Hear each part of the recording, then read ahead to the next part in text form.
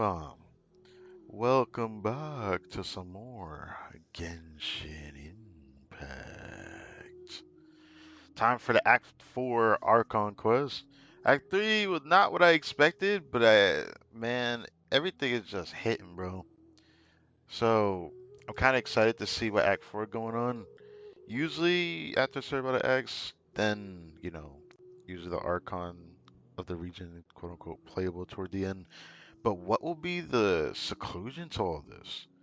I feel like we're about to unlock a weekly boss or something. There's no way Revere not gonna be dealt with in this act. So I'm actually very curious. What's gonna happen? You know?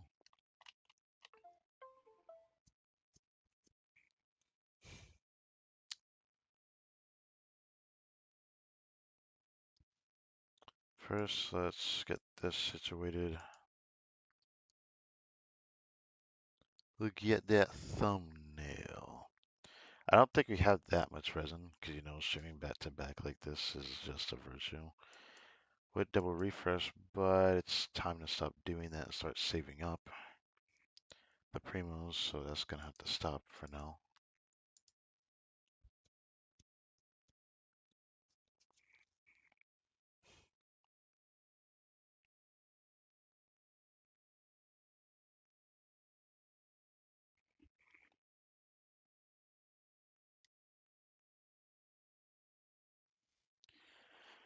Hey, let me finish looking at YouTube Studio, get this situated, then I'll be able to go check the chat.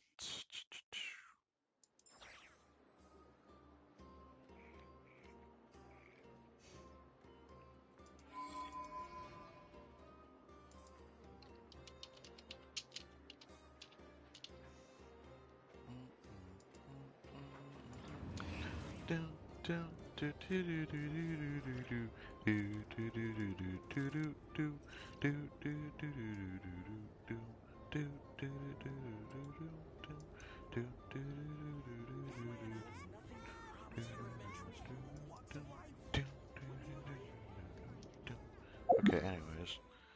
Okay. We got a decent amount, and this is still here. I don't know why they gated a character behind that. I feel like that's heavily disrespectful. I don't know. I haven't heard anyone really talk about the. I've been thinking about telling the people in my Discord about that. I find it very concerning. It's like the only one I can't do.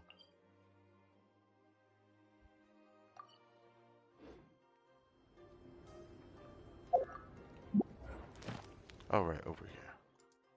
Check this. All right. Wait, no. How much have we actually done for commissions? Oh, right, because we did it all at the end of the last stream. Right. Right, because I streamed super late. Right. Fair enough.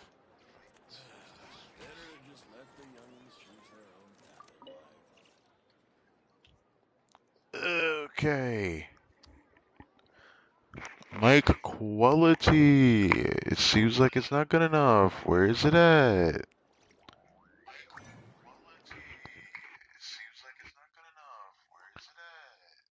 Okay. Much better. Much better. Do this. Reposition this. Okay, I guess that's good enough then. Alright. PC, I can amp the amplification of the mic so that my voice is heard better on there. On PS4, I Gods have can't a do that, so. modicum of patience for the richness and complexity of humanity. The wanton cruelty of the few is Okay. not worth our... So I could do two condensed right now, but do I want to do that? I don't know. I don't know if I want to use my resin today because we're going to do a stream immediately tomorrow. I was originally not going to do a stream Thursday, but I could do a shorter one where we dump the 80 acquaint fates onto this because this actually will be my last acquaint fate pull session. I won't be able to ever gather this amount before Actually, maybe. No. By then, like playing this game consistently, I have to make it all the way to yeah. The next time I won't be able to get this many wishes back until summer of next year. By then, it would have already left Genshin PS4 by now, because Genshin gonna leave PS4 by the spring, which will be, I believe it's gonna be Luna 5. I'm pretty sure Luna 5 is when it leaves Genshin, because we should be here for Luna 4. Luna 3 is gonna be Lantern. It always is the third patch. I don't know why, but it's consistently been that. So I expect Columbia gonna be coming out very soon in the future. So yeah, I'd be lying if I said I didn't like if I wanted Nefer, but like my reasoning for not wanting her now more than ever is just because I don't like her gameplay. I didn't think I dislike it so much. At least for the actually enjoy. Maybe I might end up giving her another try the next Imaginary Theater. I still haven't checked what the next one is. I could actually check on stream, or I could wait to do that on stream during the weekend because Friday I'll end up streaming Blue Archive. But we'll do those wishes tomorrow. What shall I do for today? Should I save the resin or should I use it for something else? My second account, I was just working on weapons and materials, but it's harder for me to figure out what to do on this account. Because originally I wanted to do more of these. There's still some stragglers here and there I wanted to raise levels on. But at that point, then I know I'm going to need the books, the EXP books, which I'm going to hate doing that. I could always grab talent books since every talent domain is unlocked for the week, but I'm not doing that one. I've been thinking about this one, but I have to fight that thing again. I don't wanna. I really don't want to. Uh, yeah, I don't know what I want to do with this account. Hmm, I'm very unsure.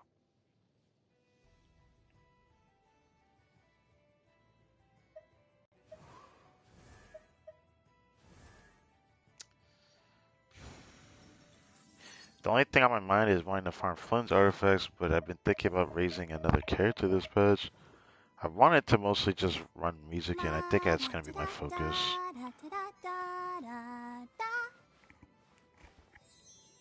That sounds annoying.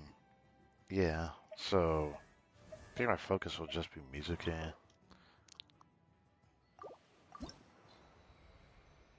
at least I'll still have to do Flynn's friendship throughout Stygian Onslaught this patch, because that would have annoyed me if I had to do it any other time. But she is almost maxed out. I kind of want to do that today. I do kind of want to do that today instead of waiting until tomorrow to do it. But technically, I don't really need to worry about it yet. Need more Mora as well. Hmm.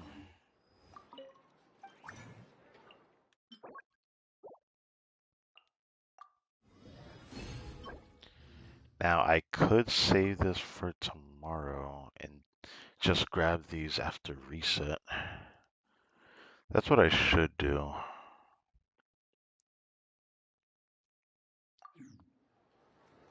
Oh, yeah, there is something we need to do on stream today. We gotta test this Flynn's build out. Honestly, part of me doesn't want to do this right now, but I didn't want to do it at the end of the last stream because the timing for the last stream was pretty bad. So, let's do this. Expedition reward. Then I'm gonna go to Bronze Luck and do a little bit of testing. Add Ash.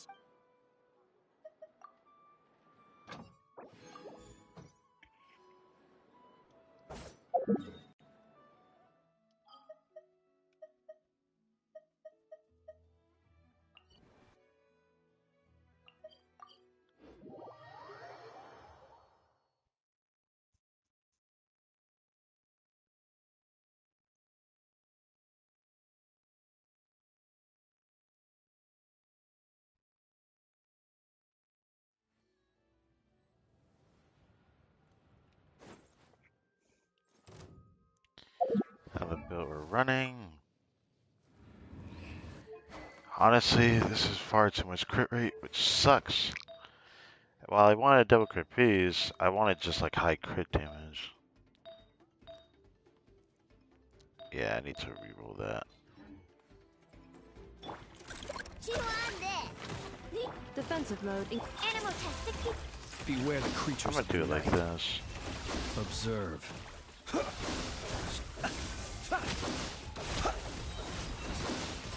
Be silent.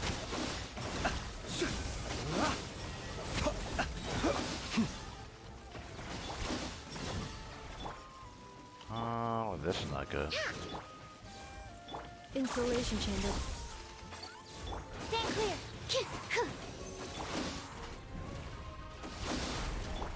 I need to test this again. Yeah, I need to test this again. Yeah, let's not do it with the big burst, because it's just not a good scenario at which to test it at. I know with the new flower, my build is going to do less damage than the other piece that gave me a lot of attack, because Fens needs more attack than EM, to be honest. Look, a rainbow. Cleanup sequence in it. Close your eyes. Do you fear the dark? 227. Be silent. To dust.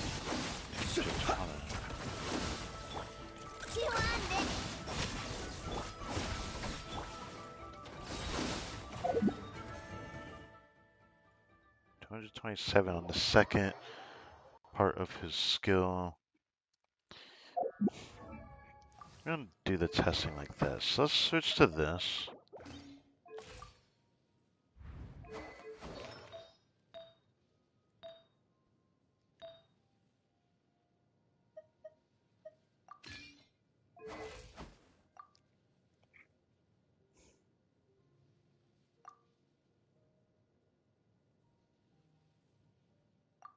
Hmm.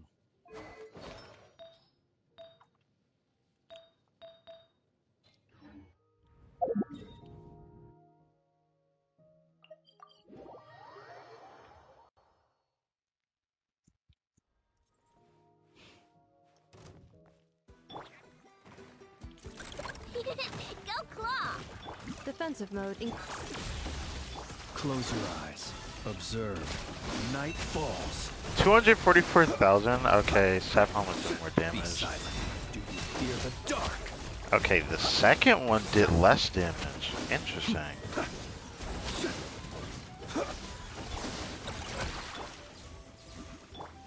Yeah. Interesting. The first part did 244,000, but the second product did 200 and was it 190? It felt like less, wasn't it? The other one I did 227 on the first one, and the second I did 220,000. Am I tripping? Try this again. Accelerating. Observe. Yeah, 244,000. Be silent. Night falls. 237. Okay, no, that's average higher. That's actually straight up average higher.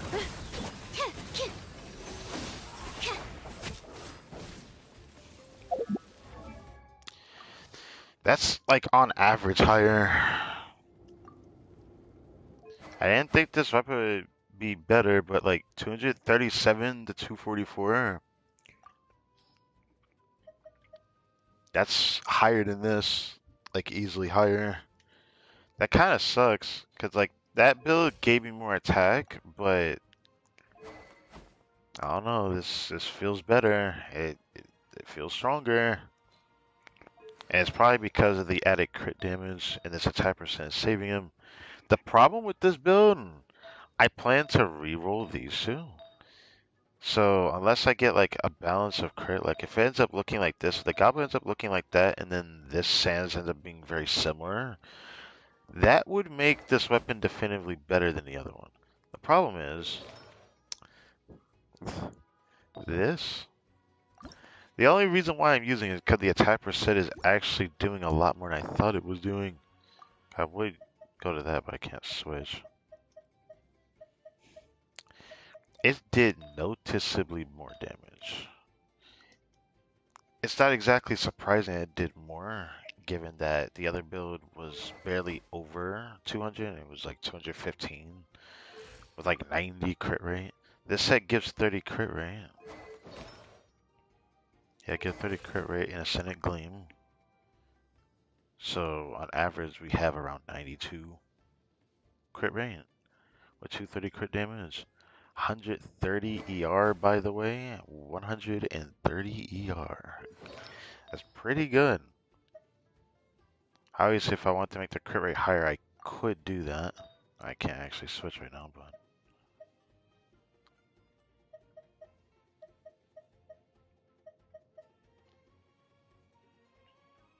that's gonna need to be re-rolled.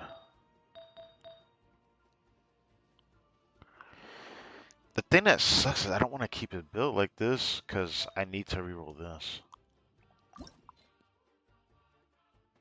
If that defense roll was on crit damage, this build would have been perfect. I can't let that go. If that defense roll was on crit damage, this build would have probably been perfect for that sins. Saying build would have been perfect in general doesn't seem right. I'm gonna have to re-roll the goblet first though. That's gonna put a lot of pressure. I know I can guarantee that, but we're gonna have to see if we can even do difficulty freaking 5 of Stygian next week. It's gonna be tough.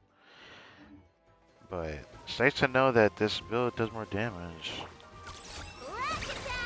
Cleanup sequence in it. Absorption test. Close your eyes to dust. Now with like lower damage.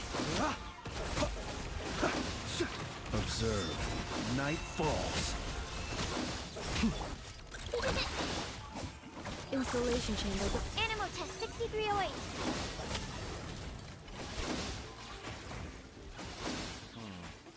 Kind of want to do an abyss run now because of that.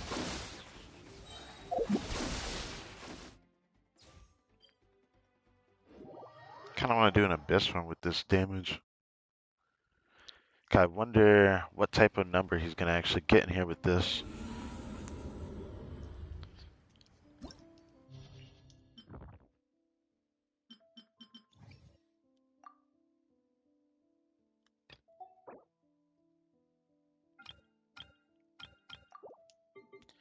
Before, I think I was able to get like almost 400,000, but this time I'm pretty sure he's gonna hit 400,000. I might as well do this, it's much faster. Eh? I don't like that I didn't change that. There's no way I'm doing that team.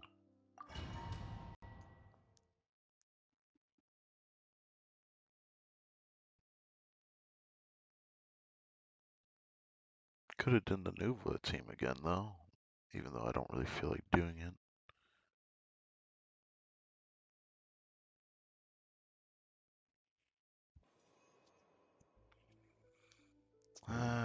It's gonna inflate his damage, so let's not do that. Ring. I'll settle this. Sharing my knowledge. A process of elimination. Stand with me.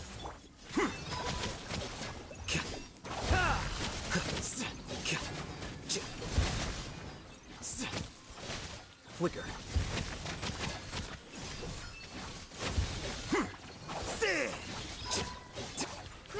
Grow. Yeah. Witness the power of Gugwa. Committed to memory. The Temple of Wisdom. Yeah. Out of my way. Diffract. Our bond is strong. Here you are.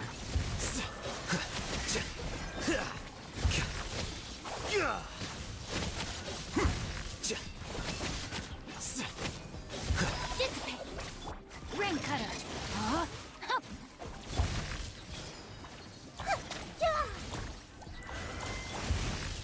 Flicker. could have been faster, but whatever.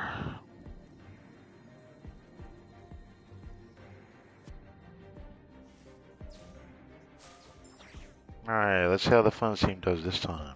The light will never die. Ultimatum protocol. Defensive mode. Enhanced animal module 75. Close your eyes. Do you fear the dark? Maybe Observe. 16. That's already a lot more than I thought it would be. I stand Fear the dark. Insulation chamber. Animal test 63. Close your eyes. Night falls. Oh my god. Oh my god. Yeah. That's more than before, for sure, because when I used the other weapon, it felt like I needed to do another extra rotation damn there.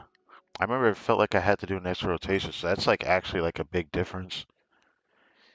Changing my build to Sapphire did that much of a difference. It honestly had to do with the artifacts I balanced around, but I'm not exactly proud of the circlet I have on. Because debatably good.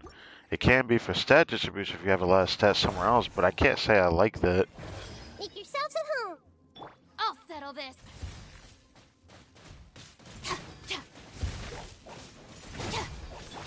Scatter.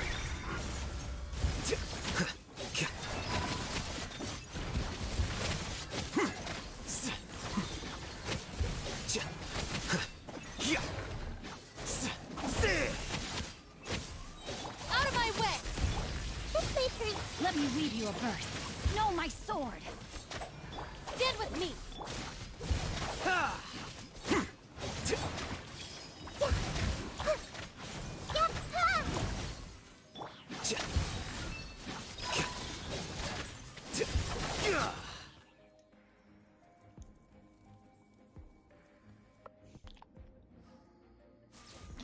It's funny how they managed to buff the abyss side for Denjo so much that traditional hyper can actually clear as easily as it does.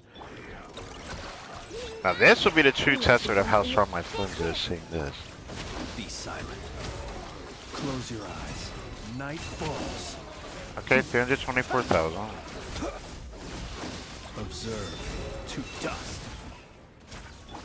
Look, a rainbow. Annihilation mode. Animal test 63. The long sleep beckons.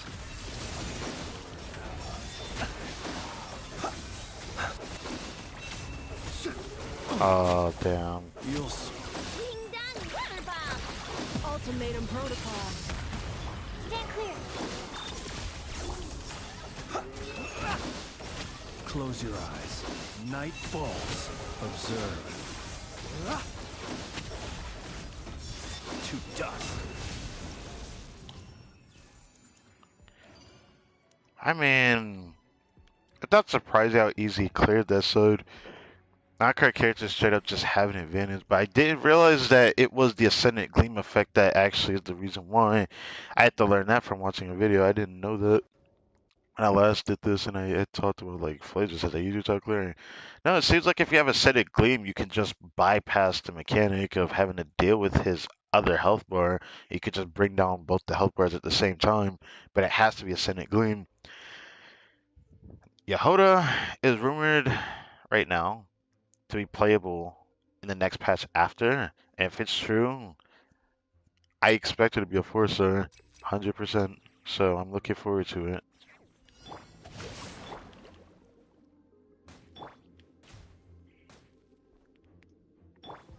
The Temple of Wisdom. Hey. Ring cutter.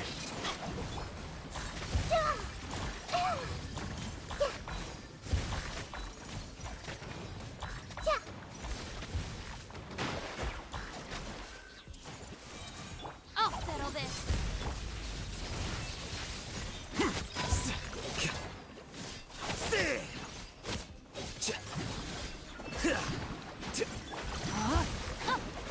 Let me weave you a bird. Grow, grow, grow. Sharing my knowledge. Here you are.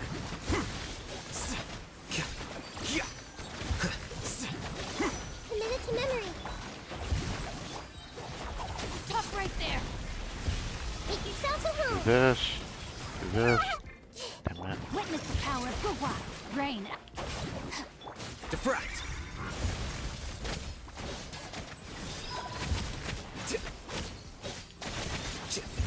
Damn it.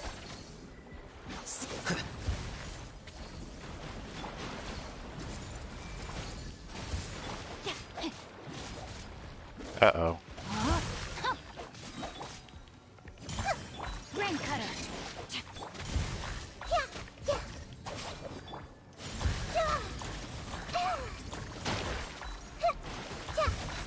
This may turn a little. Out of my way! Sharing my knowledge.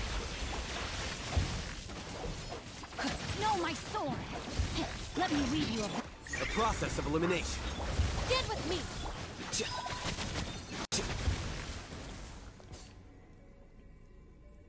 Somehow he turned around towards the freaking dendro cord thing that he throws on the ground instead of like hitting the boss. That actually upset me.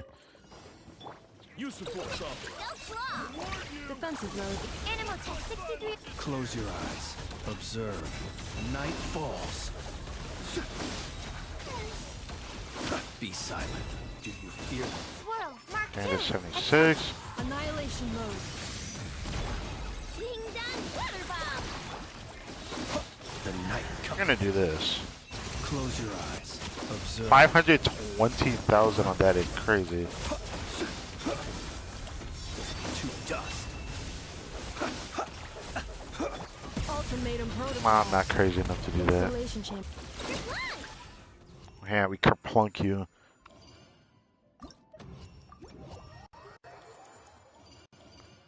Either way, yeah. Why have I not tested it sooner?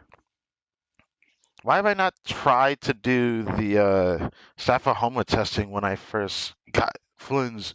I really should have. I had a feeling this would end up being the case, but I didn't want to believe it because I didn't have a good enough build back then. But all I knew that the other build, I had too much crit rate.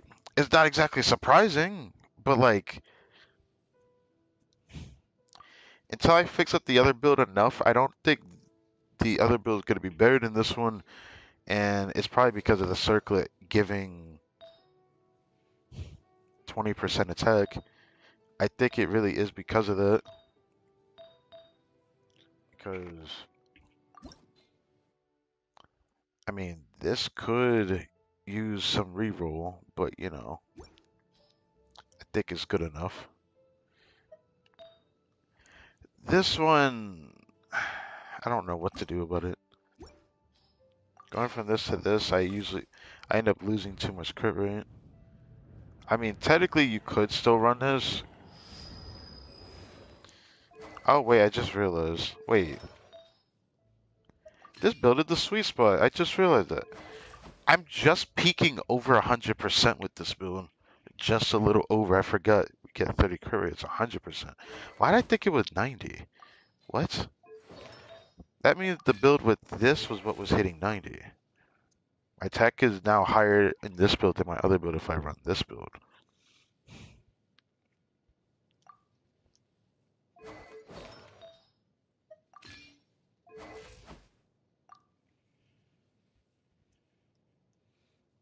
I don't know what build's better, but I do know one thing. I don't have that much EM in his build. So it gives you a bit of an idea that he has a little bit of a base EM in his build. I'm pretty sure it's a base EM because I realize my other artifacts don't have EM on him. So yeah. He has 240 base EM. That's insane. I didn't realize it was that high.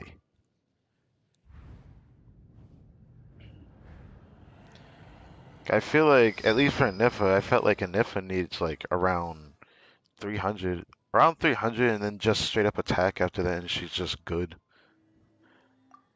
That was what it was before, but with this new build, giving EM to the team, I guess it's important to notice that.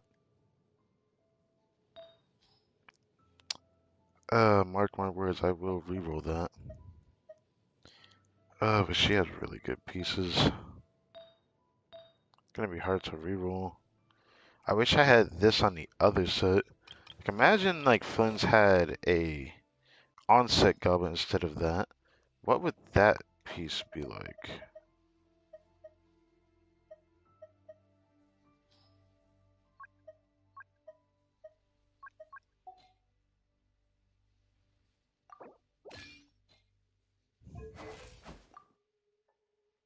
Nah, I need more curry than that, Brody. I need at least 70 for his build to be perfect though. So if I'm gonna run something similar to that, I would end up needing more crit rate somewhere else, and one artifact wouldn't be enough to get that crit rate. Maybe let's try it again with this.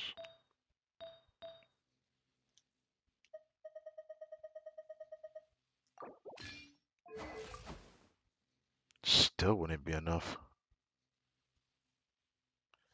I don't think I'd be satisfied till I'm like 65 at least on crit rate. Honestly, this would be technically good enough because like you can reach 80 crit rate with this. Yeah, I mean, it would be good enough, but I'm not satisfied.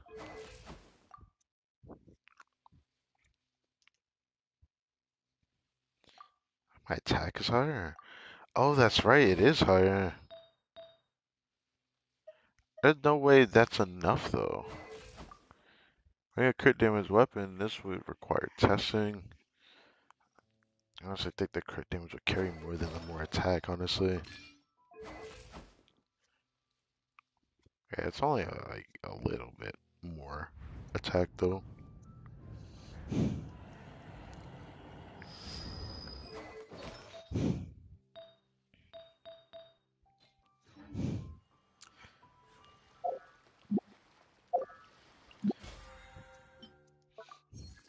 Why did this look so weird?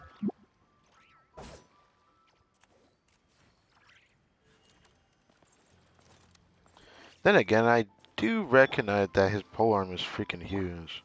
Yeah.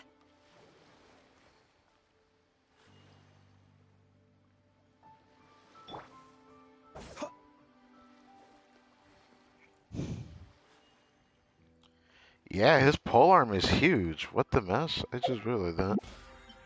I guess I should have noticed that. Oh, wait a second. How close am I to that? Oh, nowhere near close to that. Okay, we wasted enough time. I'm going to now do this. But before I do anything... Oh, it's already in enhanced state. Start making our way over there for the Archon quest. But before I start it...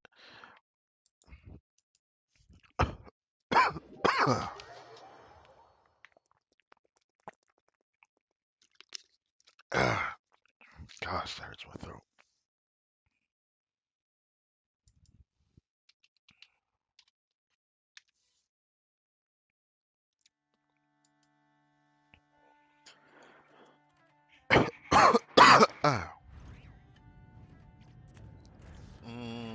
That is a juicer.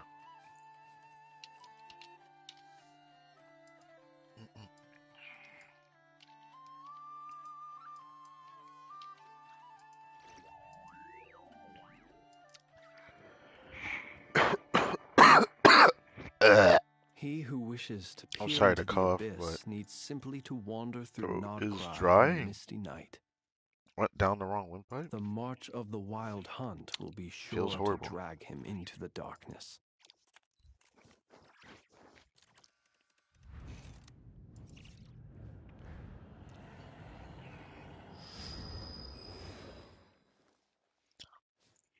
Hmm. So this is a top 3% build.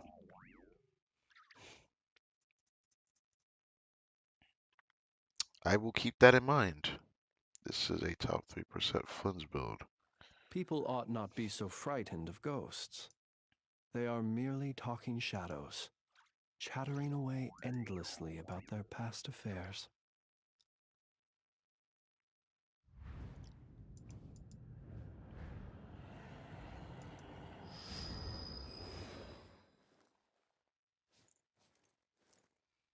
Okay.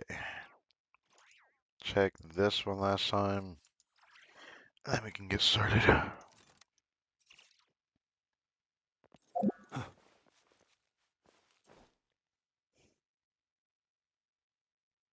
What?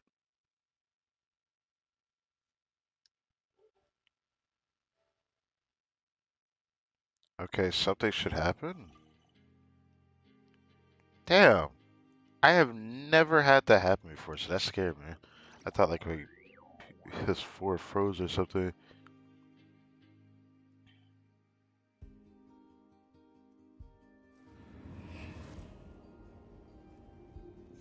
Hmm.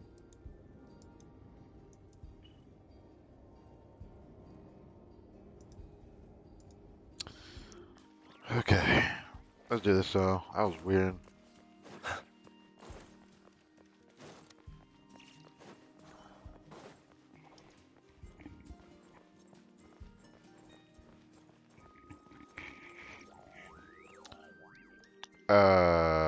Okay.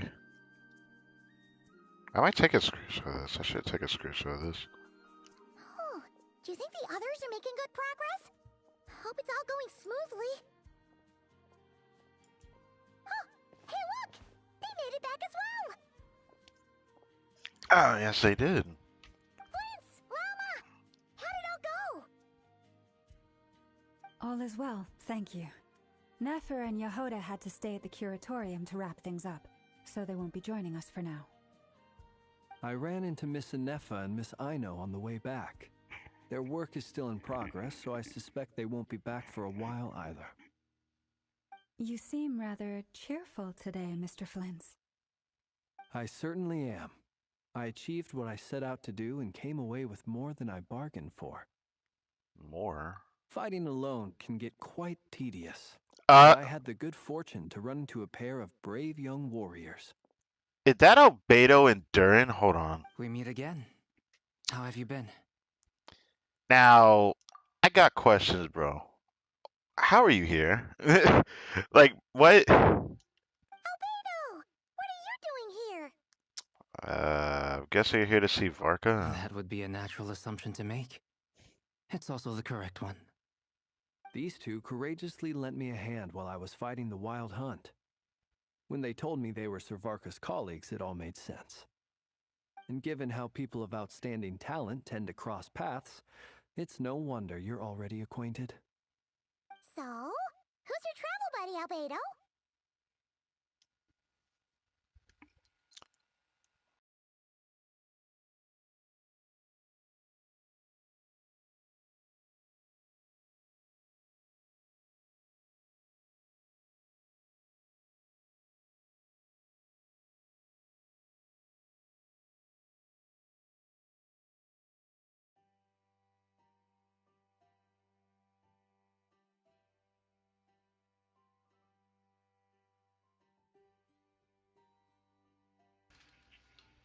Okay.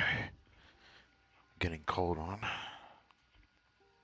Why don't you come and introduce yourself? After the end of the Paralogism quest. It's a long time coming. I actually like his design. Like, it actually looks good. Like, it actually looks really good. A gentleman of few words, I see. And a rather stern countenance. I presumed you were acquainted with him. Is that not the case? It's nice to meet you. Again. We've technically met before.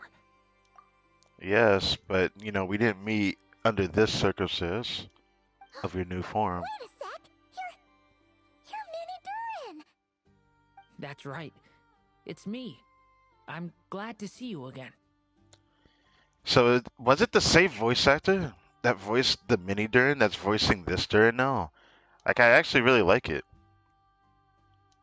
By the way, he says it's okay if you drop the mini. He could have told me that. Yeah, I'm not as mini as I used to be. Interesting, isn't it? The first step towards blending into human society appears to be reflecting on whether one's name really reflects who they are. Wow! You look so different. In a good way, of course. It's great to see you looking so healthy. The great part is the fact that he looks clean. Like when we saw him in the not KRAI teaser, I was a bit worried about how his design was gonna look in game. 'Cause I thought it was gonna look a bit darker, but it looks really good. Like it looks a lot better than I thought it was gonna look. I like the dragon vibe, so I am interested in pulling this character. Thank you, Paimon. And although you're as mini as ever, I understand that diminutives don't always convey endearment. I'll be sure to simply call you Paimon as a sign of my great respect for you. Oh, Wow! You're such a smooth talker now. Paimon could get used to this. From now on, you may refer to her as your esteemed guide, Paimon.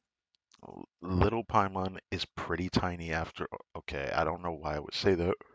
I actually think a diminutive is warranted there or warranted here. Okay, I guess that's fair. Personally, I think our little Paimon is the perfect size.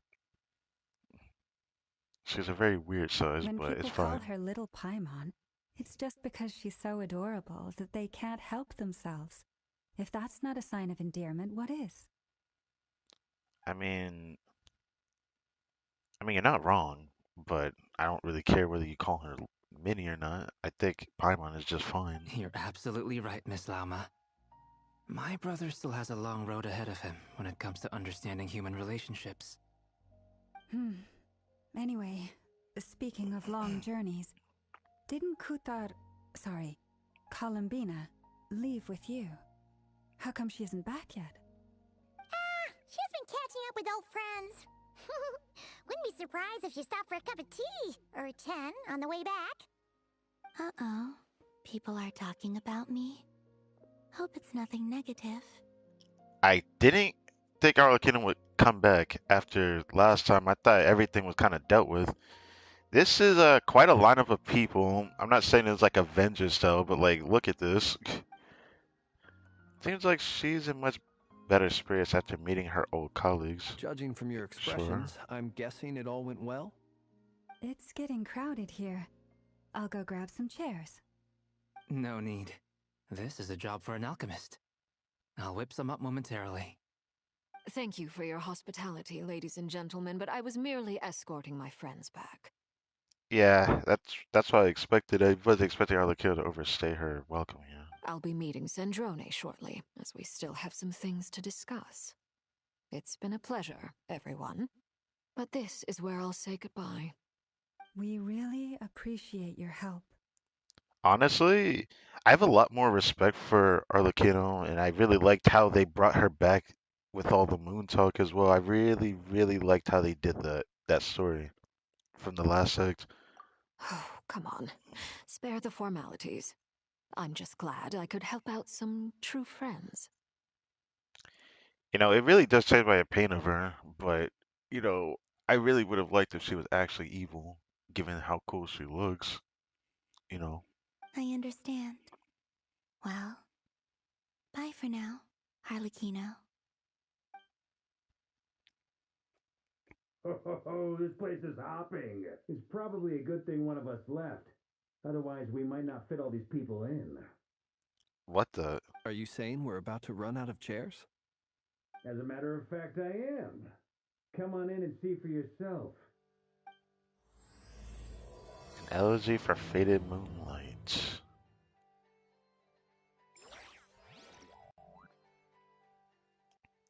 I wonder where this Arco quest is gonna lead to, like next patch's Arco quest. What else could there actually be? I can't wait for Durin to be playable, because Durin's definitely gonna be playable. If rumors are true, we should see something about drip marketing soon. I haven't seen anything yet. I haven't checked the Twitter or anything, so I'll have to check. Uh, oh.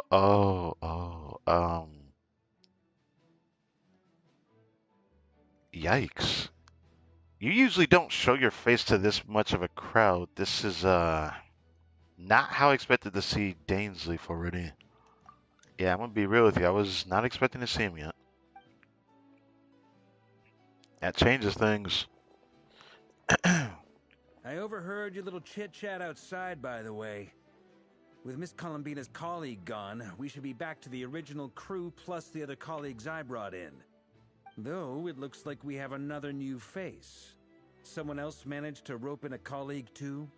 He's probably here for us. Frankly, you and Paimon are the only people I know here.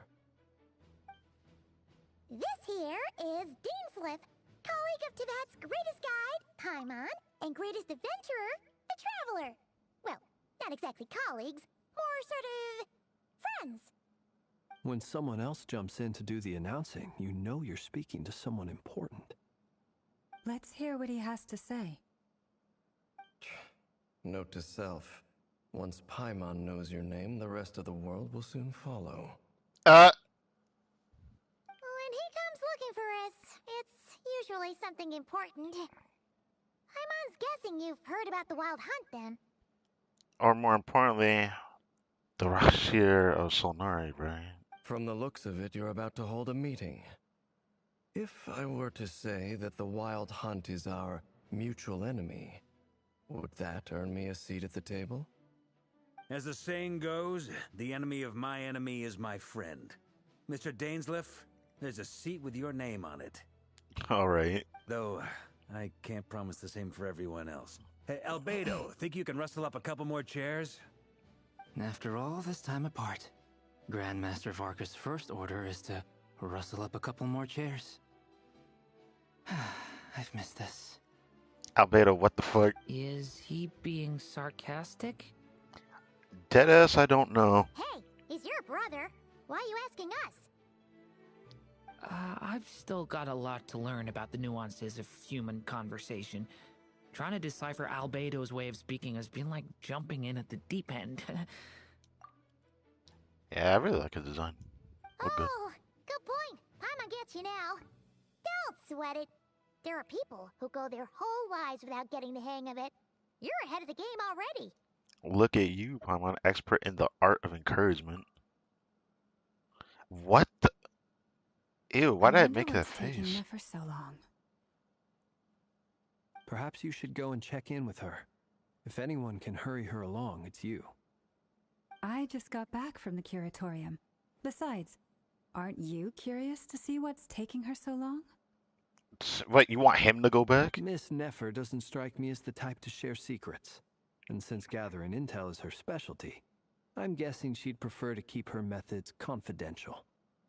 Under such circumstances, would it not be tactless for me to impose? Oh, but it's fine for me to impose. What can I say? You have an unrivaled ability to garner people's affection, Miss Moonchanter. Besides, you have far more in common with her than I do. All right, then. Basically telling you to go fetch her. Well, she just got back just to go back. Impressive.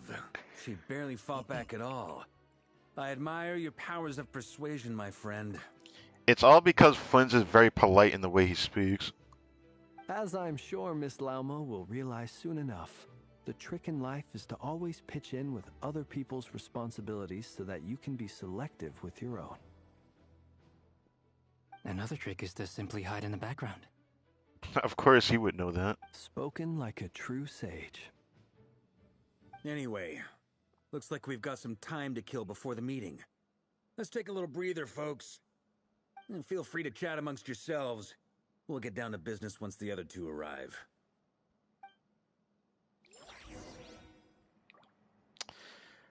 Well, this is starting to feel like an Avengers Assemble moment, I swear. You're both awfully quiet. Why don't I start us off with an icebreaker? Much obliged. Have either of you ever had your portrait painted? If not, I'd be glad to help. Well, the Kuhenki have already done that for Columbina, so... That sounds like a lovely idea.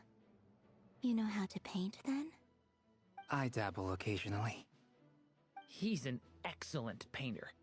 Tables, chairs, people, dragons, you name it. He'll paint it for you. I'm flattered. If I ever get the chance, I'd like to give it a try myself. I'll bear that in mind. Anyway, how about you, Durin? What sort of portrait would you prefer? Oh, I'd be fine with anything. Whatever style feels best to you. Very well. Then I'll play it by ear. You can replicate any style I want? I can try. If you show me a sample, I'll do my best to match it. Thank you. In that case, I'll dig up some reference material for you.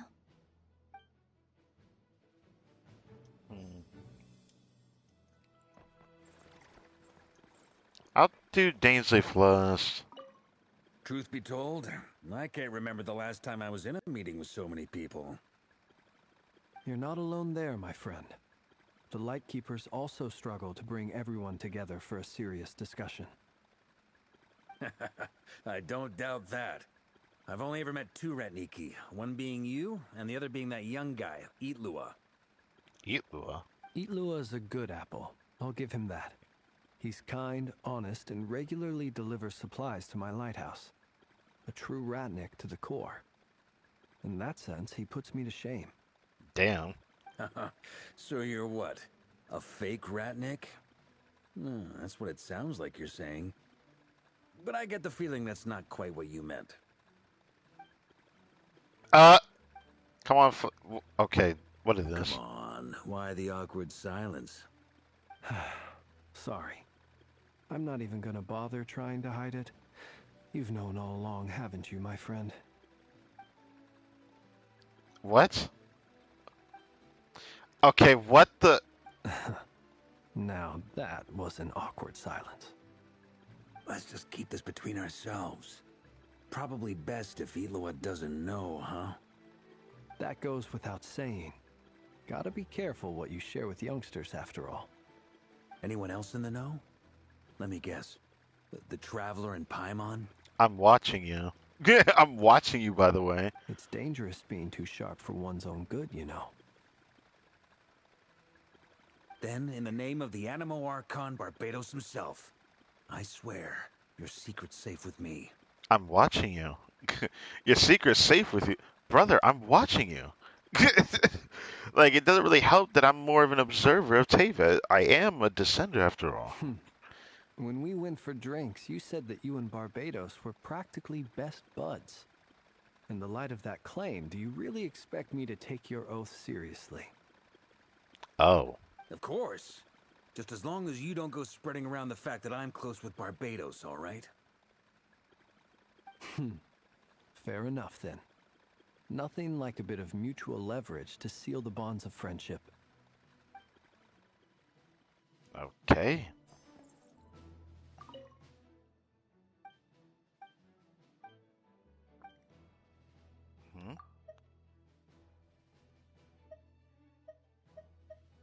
I told us how to do a few sketches that represent the staffing for different units. That was pretty good, huh? Bet you all like it. Miko always used to say I had the talent to make it big. Your creative work has, by the testimony of the fellow knights, proved excellent food for the thought. Grandmaster Varka. I have looked through it carefully, and I suspect this is because your work is novel, yet your technique remains slightly unpolished. This is only natural, of course. After all, you have never received any formal education in arts. Okay. P.S. Please understand that the Grand Master almost always has his hands full defending others, that his artistic capabilities are developed at this, as this is a testament to the time he spent alongside Spark Knight Klee? So that's why he knows how to draw? The writer signed off in the corner is as Albedo. Okay. Alright, the most important one. Dainsleif. Obviously we know why you're here. Is there something you'd like to say to me? I'm pretty sure this has to be the same voice actor, but he sounds slightly different. Am I tripping? It does sound like the same Dainsleif's voice actor. just show up here without even giving us a heads up? He never gives us a heads up. If you think back to our previous interactions, you may recall that that's hardly out of character for me. Yes, giving your inclusion in Atlan. You do have a point there. Sort out your accommodation, yeah. Oh yeah, you'll need to find somewhere to stay the night too, right? Want to tag along with us? You never know. We might get a group discount. I don't think you're gonna do that for real. Sure, let's do that. Oh, he can't. Oh, I actually did not expect him to say yes to that. I expect him to be like, nah, I'll stay outside or some shit. Great! Paimon will handle it! And in return, we can get Dainslift to be our very own personal bodyguard. Why do we need a personal bodyguard? Let's worry about Rerir first, huh? How many? You think out loud again. If that's what you had in mind, you should have said so sooner. I'd be happy to help. Wait, why would he be happy to help, brother? Oh, okay then. Paimon was only kidding, but good to know. Anyway, since we're all here together, we might as well watch each other's backs. That's just what friends do, right? Indeed. Thank you. Why does it feel like Dainsleif changed here? It definitely feels like he changed here. Am I tripping? I didn't expect that type of reaction from him after all. Not long after. I wonder what Nefer gonna think about this.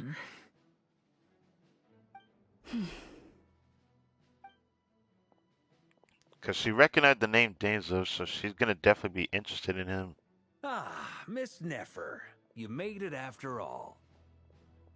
But what about Yehoda? I'm here to give you an update on how things are going on our end. Once this is over, I'll be heading straight back to continue my work. I left Yehoda back at the curatorium to watch over things while I'm gone. Huh. So much for just this once. Not so loud! We're on a roll here. What if she remembers and suddenly decides to back out? Did you say something, Mr. Varka? Huh? I didn't say anything. Right, Flints? Must have been a frog. They get so noisy around here at nighttime. It's like they're putting on a concert in the background. Are we really doing this? Anyway, before we begin, there's a few introductions to make. Let me start by saying that it's an honor to be speaking before so many distinguished colleagues and collaborators. First up, we have Miss Lauma. As Moon Chanter, she's the leader of the Frost Moon Scions, a local religious community in KRAI. Then there's Miss Nefer, boss of the Curatorium of Secrets, an intel gatherer extraordinaire. Nefer is leading the investigation into Rerir's background, assisted by Yehoda and Lauma. From the little I've heard, they're making some great progress. Over here, we have Mr. Flints, a ratnik and guardian of the abandoned lighthouse. In our last operation, he courageously distracted the wild hunt to buy time for the rest of us. For those of you who've never met, this is Mr. Albedo, a renowned alchemist and captain of the Knights of Favonius investigation team. By his side is a new face for us all, myself included, Mr. Durin, who has come to lend his aid. Next up, we have the Moon Maiden and former Fatui Harbinger, Miss Columbina. Then we have the Traveler, who's earned more titles than I could possibly hope to list out, so I'll spare you the rundown.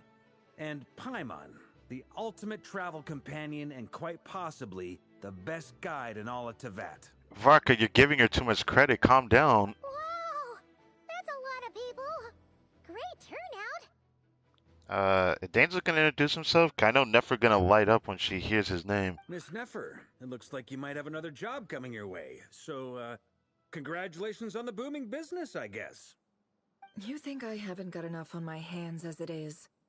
Who's looking for me now? That would be me, Miss Nefer. I have a commission for you. And you are?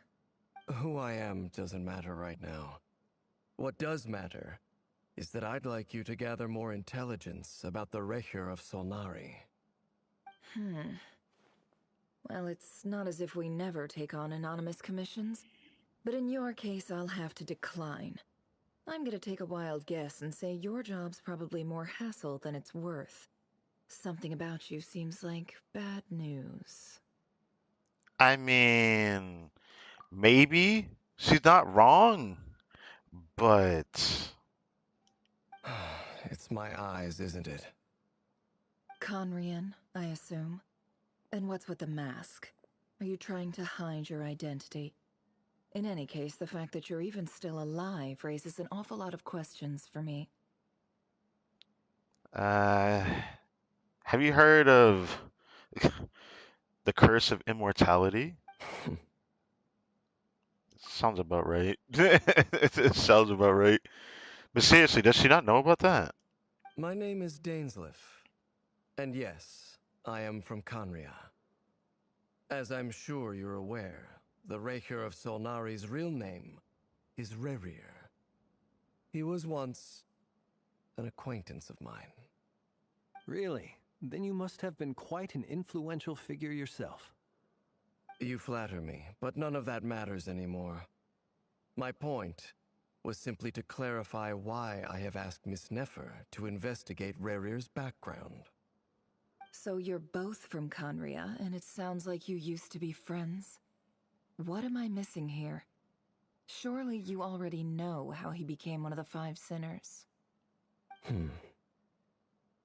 I'll tell you everything I know.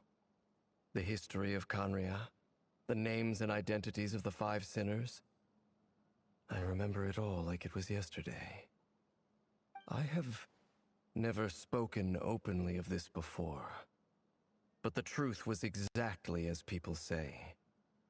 The Five Sinners were each driven by their own desires, and it was by playing upon these that the Abyss tempted them to their fall, tearing Conria apart in the process.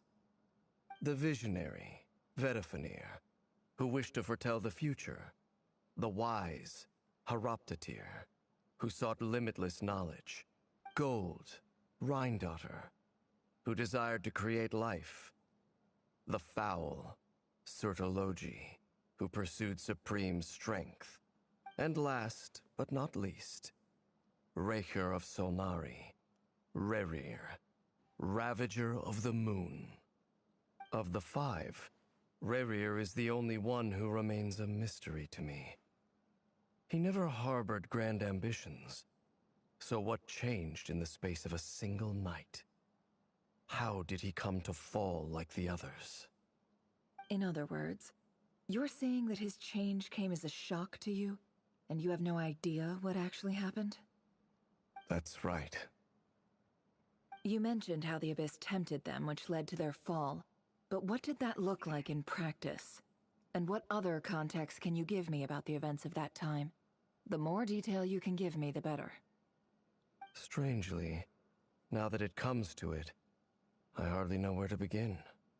The fateful night took place during the era of the Eclipse Dynasty.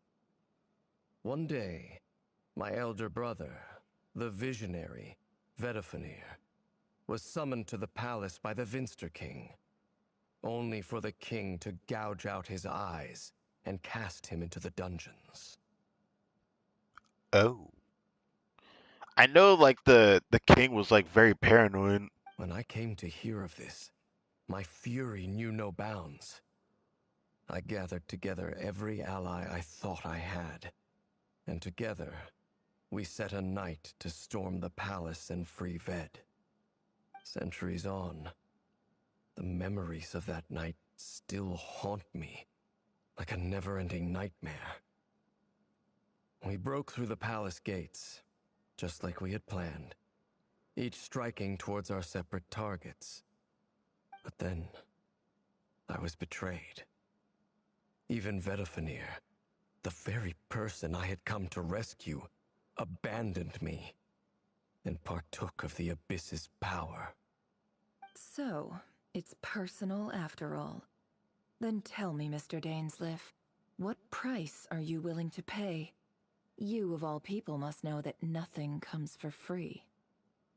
I cannot say what price would be worthy of such a commission. But know this. Rerir was not always a madman. Believe it or not, There was a time when he was just an ordinary man, working for the Conrian Intelligence Service. Uncovering the truth of Rarir's past is the only way to unravel this mystery. But before you decide if you will accept my commission, I will tell you more about him. Enough, I hope, to help you plan your next move.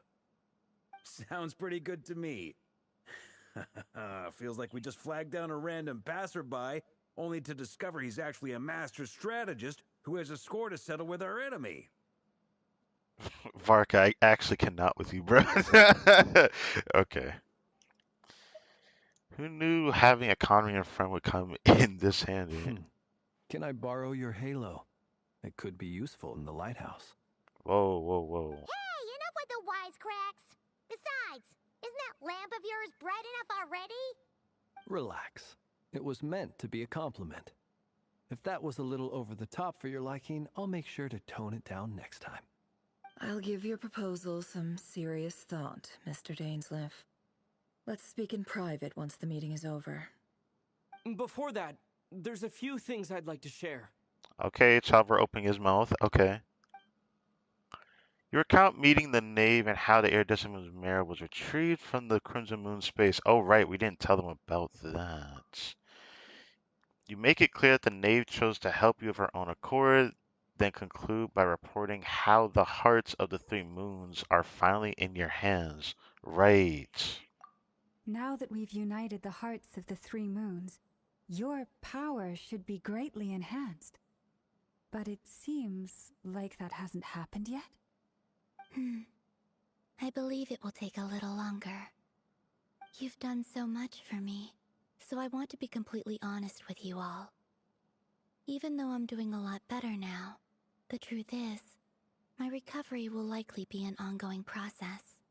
Are you telling me that we won't even be able to conclude this fight with Revere in this patch? Is that how this is gonna go? From the moment I was born, my Nah, power I has don't been want to see that. slowly ebbing away. And that is because Tevat has never accepted me. Even with the moons united as one, it seems my rejection cannot be undone. So far, I have yet to find a solution. It may turn out to be a problem that will plague me until the day I finally leave this place behind. Even so, I will do everything in my power to help you drive out the Ray here of Solnari. As Arlecchino put it, this is not about chasing the spoils of victory. It's just a gesture of heartfelt gratitude. Kutar.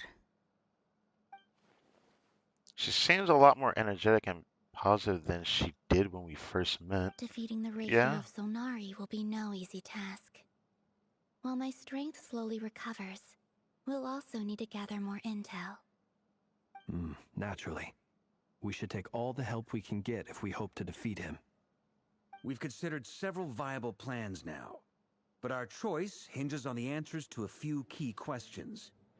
I like how the music freaking pulls up after Varka opens his mouth. Is it even possible to kill Rarir? What experiences Doubt it. shaped the person or monster he became?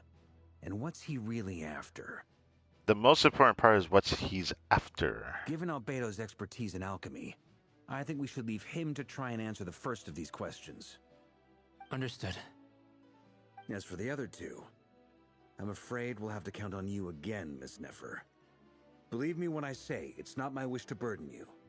But right now, relying on your skills is our only option. So you're placing all your hopes on me, huh? Yeah, she don't like that. We can't thank you enough for agreeing to help us. Honestly, I can hardly believe how lucky we are. You sure have a talent for changing your tune, Miss Moonchanter. Timid like Yehoda one moment, then flinches insincere flattery the next. She just does not. She does not want to be here. Ladies, please. I must object to your portrayal of me. That's all. Feel free to keep bickering. Just pretend I'm not here. I almost don't want to leave this room. I'm curious to see how this plays out. Why? I have faith in you, Miss Nefer. Something tells me you'll stand by us until the very end. Oh? And what makes you so sure of that? What if I suddenly decide that my compensation is insufficient? This isn't about the money. I can sense that you've got a deep-seated distaste for Rerir. And knowing you, that alone is motive enough. Look at them getting along so well. Like two peas in a pod. Bruh. And I'm the one they accuse of insincere flattery. There is no justice. Miss Lauma, you have to understand something. Unlike you, I don't actually enjoy having everyone's hopes on my shoulders. Yeah, I can tell. Is that right? Well, maybe the fact that I'm willing to put my hopes in other people says more about me than you. But the fact is, I also trust you. And that's because I know that you're someone we can count on.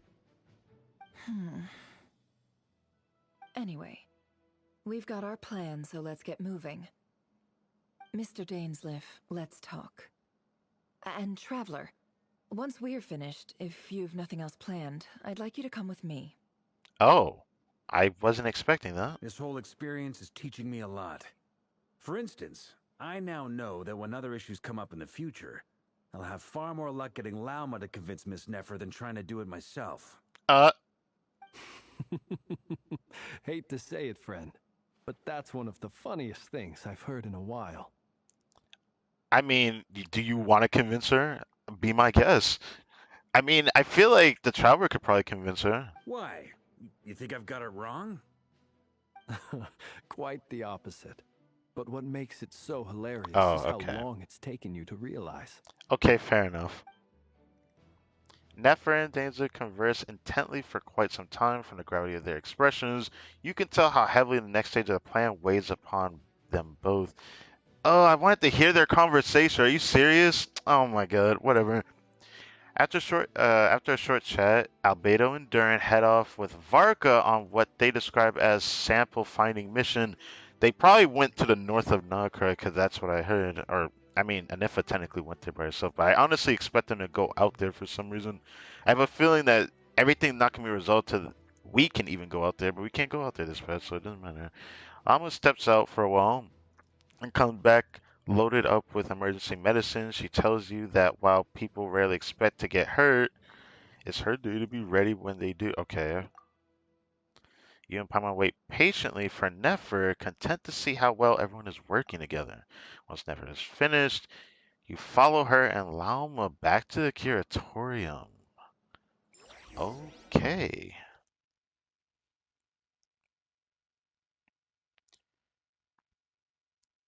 So far, this like Archon quest is probably like the most exciting like Archon quest we've had in a while, where it's just like this big planning session of a big buildup.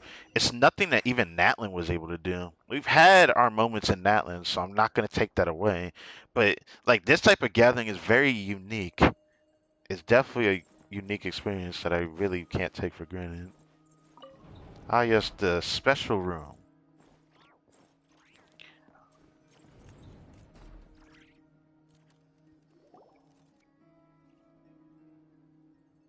Thank you for waiting.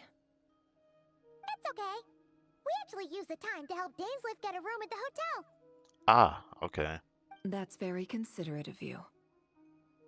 Now, I trust you share my curiosity about Rerir's past, and you seem fairly familiar with Mr. Dainsleif already. That's right. We've known each other for quite a few years now. We spoke at some length after the meeting. He was the one who suggested I should invite you to join this operation. He feels confident that these secrets will be safe with you. Dane has a lot of faith in us, that's for sure. Thanks for your trust too, Nefer. Likewise.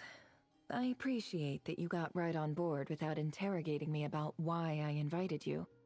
It shows that you trust me to explain everything in due course. Well, it's because you're kind of like an upheld woman who explains themselves later. I always I shouldn't say expect you to explain yourselves later, but it just does give off that vibe, honestly. That's because we know what you're capable appreciate you too, Nefer. You might have been forced to help in the beginning, but this time, it was your choice. And to be honest, we should probably give her something of compensation later that isn't just, money related. That's one way to put it. Another is this, that once a decision's been made, it's set in stone. After that, my only goal is to see it through. Alright, so here's how it is. I'm going to access Rarier's thoughts again using my confidential method. Now, I'm sure you've seen things like this before on your travels, so you're surely well aware of how dangerous it can be. The reason I've gathered you all here is to ensure my safety during the proceedings. I plan for us to enter the fragment of his consciousness together, and once inside, I will focus on searching for information.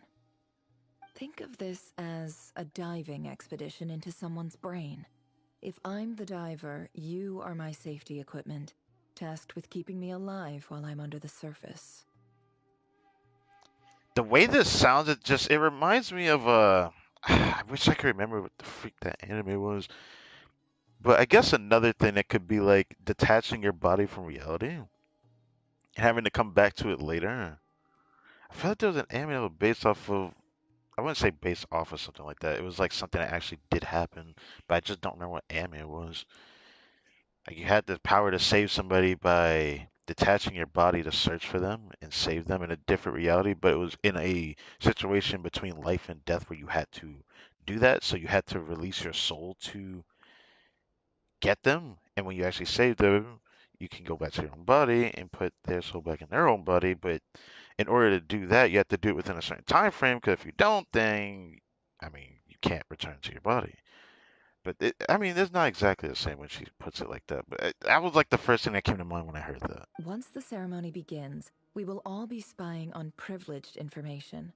But in the interests of safety, you must remain absolutely silent at all times. We will discuss our observations after the ceremony has concluded.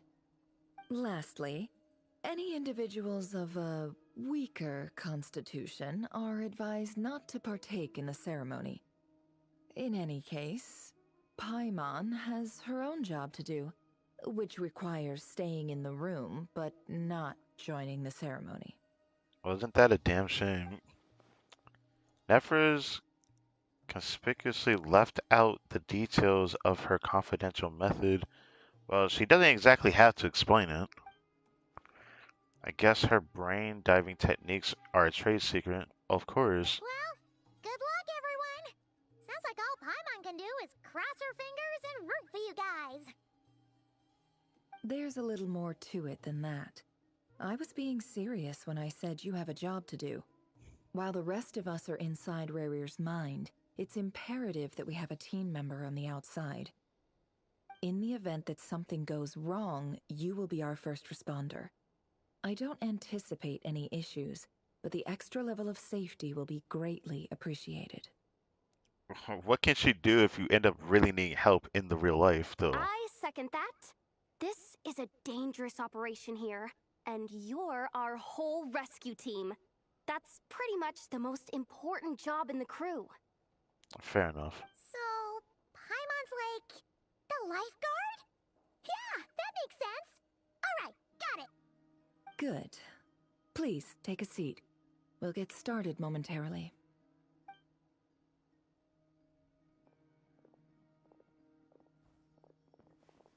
So, did Mr. Dainsliff tell you anything else? He told me that he believes Rarier kept some big secrets in his life. He's not sure that they were the cause of his eventual downfall, but he's asked me to uncover what those secrets were all the same. But surely you're not planning to go through with this, no matter the cost. If you think that, you'd be overestimating me. I'm a businesswoman, not a mercenary. Yet the game decided, yeah, you're gonna be a main DPS. I know it's not like a correlation to story, but it's just a funny thought. But I do have my own professional reasons for taking this job. You think I'd turn down the opportunity to get a first-hand glimpse into Conrian history? No chance. You see, that's why I thought you'd be interested in the whole situation of Conrad. Well, as long as you don't let morbid curiosity get in the way of safety concerns, we're good. We'll do whatever we can to help you. You're such a killjoy. Huh? I would not expect you to say that. She's got incense candles, almost feels like a summoning ritual. Seems like Nefer still had no intention of sharing her trade secrets, but now's not exactly the moment to pry. I see there's a chest set on the table. Could that have something to do with her intel gathering methods? I'm gonna be honest. I'm gonna be completely for real with you. I looked dead ass right at Yehuda's thighs. I'm not gonna lie. All right, I'm good to go. All set over here, too. I'm ready as well. Promise, Paimon, you'll be extra careful. We should be fine. All right. Let your whole body relax. We're about to begin. Close your eyes. Just watch me reopen it. Let me stop.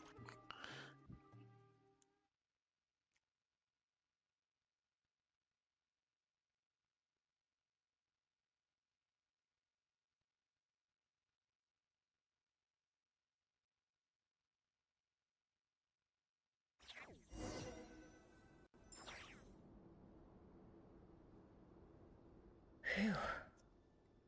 Could this be his office? Pretty standard setup. Bookshelves, paperwork, files. According to Dainsliff, Rarier used to be an intelligence operative. Chances are there's plenty of top secret intel stashed away in this room. Is this where you keep your secrets, Rarier?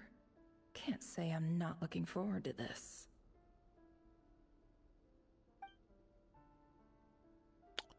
Huh, so we're in a new location now.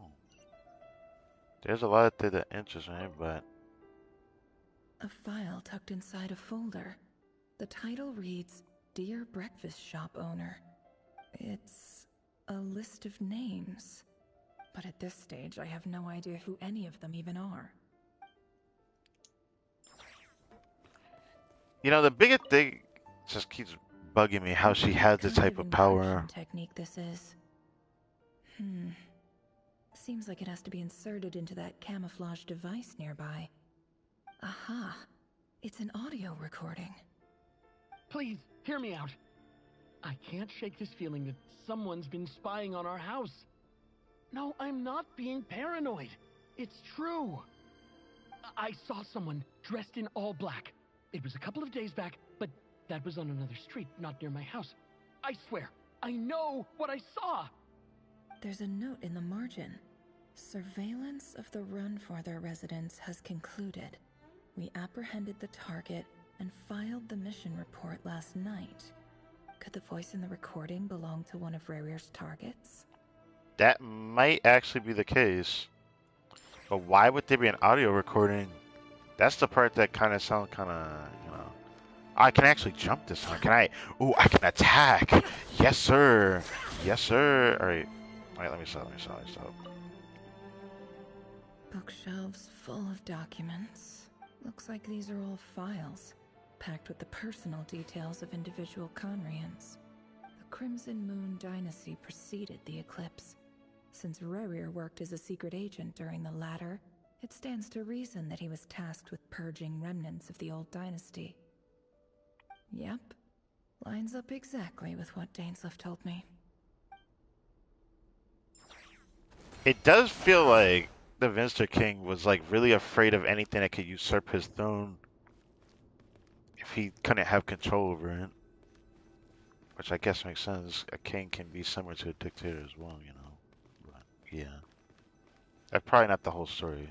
It's probably me saying all that. A box containing a ring inlaid with a precious gem.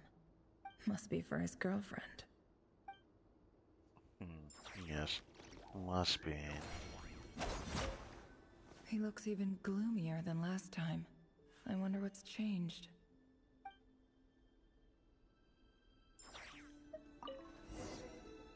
Gotta do it. Today's files are in. Time to wade through them just like usual. I can change. I can move around? What the hell?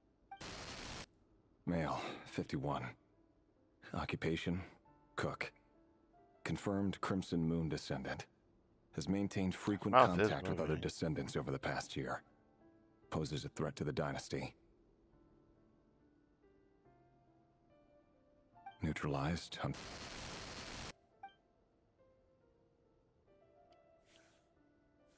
This one should be archived under purged targets. Why do I feel like I'm playing a different game now? Female, 23. Occupation, office clerk. Confirmed Crimson Moon descendant. Has maintained frequent contact with other descendants over the past year. Poses a threat to the dynasty. Neutralized.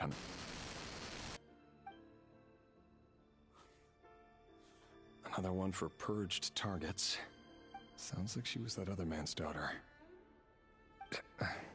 Never mind. What's it got to do with me?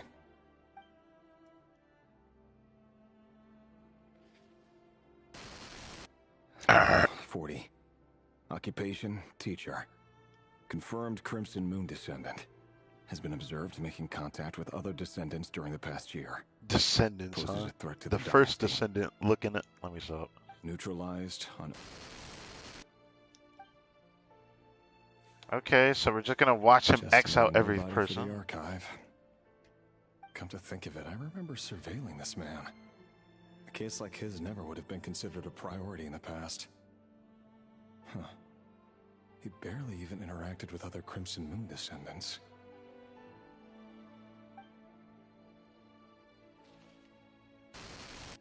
Female, 16. Occupation. That's none. 16.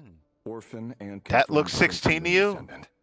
Has been observed making contact with other descendants during the past year. Poses a threat to the dynasty. Hmm? I'm still like stuck on the fact that that's 16, bro. I'm not saying the hairstyle. It's just the stature looks like a toddler. Neutralized on. They have to specify the date that they got Filed. neutralized on, or quote unquote dead. Or I filed. have no That person's not recollection of dead. this girl. None whatsoever. She doesn't seem to be anyone important, but then again, how many of them really are?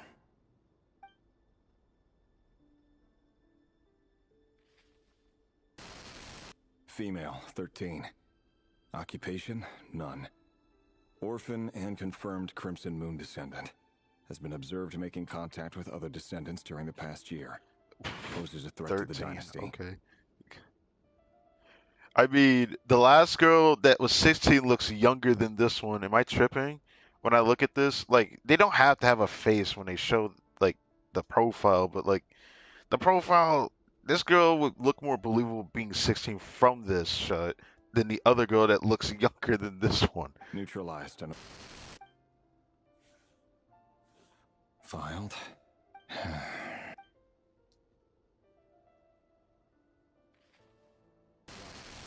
Male, 11. Occupation, none. Orphan and confirmed Crimson Moon descendant. Has not been observed making any contact with other descendants during the past year. Poses a threat to the dynasty. Neutralized and...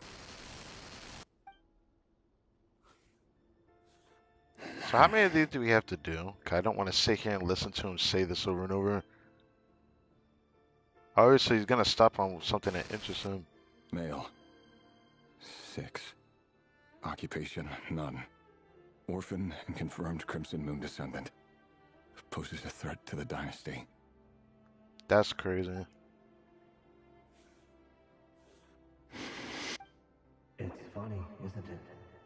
Your job is becoming both harder and easier at the same time, depending on how you look at it. Sooner or later, the Crimson Moon descendants will be completely wiped out. But as their numbers dwindle, they become harder and harder to track down. That's not how it is. Fortunately, however, Most of the able-bodied adults have already been taken care of. The remaining weaklings will be increasingly easy to deal with. Debatable. No! No. My job is to ensure the survival of the Eclipse Dynasty.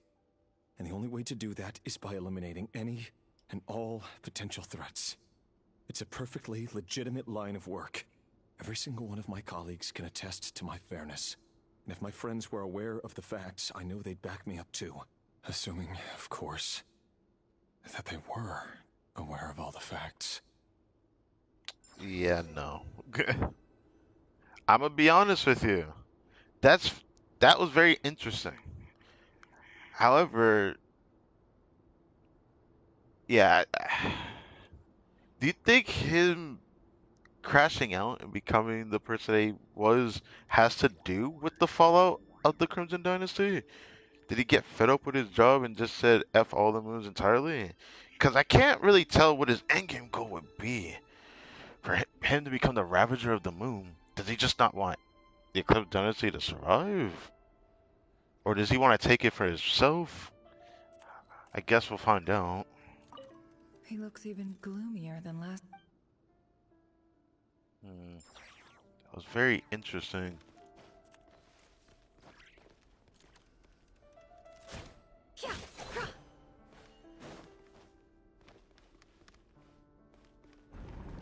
Oh. You call that a door, bro? I guess it's something.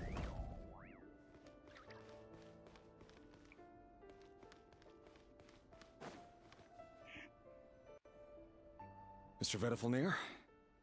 It's been quite some time since we last met. Revier, I trust you're here because you have something important to discuss.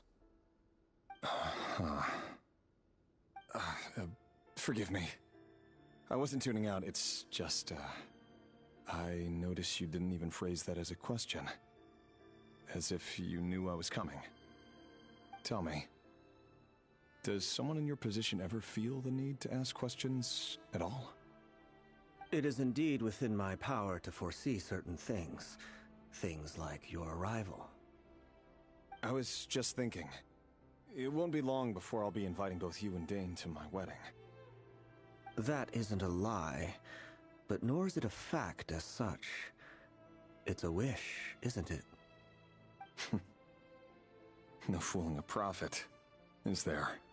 No, because his power is pretty damn dangerous. Ever since that day we met for drinks, I knew it was only a matter of time before you came looking for me. Does it feel good? Knowing how the future will unfold. No. I'm afraid the notions of good and bad fail to capture the complexity of what such a power entails. Once you've seen what will come to pass, it can be all too easy to succumb to fear and melancholy. Unless, of course, you learn to abandon these feelings. Yeah, you expect me to believe that that actually helps anybody? I know there was an anime that showed that it just does not matter feeling that way. Actually, it might make you less human. You fear my silence, and long to hear the words I left unspoken that day. That's right. You must have noticed my reluctance to broach the subject. And the reason is simple. Because the truth could never have lived up to your hopes. For both our sakes, such words are better left unsaid. And only you can say that because you already know it's gonna happen. The burden of prophecy was never meant for your shoulders. So who exactly do you deem worthy to hear your prophecies? None but our exalted king? Yeah, no. Or rather, our king as he once was. You're closer to his majesty than I am. You must know better than anyone how much he's changed. You say that as though it is to my benefit. Yet precisely because of that, I dare not speak rashly. A king can turn out to be the most virtuous of rulers, or a tyrant more terrible than the most vicious of dragons. That is the caveat of a king. They can be the very nice king, or they can be similar to a dictator. You are so wise and far-sighted, yet Wise? still you would have me live in fear of the unknown? Wise? I don't know if I call that power he has wise. I mean, how you wield the tool makes you wise, but I can't. It's kind of like counterintuitive for his power. I could never call someone with a power that he has as wise. You make a fair point. Especially given my silence alone was all it took to send you spiraling downwards. Yet you probably knew yourself that you did this. Very well then. Let me offer you some advice. And I say this not as a prophet or a visionary, but simply as the brother of your friend. For many reasons, there is very little chance of your marriage ending in happiness. If happiness is what you seek, you should find another fiancé. Damn, you didn't have to say those words. I'd crash out if someone said that to me. Damn, that's horrible. Hold on. There's that same black fog again. Could this memory belong to Thelindis? Guess I'd better tread carefully.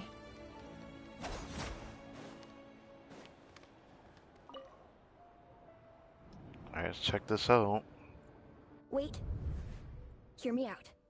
Oh, This Orlog time we again. finally got a clear look at his face and learned his true identity.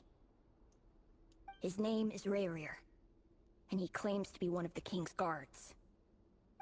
What did you say? A cruel irony, isn't it? The man you're set to marry leads a double life as a brutal executioner. Why are you telling me all of this now? Simple. It's because I want you to kill him. You are the only person he would never suspect. Man, I'd slap that kid in the face if someone said that to me. No, absolutely not. I would never dream of doing such a despicable thing. But she's also the most capable, isn't she? Because there gotta be a reason why this kid would say this. So you'll just stand by and watch him slaughter us to the last? Do not forget that the blood of the Crimson Moon flows in your veins too. How do you know that? The blood of the Crimson Moon? What does that matter now? The dynasty has long been dead and gone. You think that alone is reason enough for me to throw away everything I have? Why wouldn't it be? Bro. You two were once a child of the Crimson Moon, just like me. Don't tell me you've never felt so much as a flicker of fury for the way we were trampled into the dust. As long as you promise to abandon this pipe dream of restoring your dynasty, I can try to persuade him. Or have him persuade the Vinster King. Persuade him to do what? I don't think he can really do anything. Persuade the Vinster King? Do you even know why he's so obsessed with hunting us down? Why he keeps trying to force us to hand over our secrets over and over again? Or why we refuse to give up on restoring the dynasty? The Vinster King. A blind fool. His eyes clouded by powers from beyond this world. A petty little man with a miser's heart. And he dares to sit upon the throne? Mark my words. Sooner or later, Conria will fall. And it will be his doing. Yeah, it is partially his. It is partially the reason why Conria fell. If you can't bring yourself to do it, so be it. Just you watch. It won't be long before calamity descends upon us all. The Rayrir of Solnari. That really is quite a secret you've been keeping from me, Rayrir. And the worst thing about her saying that is that he thought about opening up to her about his other job, but you know, he couldn't do it because of how much he knew it would affect their relationship if he did, and he felt really bad about it. But who am I to talk? Am I really any better? I've kept my own past a secret this whole time, too. Oh yeah, for sure. Love should be built on honesty. But ours was born from lies. And yet, is it really so wrong to hide things that would only make life harder? If we don't cover up the parts that no one else should see, how can we go on pretending to be normal? Vedifulnir must have known all this. And that's why he made his prophecy. In the end, nothing stays hidden forever. On one hand, I get what you're saying. On another, Metaphor is a wild card. I feel like we shouldn't use this as like the logic to make this decision. You can only say this because someone will always know something, and will always know it because he simply can just see it. It just doesn't matter. But I won't just sit by and watch this disaster unfold. I'll do everything in my power to protect what I cannot afford to lose. No matter who I have to face.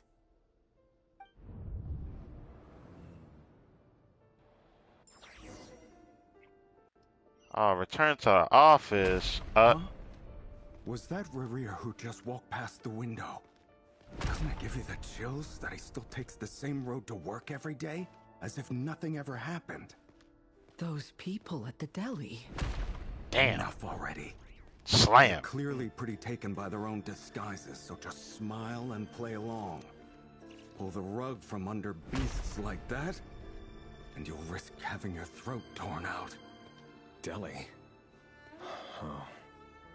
They're talking about those people from the opposition. Right. I'd almost forgotten they used to run a deli. People of no consequence always vanish so easily. And no one even remembers them. Oh, there's another Black Miss? I'm letting that yeah, pet the cat a little bit. Damn. So this is Delindus again. But surely you can see he's not the man he pretends to be.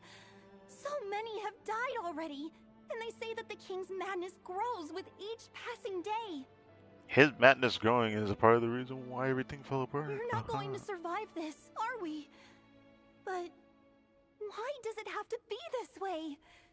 Do we really deserve to die just because of the blood that runs through our veins?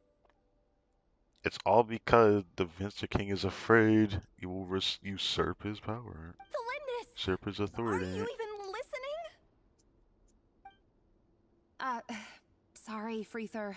My mind was off wandering. I heard you, though. You're talking about what Rerir said. He's just following the king's orders. He's a secret agent, and it's his job to hunt down rebels and dissidents. By the time you first met him, he'd already taken lives. Maybe he was using you from the very beginning. I mean, I can't really take away those words, to be honest. No. Rerir has no idea I have anything to do with the Crimson Moon. My family are only distant relatives of the main lineage, and besides, my eyes are perfectly ordinary. You call this ordinary? No, there's no way you call that ordinary. It looks so unique looking. Am I tripping saying that? It looks like she has maybe, what, 3 moons in her eyes? Like the moon at the bottom, the orb that's at the bottom could also be a moon, but it could just be a little ball there, and at the top it looks like a moon in the sky. I don't know, I like her eyes. Truth be told, apart from my teacher, pretty much no one knows I have any connection to any of it. It's been a long time since my family severed ties. But as Orlog said, who could possibly talk sense into that raving lunatic of a king? No one. The weird thing is why not? But I guess it's usually driven by fear. I'll work something out. Trust me, I'm with you all. But for now, you need to keep yourselves hidden. Don't let anyone find you, anyone at all. Don't forget that Rerir is an Eclipse operative. You need to be extra careful when he's around. And when I am too. For now, don't come looking for me. And if anything happens to me, just act like we've never met. If even you can't escape this, what hope do the rest of us have? But after all this time together, surely he wouldn't lay a hand on you. I won't speak in his defense, nor can I give you a clear answer to that question. But I'll do everything I can to put an end to this. Here, hold on to this. If an opportunity to escape presents itself, take it. You'll be glad you took some spare change. You call that change? But what about you? I've got a job, and there's still money coming in. But you can't go anywhere right now. Please think about yourself for once.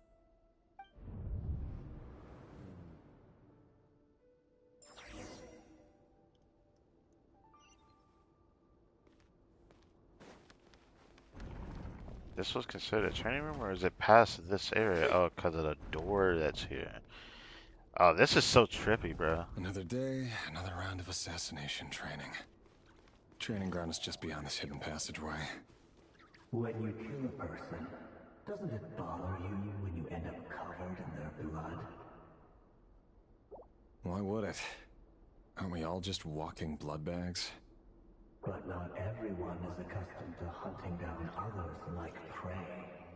You've been a hunter for so long now, you seem to have forgotten that most people don't just go around killing one another. Depends on the Leave me rationality of alone. the person. Either way, it sounds like Revere was already starting to go crazy. The only thing I've gotten from this so far, from this pass. Oh. Damn, you call this a training room? That's like you're preparing war in this shit. Oh, it's gonna make me play as Nephrin here, huh? Okay, hold on. Make sure you have a firm grip on the handle. Then choose your angle well. Keep your movements light and brisk. And the prey won't sense a thing. I doubt that. I'll bet no one's ever died a quiet death at your hands. I work clean. No traces. The game is messed up for making us play normal tag Nephra because she needs a reaction to do her special charge That attack. doesn't make it open above board, though. The king just happens to be right now. What if someday he doesn't? That won't happen. He's changed. Ever since he fell under the spell of that power. In the beginning, he only had you take out a handful of abilities. But now... The ones I've dealt with have always been guilty. And I've carried out my work flawlessly.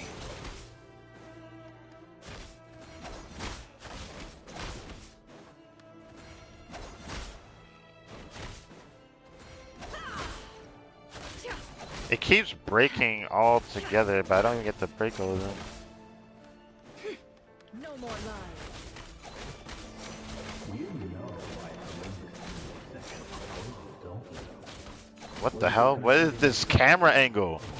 I hate this. Oh god, I hate this. Can't see Nephra in it. Uh-oh. Oh.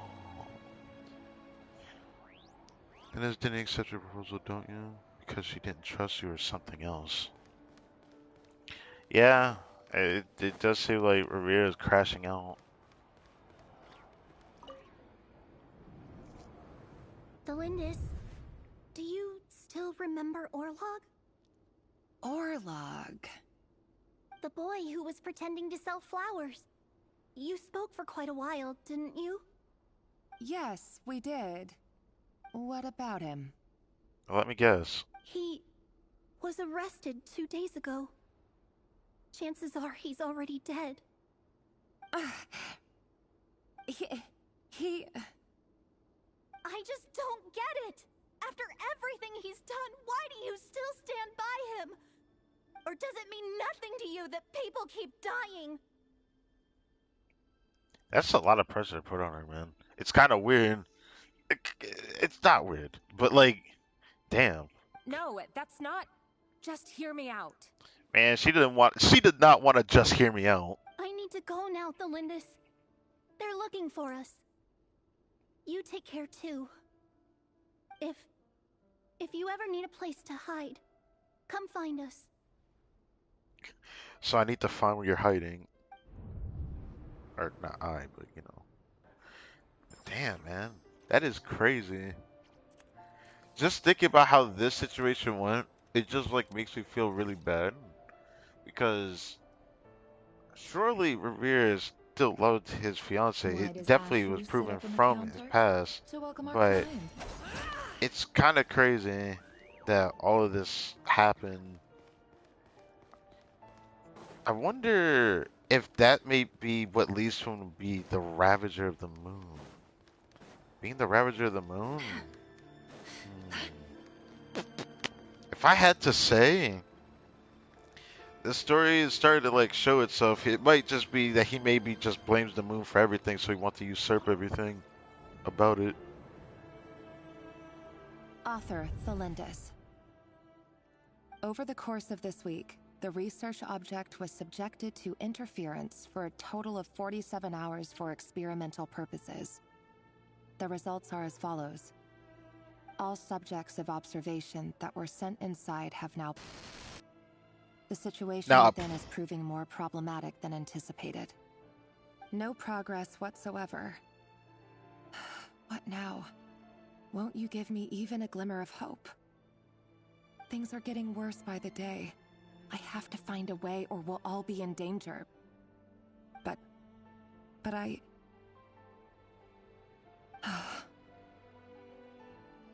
If all this research comes to nothing, what then? Sooner or later, it'll be my neck on the line. But could he really bring himself to kill me? She's now feeling fear. I don't like that. No. Surely he wouldn't have the heart.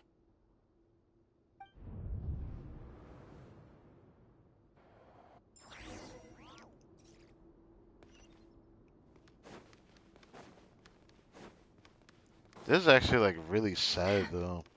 Because like I can make a few guesses from this so far.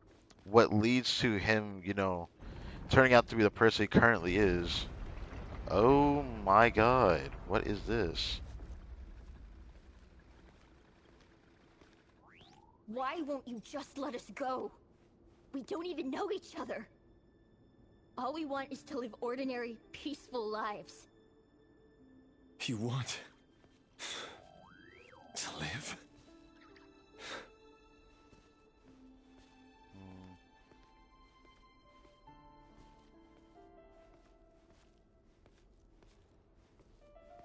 Yes.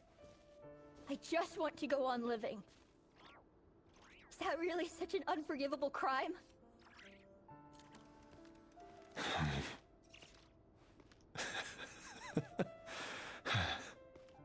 You want to go on living.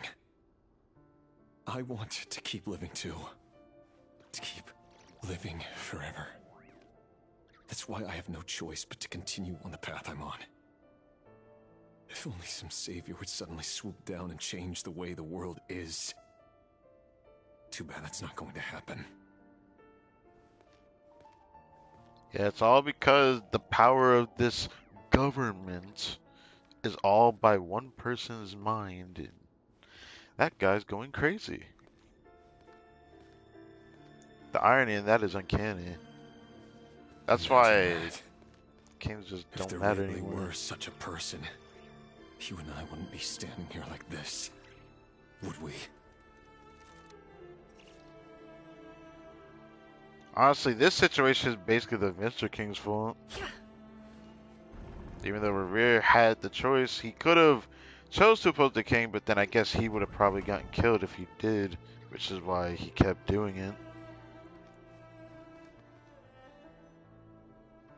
Today's files are in. Time to wade through them just like usual. No, I don't get tired of it. It's my job. And not only am I lucky to have it, I'm good at it too.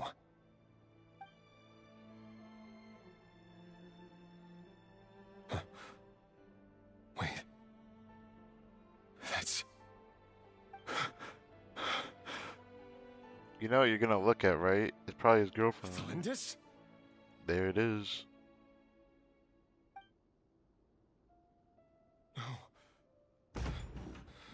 No. No! Why? But you bear no mark of the Crimson Moon. How could you possibly have anything to do with them? It cannot be. It cannot be, but it can be, unfortunately. A diluted bloodline. Carefully concealed. I see it now. You've been living in the shadows just like me. What a fool I've been. Numbing myself with talk of justice. Even imagining my friends would back me up. But in the end, Irminsul. Irminsul? How far are you going to take this? From the direct bloodline to secondary offshoots? And then what? Today it's the descendants of the Crimson Moon. Who will it be tomorrow? Will you not rest until everyone down here is dead? No. This cannot go on. This is where it ends.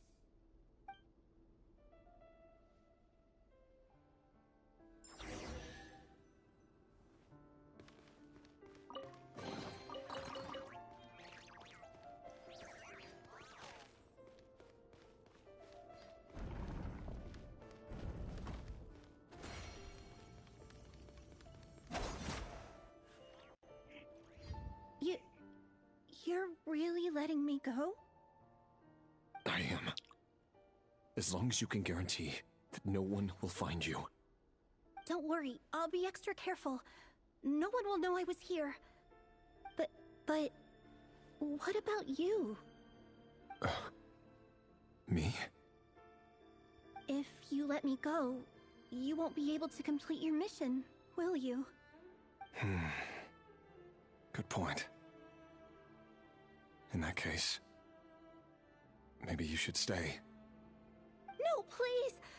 I just want to see the outside world again. To... Go on living? Yes. I know you're a man of your word. So please, just let me go. If I let you leave, what will become of me? Just kidding. Go, now. But remember, don't let anyone know you were caught. We'll be seeing each other again very soon if you do.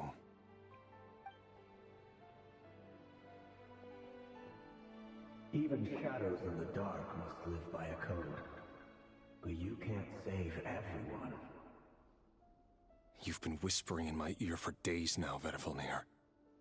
What are you trying to do? Break me down? I did not recognize the voice being Verifinaire. I could have sworn I thought it was his deep and darkest thoughts. But, I mean, that's very interesting, actually. I only say this because you long for an answer to your problems. Let her go, Rerir, or you risk losing everything. And what do you I mean will by let her not go? abandon Felindis.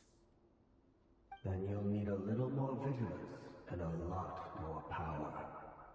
The world is changing, Rerir.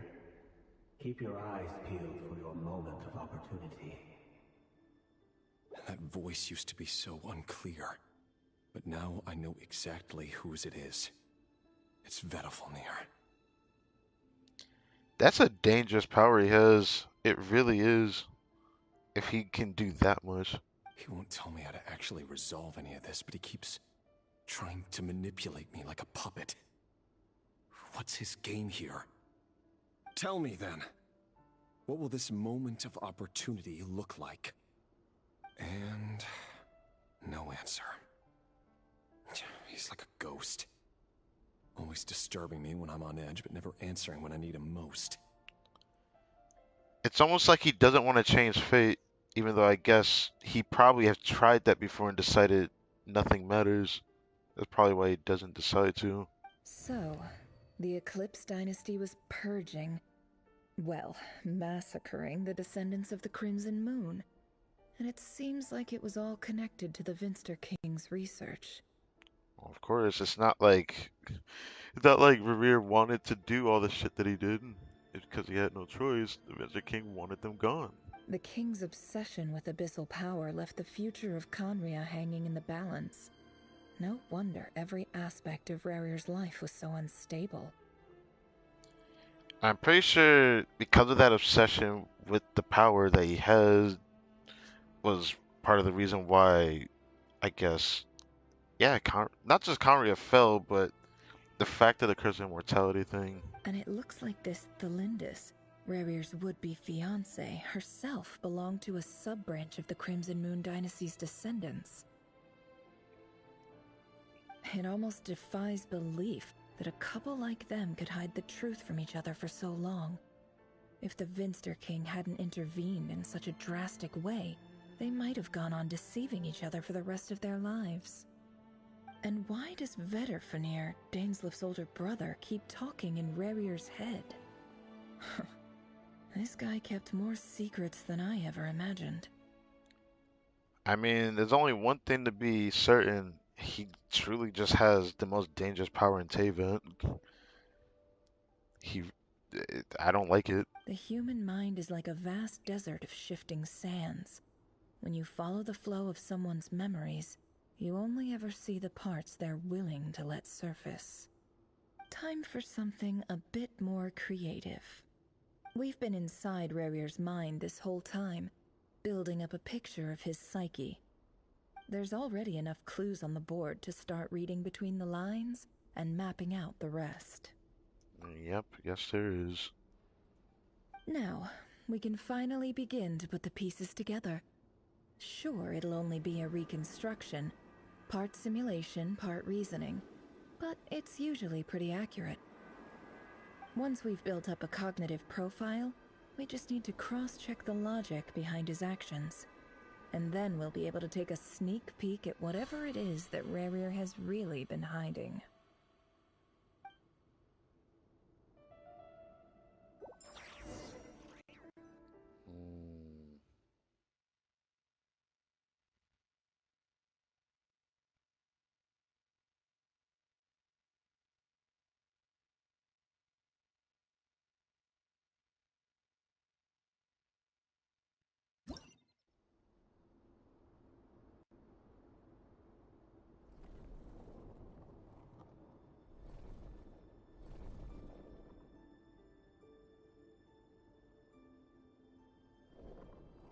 Rarir, are you there? Daneslif. What the? Okay. Moving pieces consumes action points. When all action points are used up, you return to your previous save. What?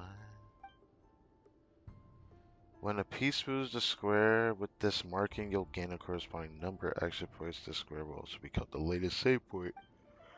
What? I mean, it does sound difficult, but this is weird.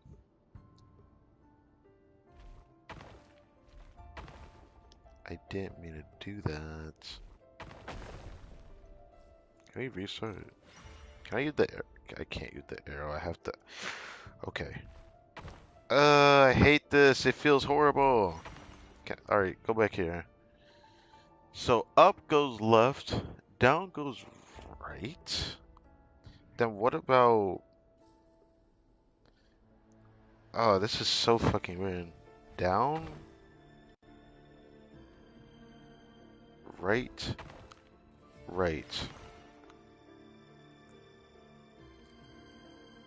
Up, up, up.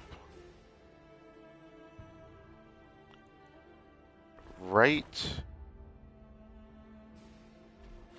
Okay, not that way. Right, down, right. Okay. God, that's fucking weird. Hey, Rarir! Come out, it's urgent! That was so weird because I thought it was going up and down, but it wasn't going up and down. It was going. That was weird, man. I just didn't like moving to pieces like that. Dane? What's wrong? Quick, come with me. I'll explain everything once we've met up with the others. Okay, I'll come. But the Lindis is still over at the Universitas. I'll need to leave her a note.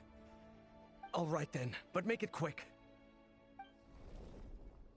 I've never seen Dane so worked up before. Whatever this is, it must be big trouble.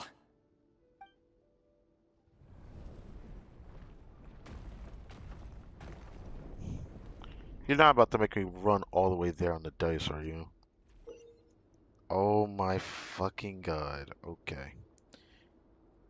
Make use of movement squares with the pieces to mark location. Moving this way doesn't consume action points.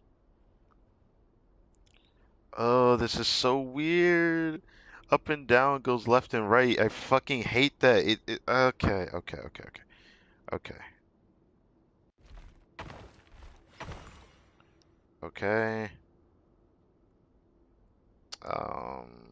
Left? No. Right. Down? Okay, not down. Up. Up and down is so weird, but it trying to get used to it.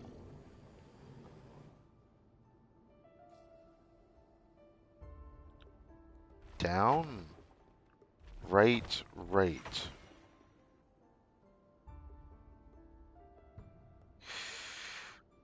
Right, down, right.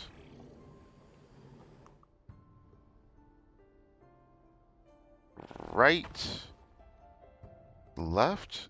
Nope. I knew that would happen. I kid out, cause like my brain doesn't want to compute. It's like really fucking annoying. Right, down, right, right. Not fucking that way. Okay, let's do this. Not that. Go back here. I hate that it feels like that. It feels fucking horrible. At least I know right goes forward, but like then when I get here, my brain tells me maybe I shouldn't do that. Up? There we go.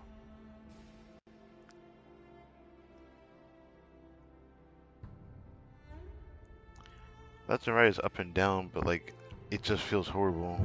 Well, I can't this is a get nice used to it. change, meeting you all at this hour. Ew. When men and women of ambition can speak face to face in broad daylight, I say that's a big step forward for our dear Conria. Rhine daughter of the past. Don't be ridiculous. We do not fear the day. Why would we seek refuge in the night? So Sertology still had that voice. You might ask your blade that same question. I'm told it prefers the cover of darkness. The word on the street is that Sertology only strikes when he has an unfair advantage. But that is patently false. I see you're missing an arm and a leg. Surely only a fair fight could explain that. Jesus Christ. If this is your way of offering me replacement limbs, believe me, I'll take them. Why are you missing limbs is a better question. Oh, we can certainly discuss that. With bioalchemy, anything is possible. Assuming I have your full support in my research. Interesting. So Skirk wasn't the only one who like had to lose their limbs to regain them with the power of the abyss. But yeah. Lunatic. Like you want to talk. Roptatir. What brings you here? Oh. Okay. Why, Dainsleif, of course. He invited me. Why'd that look like a... I kid you not, it reminds me... I don't remember what the movie was called, I forgot the name of it. But, like, the chess piece for Horoptatir, looking like that cup that can speak, or a mask that has, like, a face. Like, it just kind of looks like that. Please, cast aside your apprehensions, Miss Rhine-daughter. Whatever the rumors may say, I am but a humble servant of the king. And I can assure you he affords me no greater convenience than he does you. Well, the Universitas Magistrorum won't stop fawning over you. So at least some of the rumors must be true. You're clearly doing well for yourself. So drop the humble servant act. It endears you to no one. You're president of the Universitas Magistrorum, the chief royal mage known as the Wise by royal appointment, and by far the most favored among the 4 pillars of Conria. Oh, Heroptitude. Okay. Vice President Veet doesn't even try to hide his envy when he sees you. My success is the product of hard work and good luck. It's as simple as that. Were the king not such an extremist, I hardly think I would have received a senior post at my age. Of course, no job is without its gripes. Serving a king like ours can be a challenging task, as I'm sure you can imagine. And as for Eftervit, in missing out on the presidency, he's dodged a mountain of stress. Like everything else in life, it comes with pros and cons. You're all here. I apologize for the short notice, but it was an emergency.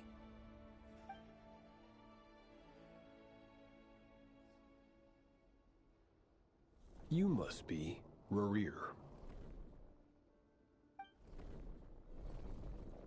Mr. Sertologi. Yes, I handled your case file during your sentencing. Nothing personal, of course. I'm pleasantly surprised that you remember me. You're clearly a person of substance if you've been invited here. But Dainsleif, you'd better have a very good reason for convening this little gathering.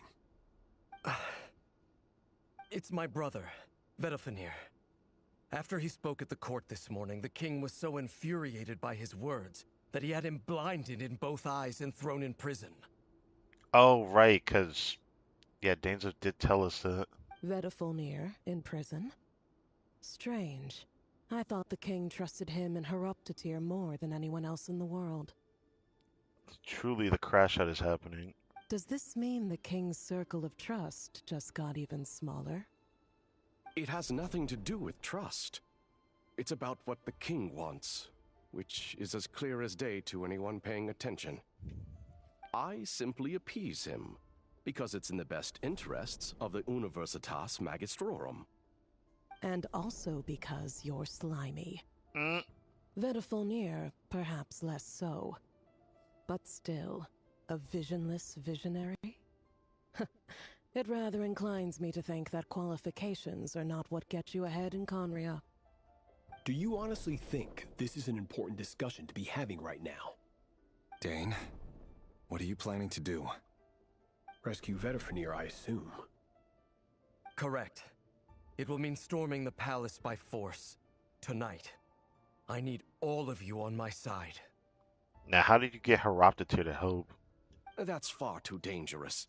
And don't forget, Dainsleif, you're captain of the Royal Guard.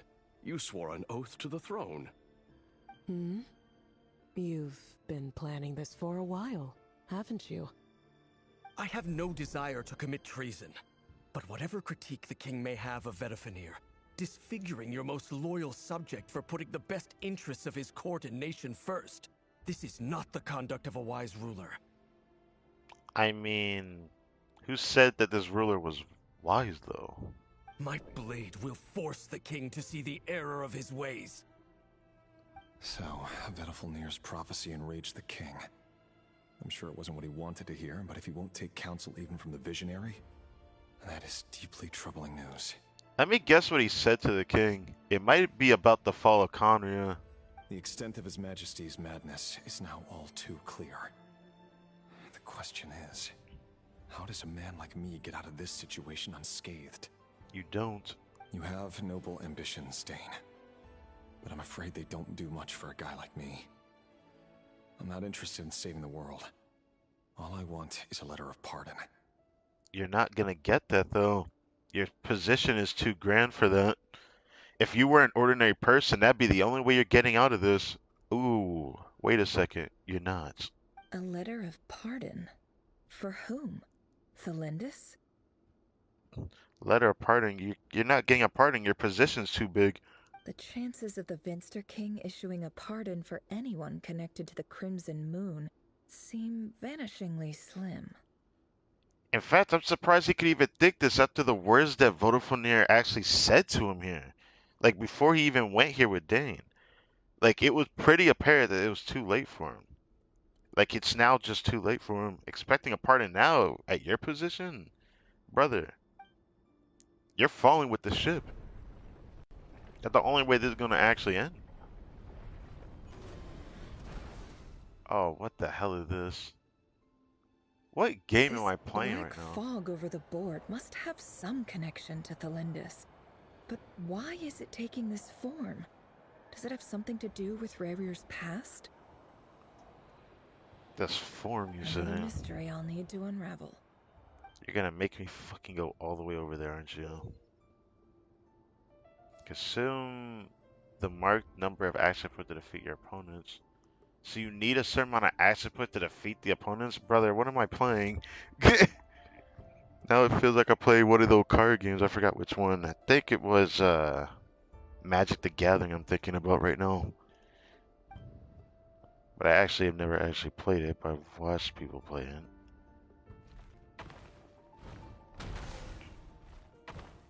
Oh, it actually puts me forward. I like that. Right. Down. Right. I didn't know it put me forward. Shit, boys. Okay, good to know. We'll just do... Oh, wait. It's still bringing me back here, though. That's... Up. Right. Down. Right.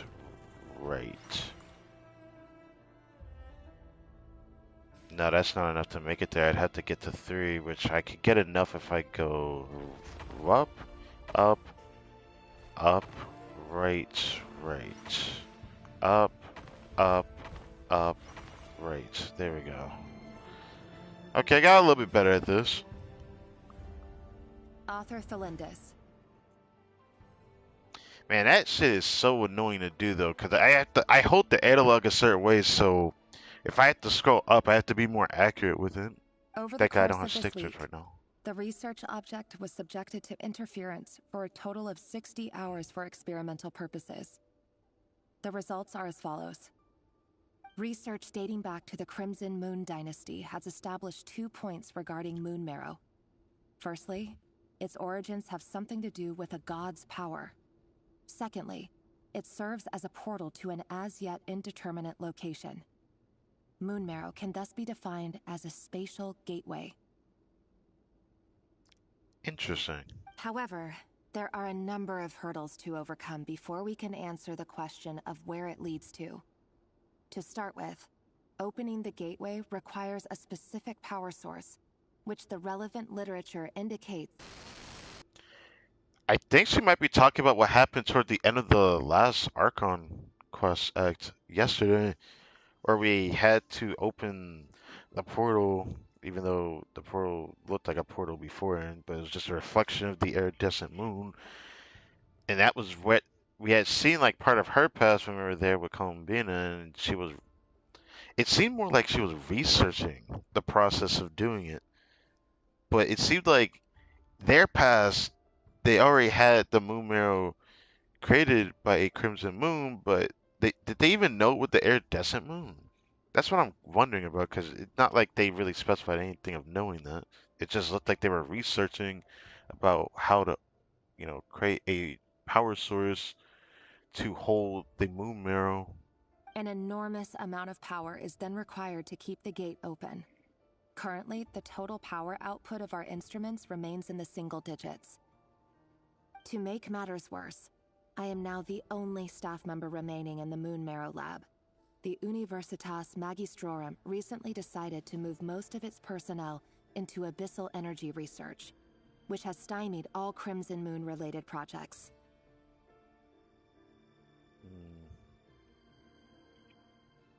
This is not a wise move. I've always maintained that placing all our hopes in a single source of power is risky, especially one as poorly understood as this. As well as making ourselves overly reliant on a single resource, we are neglecting other promising technologies. Yeah, it's starting to remind me of something I heard about. I need more. I need to hear more about it, but I had like my mother show me like a story, even though it was actually like a real thing, of a guy who created a power source that didn't require electricity to run like a vehicle or a car or his own house, and it ran off the power of it ran off the power of electrons in the air, which was very interesting. It ended up like showing like true power to where you could probably have your power never go out in a thunderstorm or even in a hurricane. I apologize if this comes across as disrespectful, but as a Moon Marrow researcher, I desperately want to see the world beyond the gateway. The thing that sucks about that story that was told to me is that I haven't heard any good news about the person that had made that discovery. Originally, it was a story about a guy who created the car that literally just ran off the electrons in the air, and it actually runs well and was actually fast and powerful, but haven't heard from him ever since, as if like people probably silenced him out of being scared of having to rely on only electricity as that power. Electricity or gas. But man, if that ends up being a future, I want to see that future as a reality. I'm only bringing this up because it was a very interesting thing that was told to me. That story actually might end up coming up in the future as like a thing that more people start talking about more of. If we really made it there one day, what would we find? And how would we go about taming the unknown? My imagination is endlessly fueled by questions such as these.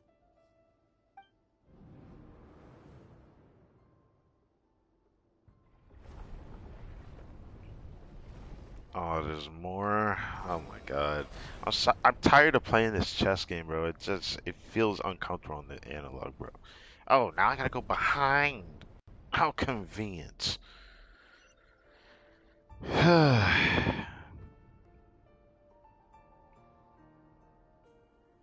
I want to quickly get over there, it might be best to just go from the side instead of fighting everything.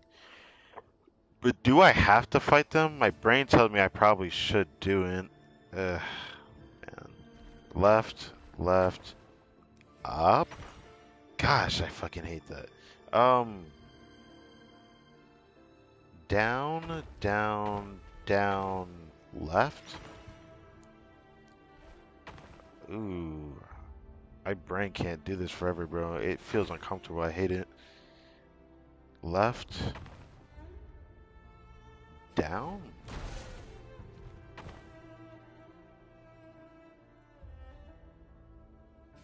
Oh my god. Um, um, um, um, Down, left. Thank God. Um, Up? Okay, up is left. Okay. Right, right. Down, down. Shit. Well.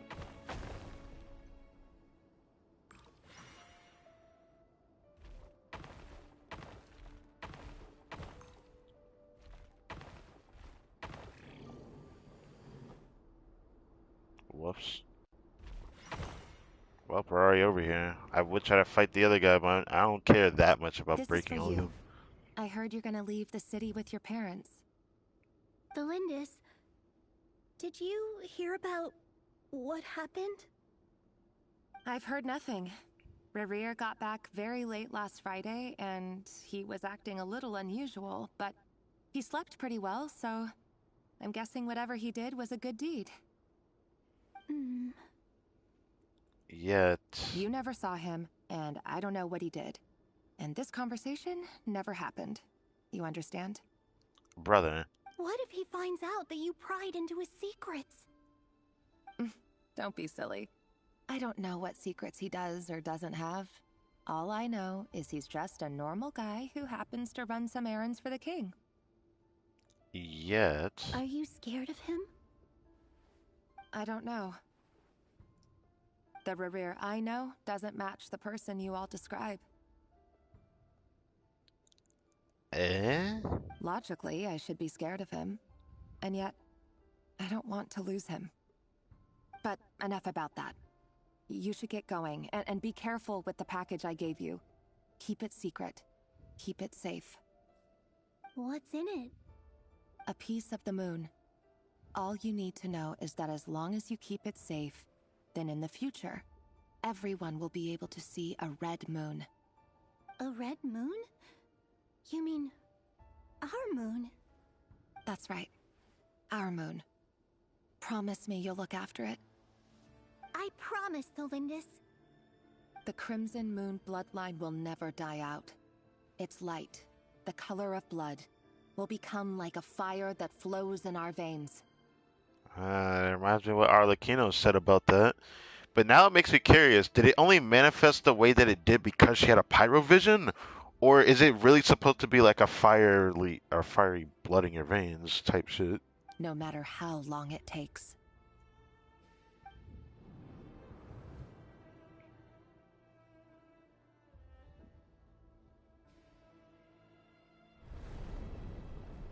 You're gonna continue to make me play this chess game. No offense. I like the story upbringing. I'm just not a fan of this. I'm not a fan of this. This probably is the worst thing I think I've experienced in any story, actually, that Genshin's ever done. I hate to say that, but like, I just really hate it. I don't like this shit. It's just ew. I really hate it. So I'm just gonna go ahead and try to get past. Oh. Well, I'm fucked. Oh fuck. I didn't want to do that. Looks like I need to go a certain way. I guess I can always do something like this. Oh, of course that happens. Fuck me. Down, up, right, left? No. Down, up, right, down? No, I didn't want to go here. Fuck. Ugh. The longer I do this, the more it just like hurts my brain. I can't do it. I use too much logic in my reasoning, so when it feels like I'm going to get somewhere, it just gets worse. But up, up, right. Okay.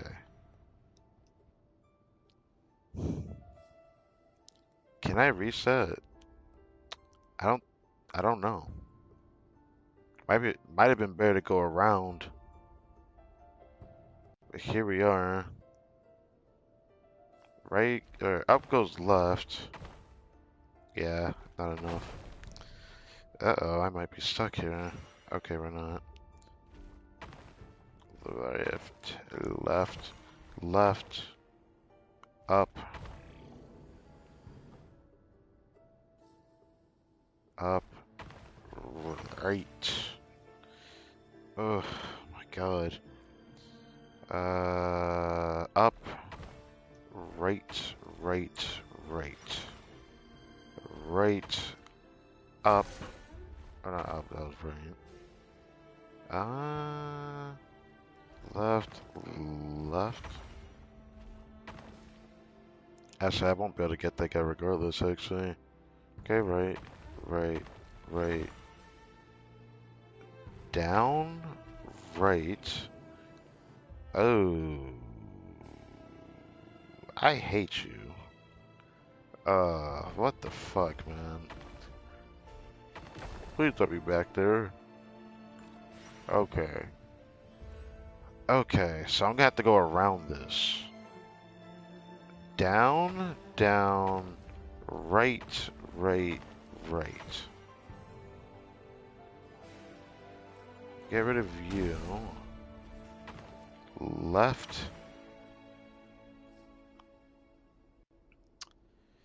Right. Down, down, right. Gosh, man. Hurry, everyone, and stick to the plan. Sir Dainsleif, what are you? Is this treason? You call this the Royal Guard? Get the hell out of here. You know what happens to those who betray the throne. Please, don't do this! It is the king himself who has betrayed the throne. He has betrayed all of Conria. If you have any love left for justice in your heart, you should join me. Love? The fuck you mean, love? It's showtime. Dane and his group will handle the troops in the palace. Then Hraptatir and Rhindaughter will disarm the security measures. My job is to enter the prison and rescue Vedifalnir. Stay safe. Wish me luck. Look after my brother. Draw your blade. It is time for justice to prevail.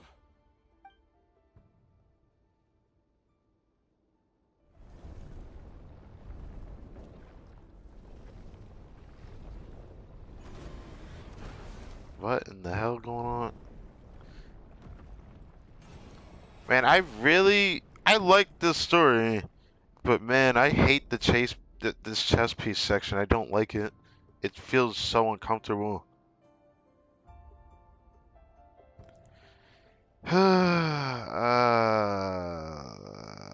Left, left, left, left. Down? Okay. Down, down. Oh, shit. Well, this is gonna be fun. It looked like that was not the right call at all.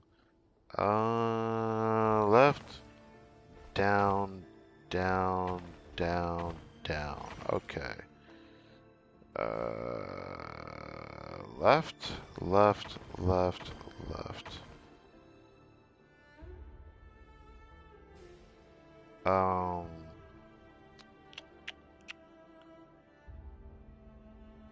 Up? Okay. God damn. Okay. Down, down. The only reason why this is hard for me to do is because the way I hold the controller. It's like very frustrating. Down. Should I fight him? I feel like I should. Right. Down, down, down.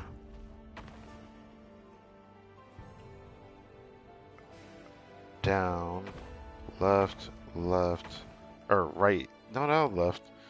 This is down. Ooh, this is not gonna happen. Man. Yeah, this is not gonna work.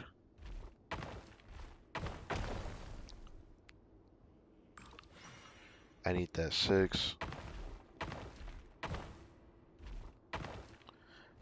Down, left. Down, down, down, down. There we go. At least from that visual, it's a bit easier to do down that time. This place is filthy. And the smell is abominable. Clearly, the king doesn't allow his prisoners a single shred of dignity. This is dire. Found you. Hello, Mr. Vedifalnir. Ah, it's you. Ah! Surprised? Oh, wait. I guess surprise isn't an emotion that prophets feel very often. I certainly felt some surprise in the moment when I was blinded. Surprise at the king's sheer ignorance. Surprise at just how unfairly this world responds to words of earnest remonstration. I'm curious. What did you prophesize this time? It wasn't a prophecy. It was a word of warning. Someone had to say it. The king has forsaken all reason in pursuit of his obsessions. I simply told him that if he continues on this Called it. path, Conria will surely fall. I called it.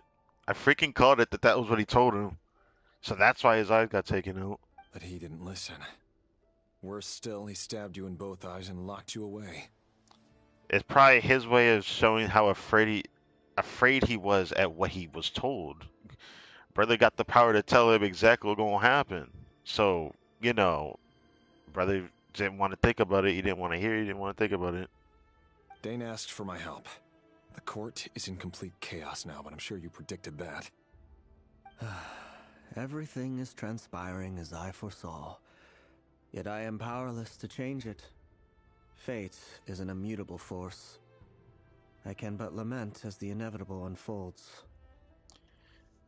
While it's true that you can't change fate because your power is to foresee it, to be honest, having the variable being the traveler has a virtue. There was an anime that showed to me that it is possible to change a future to a different future to where you foresee something different entirely. So, to be honest, did he did he really try? I have to assume if he really tried to change something, would it have changed that outcome to a different outcome? I'm not saying it changes like fate itself, it just changes to a different fate entirely. But then again, that could just be changing fate entirely as what the traveler does, so maybe what I'm saying doesn't make sense at all.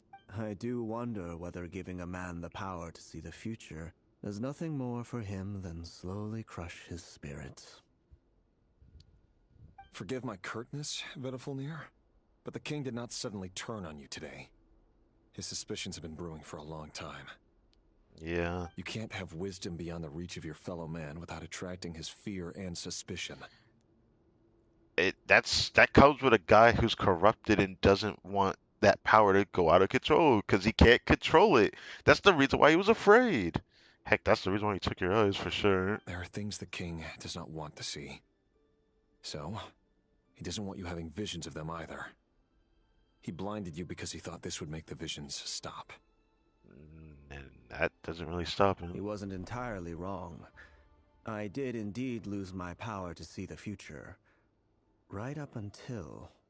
Until what? Just now. I believe I saw something new. Well, tonight could go a lot of different ways. 5 of us banded together to storm the palace, also we could rescue you.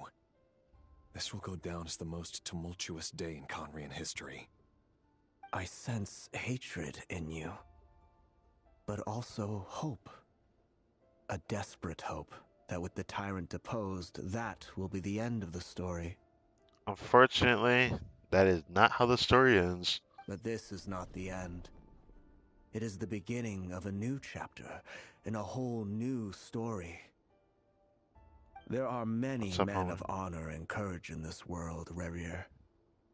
But you are not one of them. You're not here for justice, are you? You're here for yourself. Yep, exactly that. Is that a dagger? Interesting. Why not the polearm? It was always your weapon of choice.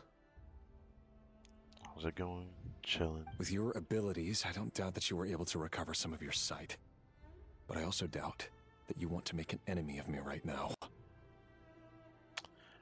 Rerir, this crash shot's not going to give you any leeway. Of course not. We're on the same side, aren't we? We could be. But I need you to be honest with me, Vedafulnir. At this point, you're my only hope for the future. Eh? He gave you food for thought before he even gave you a warning. That was the most help he could have done for you. With the power he has. I don't know what you were expecting. You mean your future? With your beloved, Felindus? Yes. And I know there are bigger things at stake here. A dynasty, a nation, maybe the entire world. But forgive me, I care first and foremost about myself. I mean, there's nothing wrong with thinking about yourself in this situation, bro. Got Crash Out King, then you got the usurper of the throne, because, like, brother's lost his mind. literally. But now you're gonna tell me that after countless times that this man was speaking your head leading up to this point, you're gonna tell me you still want to harbor that hope and you put a dagger to him? Who is this gonna help exactly? I can't abandon the one I love to save myself. I just can't do it. Right? But you see a broader picture of the future than I. You see the solutions to the biggest problems of our age. So tell me, what is my solution? What's the answer? Brother seems to forget man can only see the future, not know how to change the future. In matters of fate, answers are either right or wrong. What will be and what will not. Maybe you are willing to pay a certain price in the pursuit of happiness, but unfortunately, fate does not negotiate. Yeah, that's what I was gonna say. I'm like, that was probably the nicest way he could have put it. Honestly, you're talking to a guy who can only see the future. He cannot help you change the future. He does not have that power, big man. That is the cruelest thing about fate. It is unmoved by your sacrifices. You need a variable, bro. You can't do it on your own. That can't be true. Bro. I know it's your voice that I keep hearing in my head, urging me to see how the world is changing, to seek more power, so I can protect the things I love. You show me disaster, but you won't show me how to avoid it? Why? Why are you doing all this? This is why I know Revere's been going crazy. Like he told you like what 3 different times now. His power is to see the future. He cannot change the future. That is not his power. My voice in your head.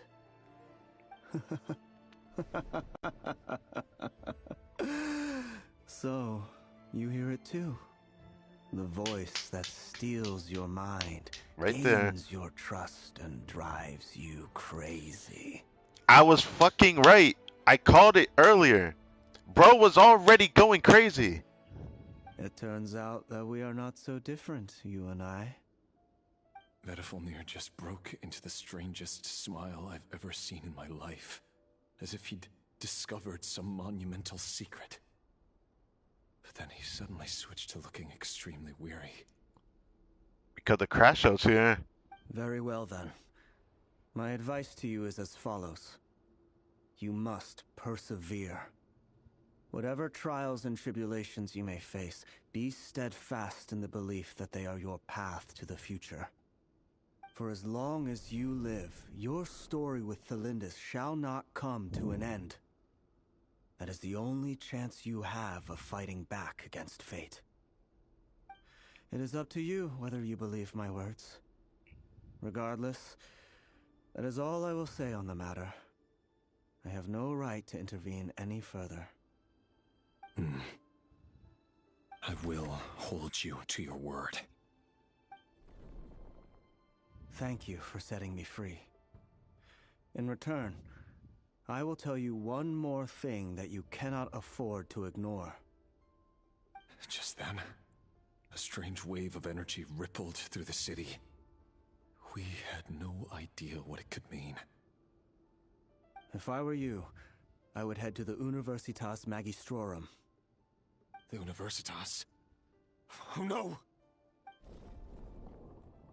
I'm sure we'll be seeing each other again very soon, Rerir. Whatever Vedifalnir said, I didn't catch it. I didn't even help him out of the prison. There was no time to lose.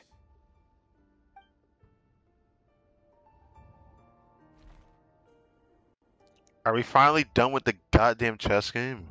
Okay. I like the symbolism from that, and I like the story that they explained with it. But man, moving those chess pieces was like actually just a burden on my brain. I couldn't do it. I hated that. So we're not exactly done delving into the mind of this throughout. I want to assume it this being Nephra's story quest portion of the Archon quest. So Yes. Can continue.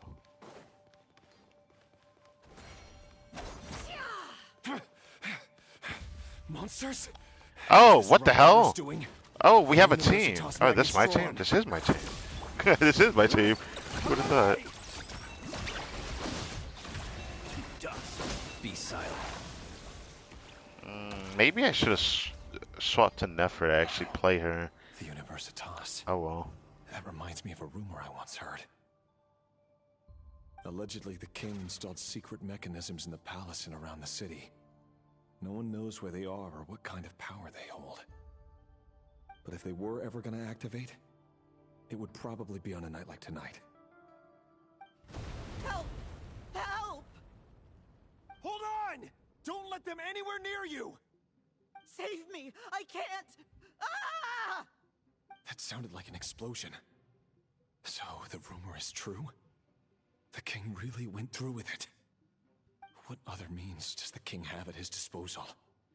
They must run on power from the Abyss. And given it's a major center of Abyss research, anyone over at the Universitas will be in grave danger. I have to hurry! We're probably gonna end up fighting a lot, so I'll get another chance to use Nefer. Oh my goodness. Okay. We're seeing the big stage here. I'm pretty sure this is still just a Universitas place, so. Oh, that was not what I wanted to do. It all adds up. It all falls into place.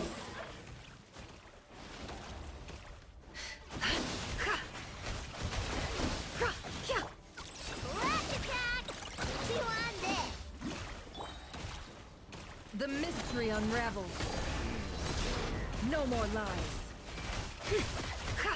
Time to come clean. Yeah. Nefer almost died. Observe. Be silent. To dust. Ding dong water bomb! You're fine! Preparing for dust up. Honestly, this is why I don't like the Abyss enemies, bro. Can't hide the truth. It all falls into place. Seek within.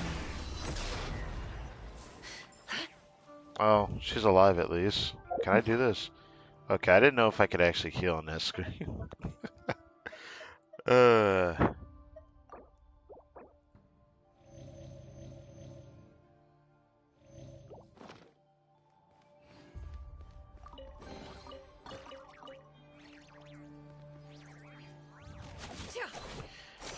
Yeah, I still don't really like her playstyle, but, you know, her animations look amazing. They definitely look amazing. And they actually look really smooth, too. It's a shame she doesn't use her normal attacks. But it's kind of weird to call these normal attacks. She's supposed to be using a catalyst, yet she kicks around. That happens to be Dendro. This is probably the most non-catalyst unit we've gotten in a while. I have to be honest. It's like, you could call this catalyst, but she's like technically just not using her catalyst at all. It just looks like she's using it. Then again, I guess the same could be said for Varessa as well, since she does plunge attacks and she uses her feet with her having a catalyst. And she uses her horns when she does her normal attacks. I guess I haven't really noticed how much characters have changed over the time. Right, next. Monsters. At the Universitas Magistrorum? Why now? Oh no! They're coming! It's no use. The table won't hold out much longer. The weapons. Where are the weapons? Of course. All the lab equipment was upgraded after the inspection last week, but the new weapons haven't been allocated yet. I'm done for. Is anyone there? I need help! Right, the person that's also a quote-unquote, I don't want to call it a wanted fugitive, but like, technically she's a person that needs to die apparently because she's part of the Crimson Moon dynasty. Crazy shit. Stay back!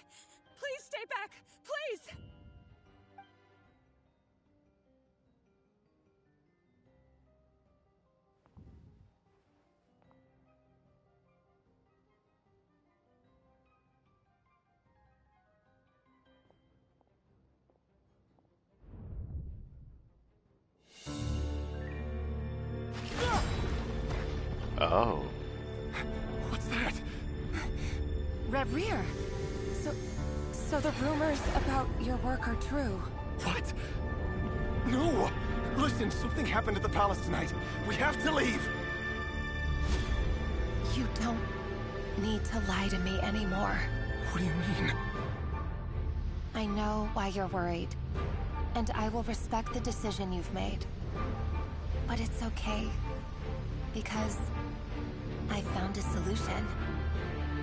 I know how to end all this. You can have it back. The normal life you so desire. But until then, I'm afraid our wedding will have to wait. Felindis? No, don't do it! Felindis! Felindis!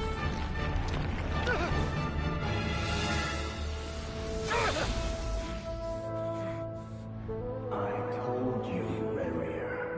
Let her go. You will find someone better. Bro's going crazy? No, I won't do it! I have to save her! By what means exactly? A lowly pawn. You lack the power and the strength of will. Do you know a way? Tell me! Come to the palace. Join us.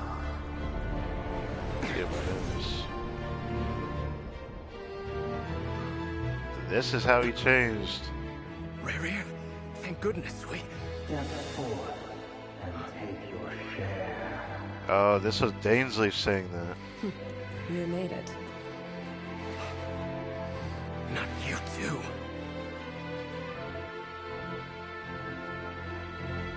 Hatred or grief, despair, desire. We all have our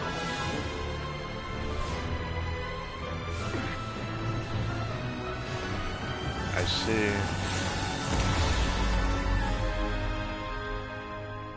Rerir. Rerir. Felindis? Were you daydreaming?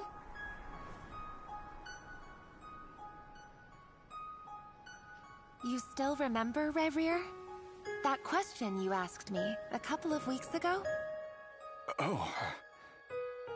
You mean the proposal? Yeah. I'm wondering, where do you think would be a good place to discuss it? Maybe in the garden? Or were you thinking a fancy restaurant? It's your choice.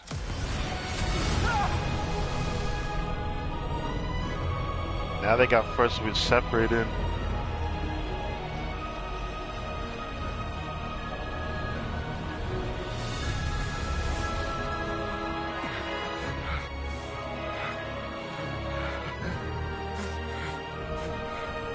Oh, that's how his hair went.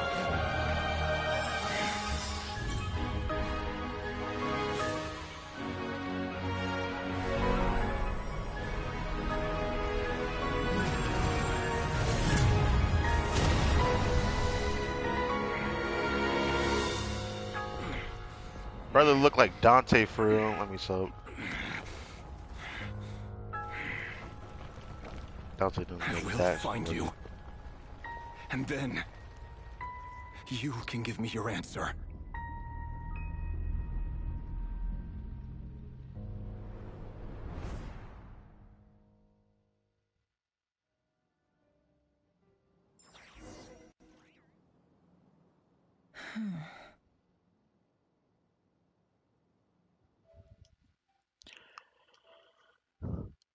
That backstory was enough to give me an exact answer. Now we know the story about how he turned out to be who he is now. My theory was correct that he was already corrupted, but I can't believe how far gone he was. Was it because of his values of how much he wanted to stay sane? But the stains on his hands were so big that that guilty conscience grew into corruption.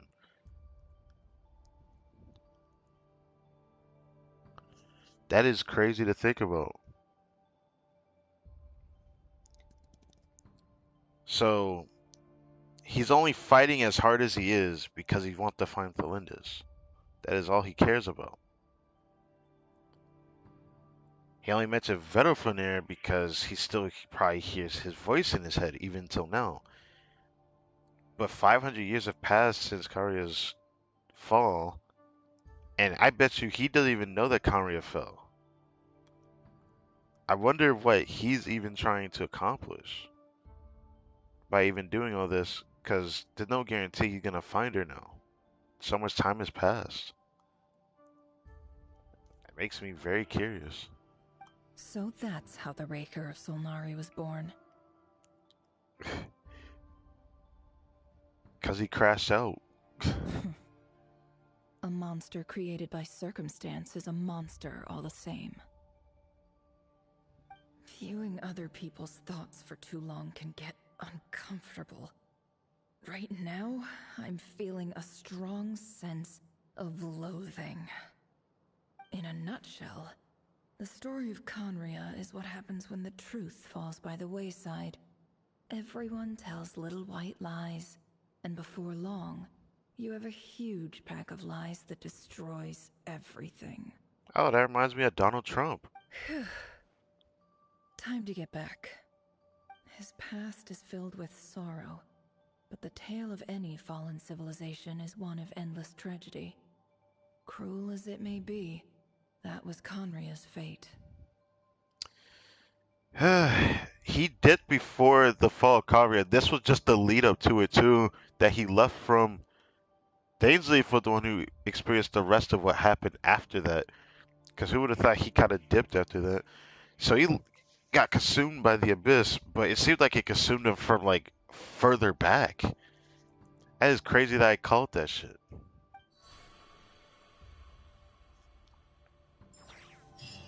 So truly, out of everyone of the five sinners, he's the one who just straight up crashed out. No ambition, just crash out straight up. Whether he has a motive or not, his motive is his existence, but he's basically already insane. I don't expect him to get any sort of closure from this.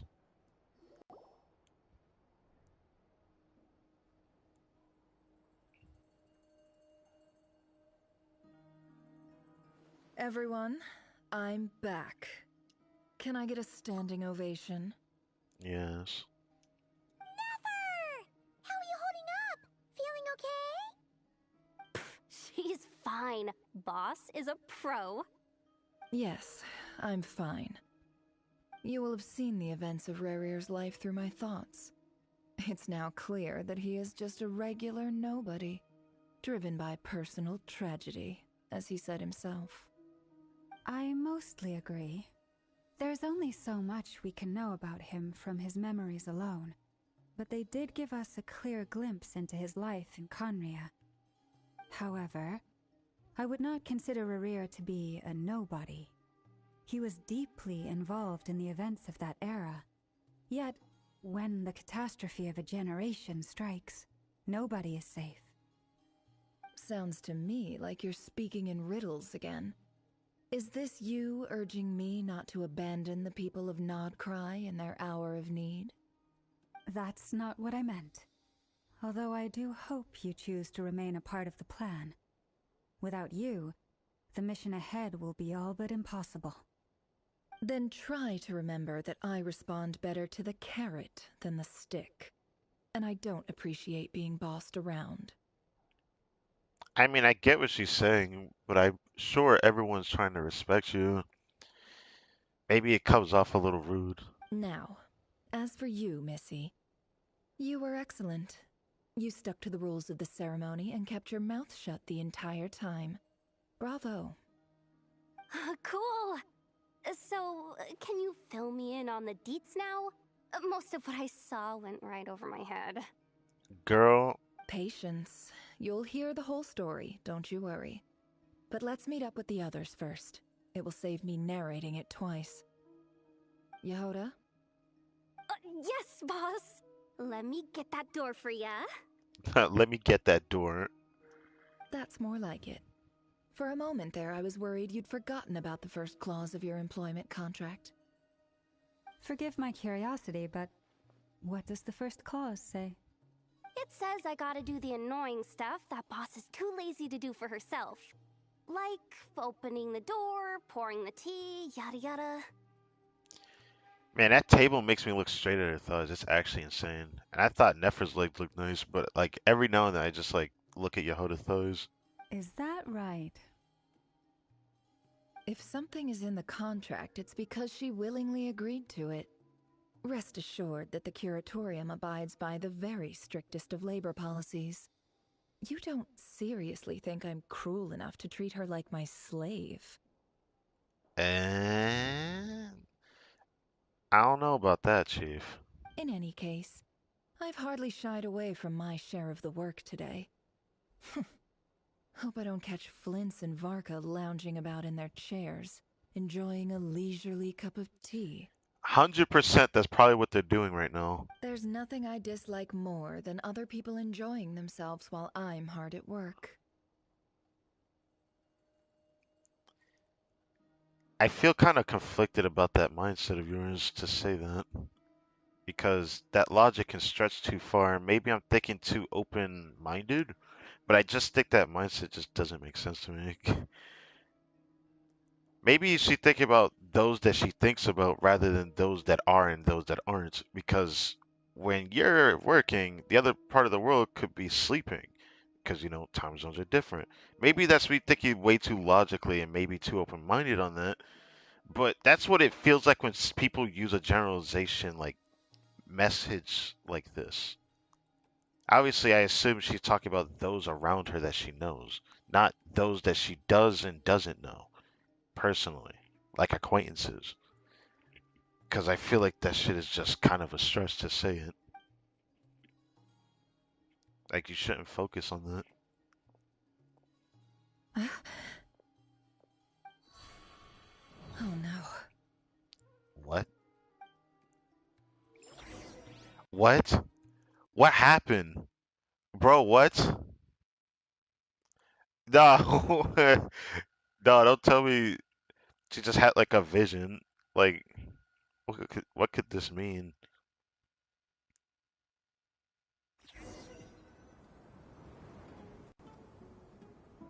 Sorry to disturb you, but we seem to have run into some trouble. Evidently so. Don't worry, I'm not about to leave you to fend for yourselves. I'm not that kind of boss. And it would go against the curatorium's labor policy. What the hell just happened? I'm sorry. What did you hear me say? I wasn't talking about labor policy. Wait. How long have I been standing here? Not long. You just appeared by the door a moment ago. I wasn't expecting Trevor to speak there. There's something very wrong about this. I'm not gonna lie. I'm also gonna not that. This. Yes, I want that screenshot.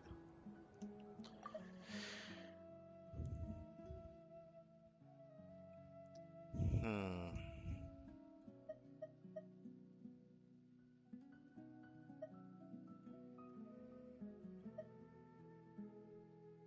That's very interesting. So are we in Sumeru? What's wrong? It looks like we're in You look Sumeru. like you've seen a ghost. We've been tricked. We never left at all. Somehow I hallucinated that whole scene back inside the office.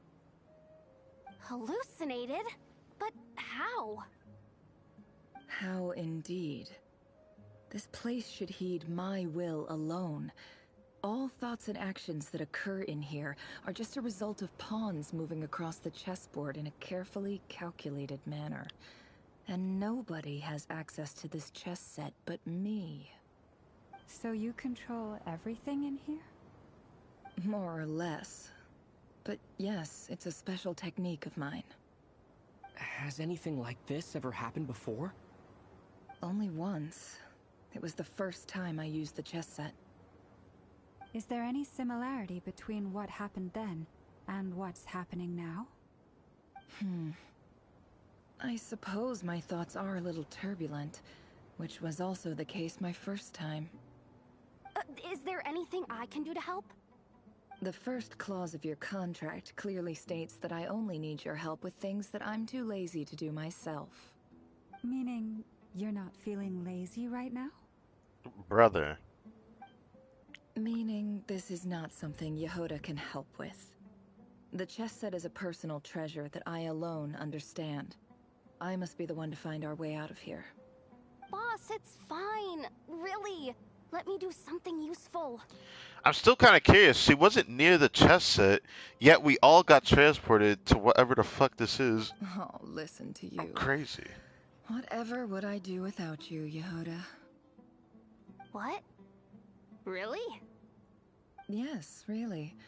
Where would I ever find another employee as obedient and servile as you? God forbid anything ever happens to you.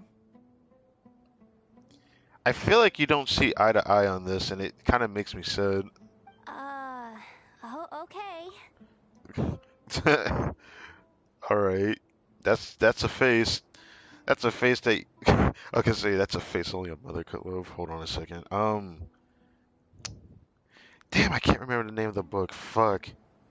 Oh no, there it is.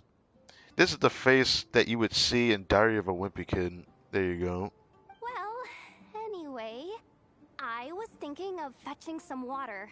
There's gotta be a source around here somewhere. I suggest everyone finds someplace comfortable to take a rest. We gotta conserve our energy. Even though all this chess malarkey doesn't exist in a physical sense, mentally speaking, it's all real. And so is our tiredness and fatigue. You don't want to dismiss mental fatigue. Just because it isn't physical doesn't mean it's any less serious. But anyway, I got your backs, so don't worry about a thing. Don't I have the best employees? Jealous much? I don't know what you're trying to get out of me, but I'm good. If we can find a suitable time, I'd love to borrow Yehoda for a day to help out at the Frost Moon Scions. Would you be amenable to that, Boss Nefer? If this is the follow-up, Nefer gonna say nah. Oh, Lama. Have I ever told you just how pretty you are? Beauty runs from the tips of your antlers to the depths of your imagination. Fair enough. Time to rally, everyone. Follow me. As we continue our journey, the same rules will apply. That means stay focused and no talking no matter what we encounter. And don't disturb the chess pieces. You have my word that I will get us all out of here.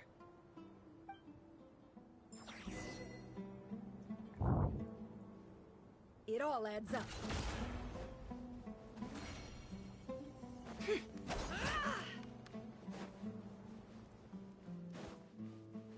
I really hate that like enhanced running This animation. looks familiar. That's not a good sign. It looks familiar, not a good sign. Time for a little chat. This place looks like Aru Village. Am I tripping? It looks like Sumeru. I mean, the music is Sumeru as well, but come on. I wasn't expecting visitors at this hour. Wait, is that? Oh. It's a child. It's him. Let me stop. There you are. Sinue's been looking for you all day. I think he has some news for you. Oh yeah? What were you doing Yep, just it's now, Nefer Uncle Young. Reginue? Hiding away some more loose change? I know I saw some Mora. What do you mean loose change? Oh, come on, I'm too old for this. Just pretend you saw nothing. Brother, I want to see Little Nefer. What the hell? Oh, okay. Well, it's not the same as when we saw Little Dia in her story quest, even though it was just for like a cutscene. But I actually really liked it. Hey, kid. Mind telling me what Sinuhe's been up to recently? I'm trying to get in his good books and I need a way in. Get in his good books? Why? What do you want with my dad, Uncle Apepi? I've written a new song. I was hoping to showcase it at the next festival, but I'll need his approval. A new song, huh? I'd love to stay and listen, but unfortunately, Uncle Retinue says my dad's looking for me. Well, there's plenty of time and I'm not going anywhere. See that pile of stones? I'll be sitting there warming up my vocal cords. Come find me when you're done. Pile of stones. Got it.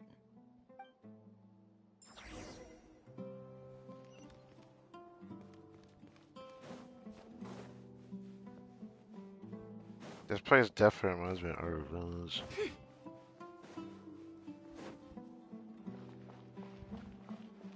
Hi, Dad. Uncle Retinue said you were looking for me. Ah, there's my little princess. If you'd gotten back just a little sooner, you could have shared the spoils of war with me. Spoils of war? Who were you fighting against, Dad? It was just a figure of speech. The aftermath of a sandstorm is no time to be waging war. I got so many questions, bro. Who was the mother, bro? Because the dad looks like this. Nephra's design looks too extravagant. It's not about like the outfit itself. Like even her eyes are kind of like insane looking. Who the fuck created that? If it wasn't the dad, who the mother? I was talking about our war I'm against thinking too thirst. much about that, but I went out to fix our water supply problem, and now I'm back. Which means... We have a well again. That's right. I found a new one and brought back as much water as I could carry. It should last us for a good while. If it wasn't for these blasted sandstorms, our wells wouldn't be caving in. You wouldn't be spending all your time out searching for new water sources. As the chief of our tribe, I'm supposed to be leading us out of hardship and poverty, onto better things. You know how prosperous our ancestors were. I've told you all the stories. And look at us now. Squeezed into these hovels. No one would choose this, if it wasn't for the endless wars over the years. But things are looking up. I started working with some folks from the academia a few months back. They gave me some contacts in return for my assistance in the desert. So you're the academia's helper now? Special ambassador, they call it. Think of it as a partnership.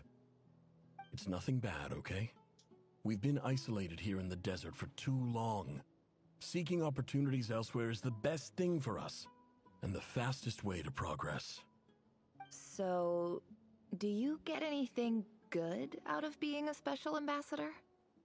Of course. My luck's improving all the time. One day, I swear I'm gonna lead us out of this place. We'll find somewhere new. Somewhere better.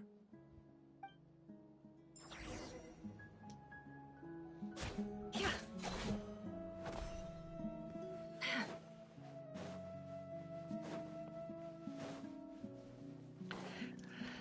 where this is on the map, it clearly doesn't look like our village. But there's something worrisome about this because it looks like they're far out in the desert somewhere.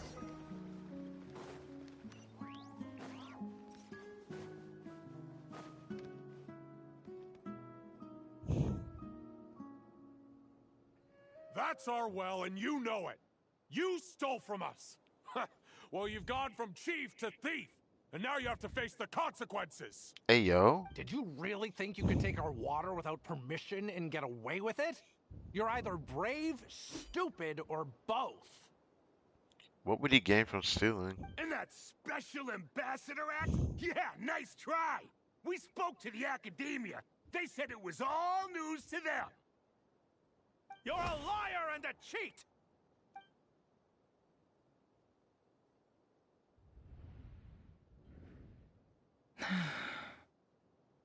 I heard Yehoda gasp, but I don't blame her.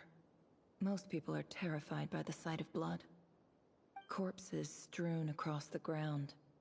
The wounds are clearly from scimitars and daggers. The desert dwellers' weapons of choice. There's a handwritten note on the ground. Let's see what it says. Halil, this is Sinuhe, chief of the Shimti tribe. Surely you remember me. I was the one who helped you and your colleagues avoid the quicksand in the desert. This is my second time writing to you. I assume my last letter must have gotten lost in the mail, as I didn't receive a reply. I hope this one makes it to you safely. I'm writing to you because I need some help. That sandstorm the other day completely blocked up our well, forcing me to look for another water source in Iab and Unut territory. It was a matter of survival. Unut territory. Unut. That's a funny word. Praise the gods. The well of the Iab tribe was intact. It was my last resort. I drew what water I could and left, but not without being spotted. I fear they will retaliate. You told me to write to you if I ever needed help. You said you'd be my ally in the academia. I urgently need you to formally recognize my title of Special Ambassador and send some of your people to assist me for a few days. It's the only way I can convince them that this was the academia's decision and prevent them from retaliating. This is an emergency. Please send help as soon as possible. Looks like this letter never got sent. The writer died a grisly death, and the letter was trampled into the ground. It's badly defaced. Some parts are barely legible. Bro, I see a child on the ground. Who the fuck deserved that, man? What a ridiculous lie the surviving Shimti tell. Their whole village was butchered over a sip of water. Yeah, that actually is really telling. I forgot. They really just killed each other over water. Not even food, but water. I shouldn't be saying it like that for real, but like, damn. Maybe there was a time period that would have made sense, but maybe not that one.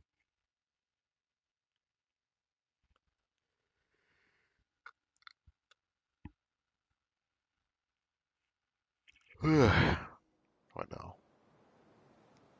Ah, officer. Welcome. Welcome to our humble village. I thought you would at least have the courtesy to provide some respectable libations. Mahamata? This is the finest wine Aru village has to offer. I promise. Aru village.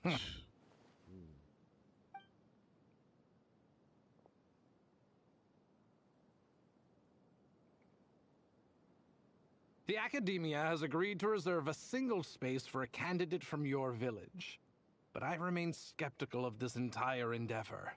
I highly doubt anyone in this desert possesses serious academic potential. Please, have faith.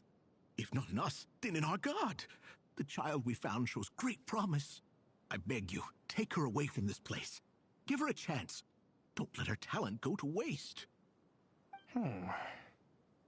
I don't recognize her. New arrival? She showed up here a few days ago and we took her in. She's a really bright kid. Please help. I'm begging you. So, where are you from? Nowhere special. Just a sand dune. What about the rest of your family?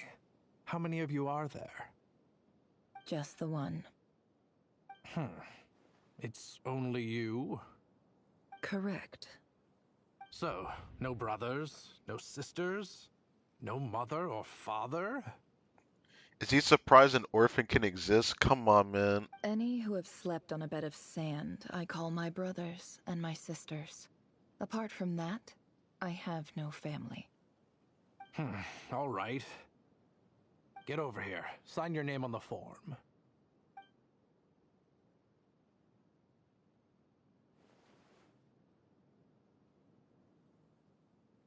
Never?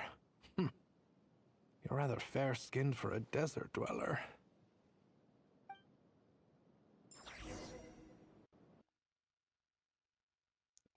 Fair-skinned. I like the nicest way he could have put that shit. Wild.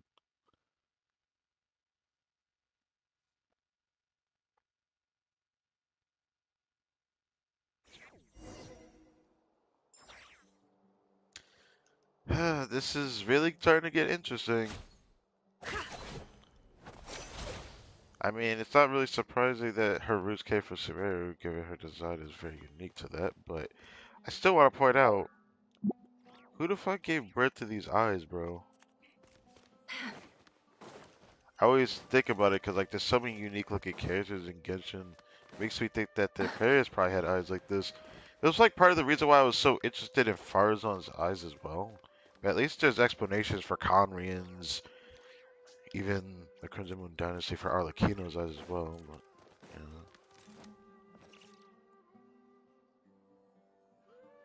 Nefer, this term's assignments have been issued already. Please read through the materials thoroughly, conduct your own additional research, and then write an essay on the topic. Yes, Professor, I'm aware. I just had a couple more questions I wanted to get your perspective on. Oh? Please ask away. Well, I saw the other students' problem sheets, and I couldn't help but notice that my assignment is much easier than theirs. Do you really think I'm a weak student?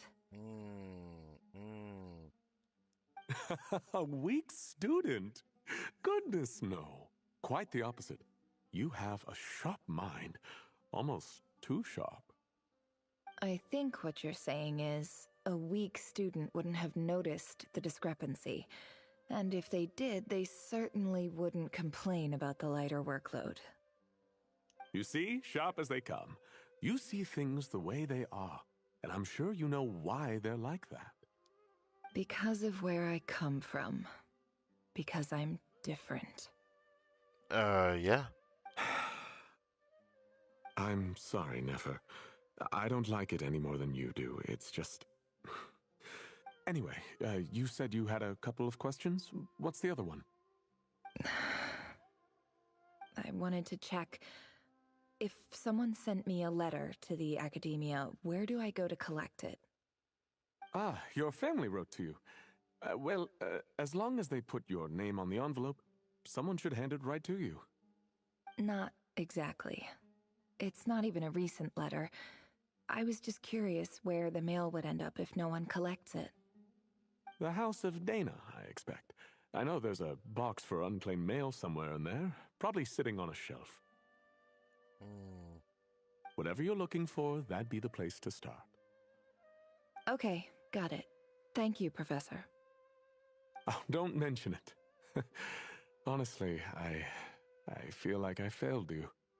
I'm supposed to be your teacher, but I haven't taught you anything. Hey, don't say that. You're a great teacher, and you do your best for all your students. But the rules are the rules. You're not allowed to teach students like me. I had a feeling it was going to be some kind of lead up to that. It's not just the academia either. The whole world bends over backwards for the successful and leaves the losers to suffer and die. Ah, yeah, the discrepancy of the rich and the not rich people. Oh, my dear child. Don't tell me you've given up on life already.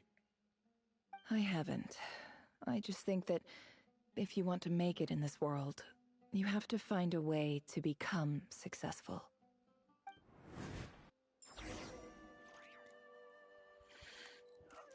There's a lot of philosophy I could give thought to this mindset. I could probably talk about it for maybe half an hour if I really want to, but all I'll say is this.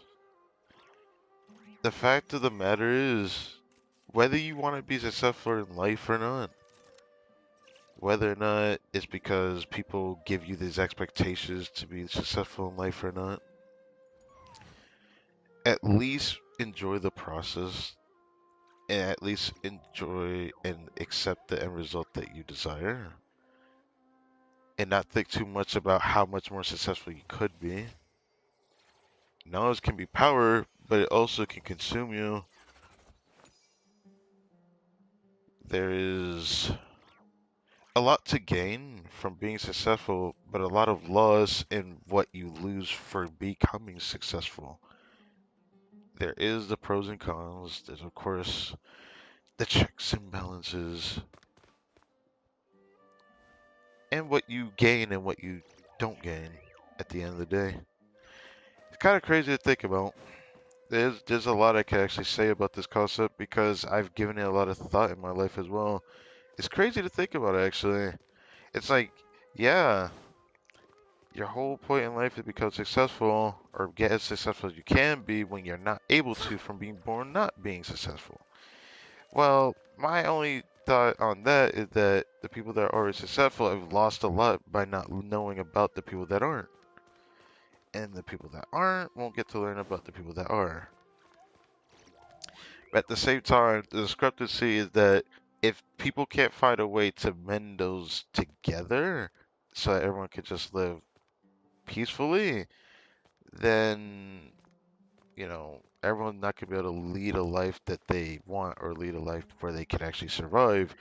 Because the fact that there can be parts of the world that are living in poverty is like proof enough that it's a problem.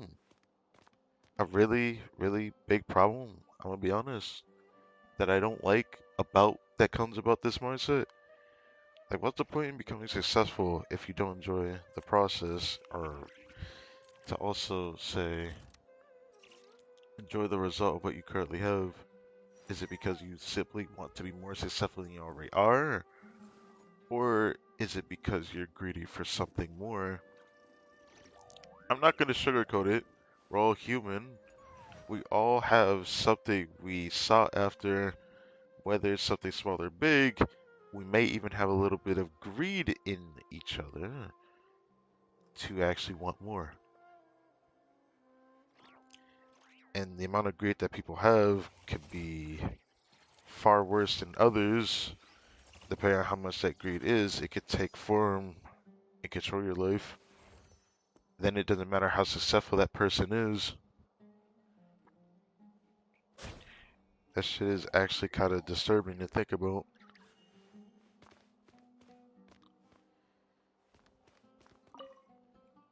This must be it.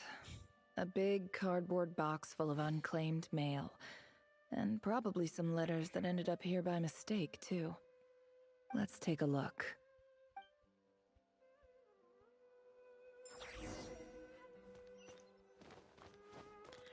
It's still really disturbing hearing those words talked about. It keeps making me think about it again. I really could talk about that for a long time. Because, like, I feel like no intelligent person could not walk away without, having their piece said about Emotions are like a what you raging really need to torrent that talk about surges when through it the comes mind. to all, logic that goes about in life. Because there's definitely no right or wrong answer.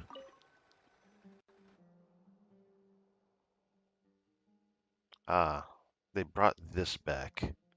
Oh, great. I guess I don't hate it.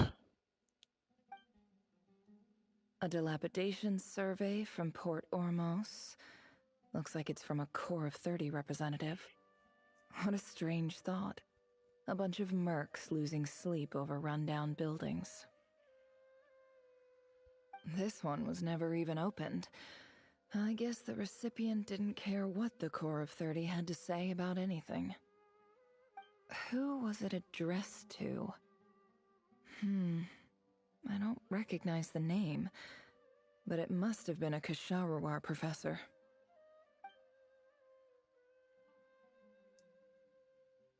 I swear, when I'm doing that person, I This feel like I'm playing a one different is game. addressed to the Immorta Sage. The title is Changes Observed in Satyavada Life Symptoms. Why do all these letters read like full-blown dissertations?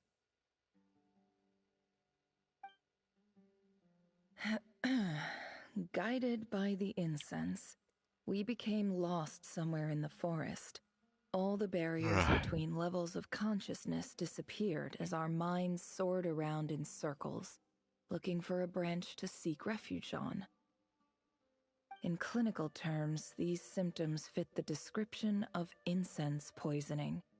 The Immorta Darshan strictly prohibits the use of hallucinogenic substances, but I believe there are still people getting away with it. For example, my neighbor who always breaks out into song and dance after using incense. This seems like something the academia would want to know about. Why wasn't it collected? Wait, what's this written on the back? It's so small.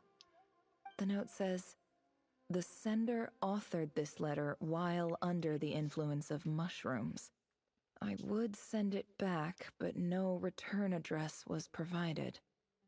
Stamped by the Grand Conservator of the House of Dana."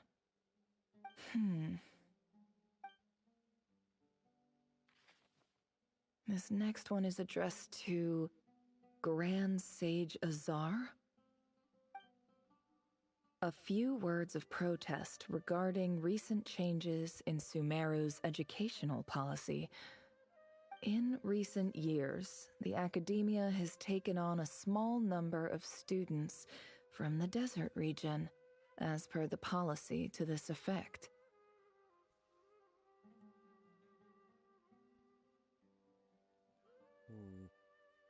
However, it appears to me that these students have not, in fact, been provided with educational opportunities that are, in any meaningful sense, equal to those enjoyed by their peers. That shit is wild, by the way. Like, even in real life, there's something similar to this, but I don't think it's in bad faith like this shit is. Obviously, it's just different for them. As well as receiving dumbed-down assignments and perfunctory tutoring, they do not even have full access to the Akasha system. That reminds me, actually, now that I think about it, damn, that actually, I shouldn't say anymore. I shouldn't say anymore. Education is the fundamental purpose of this institution, which should go without saying in a nation whose founding virtues are knowledge and wisdom. I ask you, is the lip service we pay to the policy of education for desert students truly the standard of pedagogy to which the academia aspires? Pedagogy, that's the first time I've heard that word. Wow.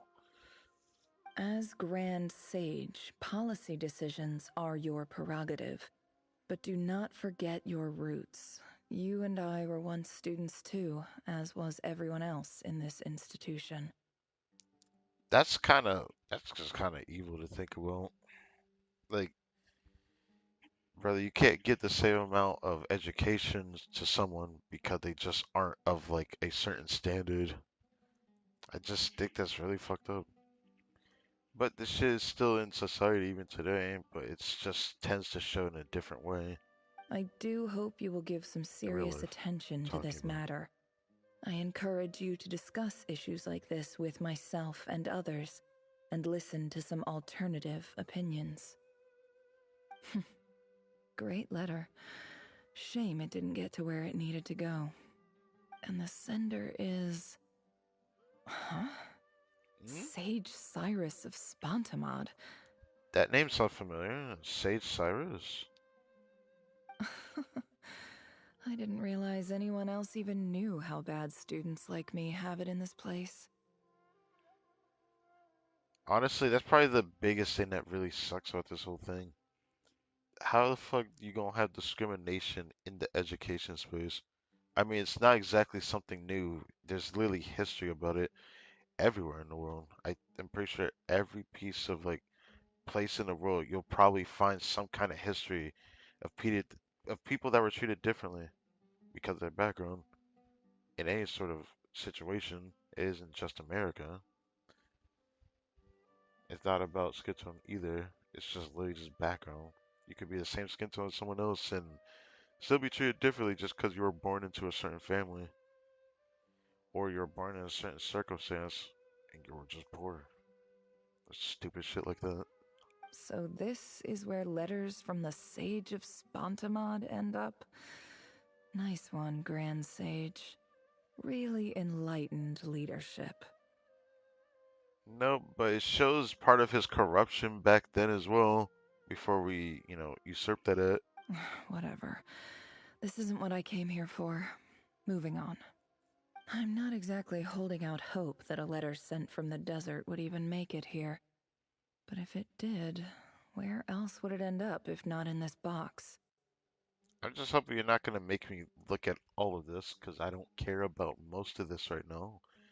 But knowing Nefer's situation holds to high regard why she's not in Sumeru anymore. I can't believe how much discarded mail there is. Must have been years since someone last went through it all. And this is just one box. The whole house of Dana is boxes on shelves. I don't believe for 1 second that any human being has sat down and read through all the documents in this place. Who has that much free time on their hands? Wait, could this be it?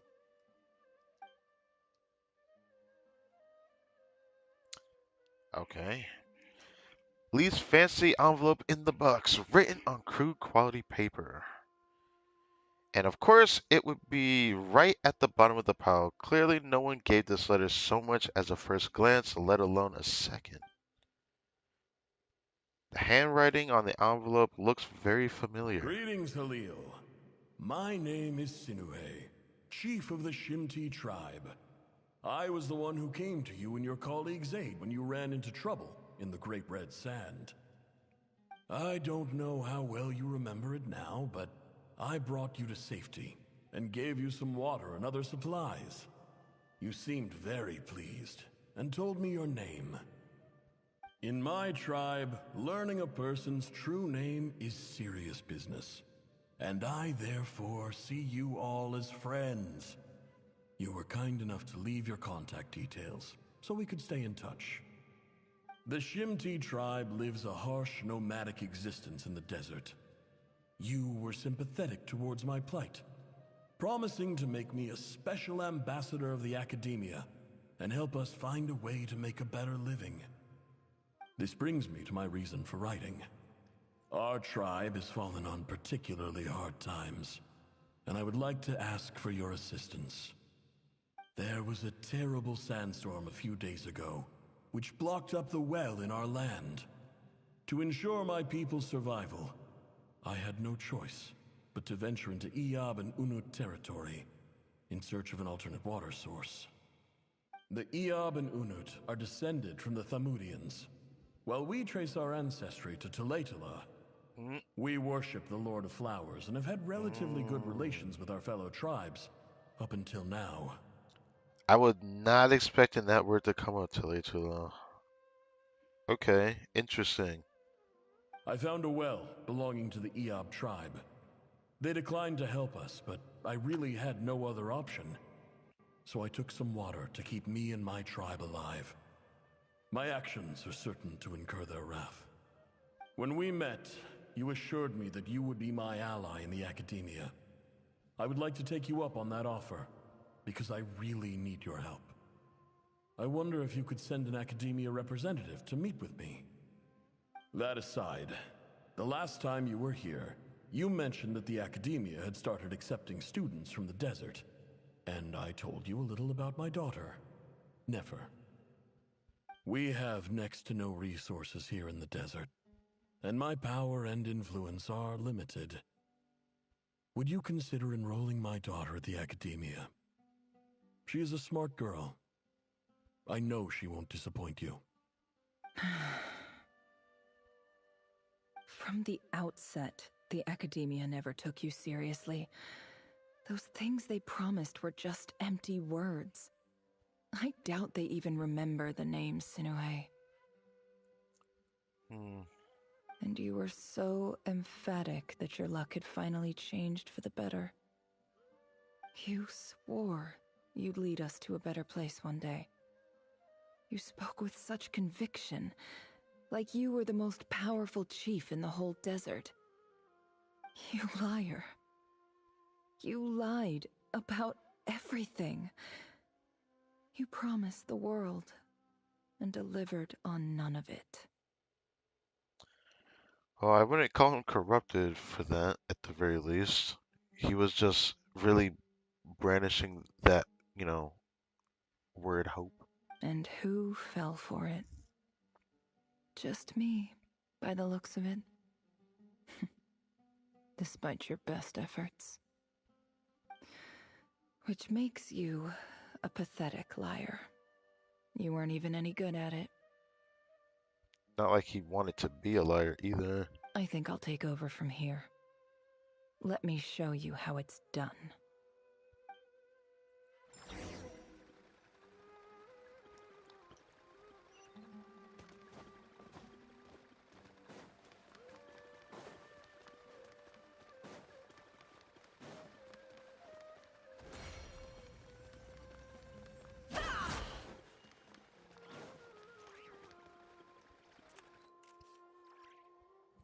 I just came to say goodbye. Thanks for everything you've done for me in my time here. Nefer? You packed your bags. Where are you going? I'm quitting. Something's come up in my hometown. Gonna head back and deal with it. Huh? But this was a hard-won opportunity for you. You know that better than I do. It was. But it doesn't matter. I have more important things to deal with, and they can't wait. Oh, and I didn't want to overfill my bags, so I left some incense on your desk. What's wrong? I thought you liked incense. Although, I did read somewhere in the House of Dana that it has hallucinogenic effects. Don't use it all at once, alright? Isn't this the stuff you brought from your hometown? You're just letting me have it? But you said it's a rare and valuable commodity. Yeah, about that. I lied. It's not rare at all. There's this bunch of ruins near my hometown that are practically overgrown with this plant. It's not worth much. Keep it. It's fine. That's yikes. But never. All right, that's all from me. You take care.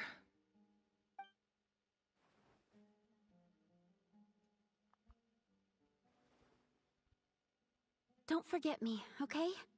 I mean, we're more than just classmates, right? We're friends. Well, surely friends don't get separate after some time passes.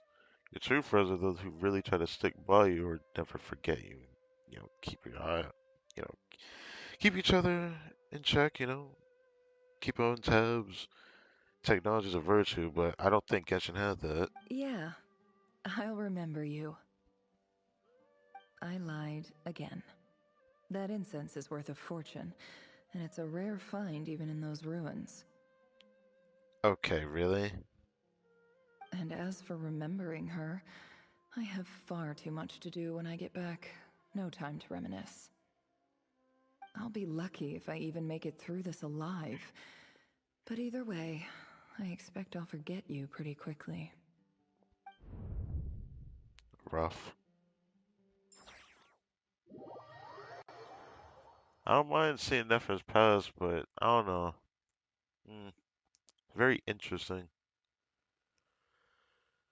I didn't think it was gonna bottleneck into this though. I don't know if I like that, but I like the storytelling of the first act, so I was curious about this.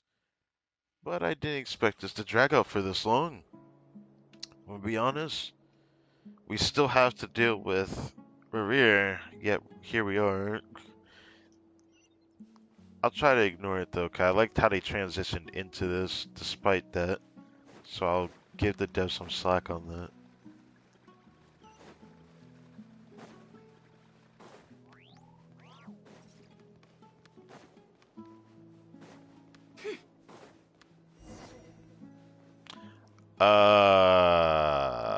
This looks familiar in the worst way possible. There's a location somewhere in the desert.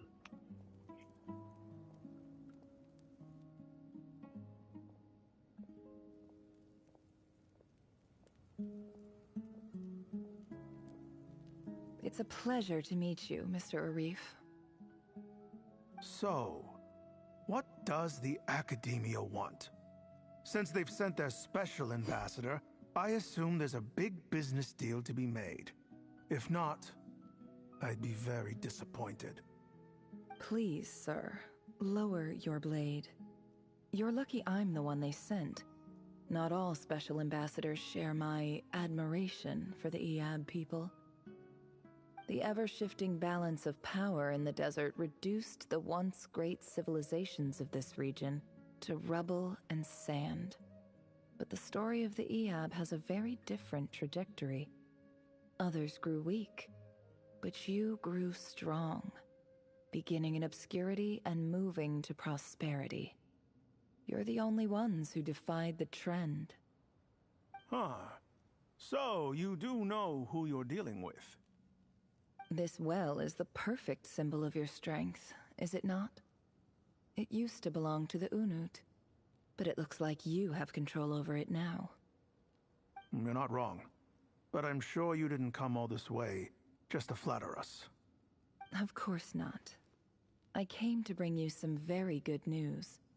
Some information that recently came to light, which might just be your ticket to freedom.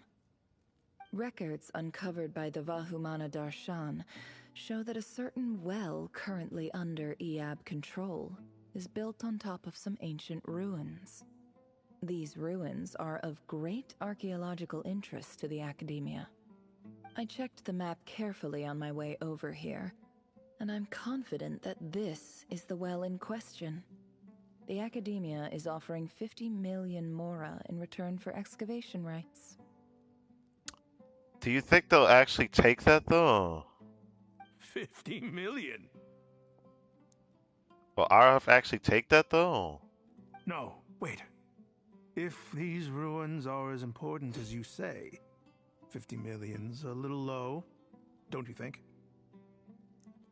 Oh, is 50 million a low number to you, brother? Don't get greedy, Eab. We know far more than you think.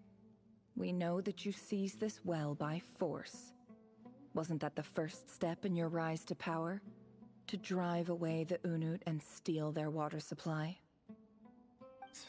So what if it was?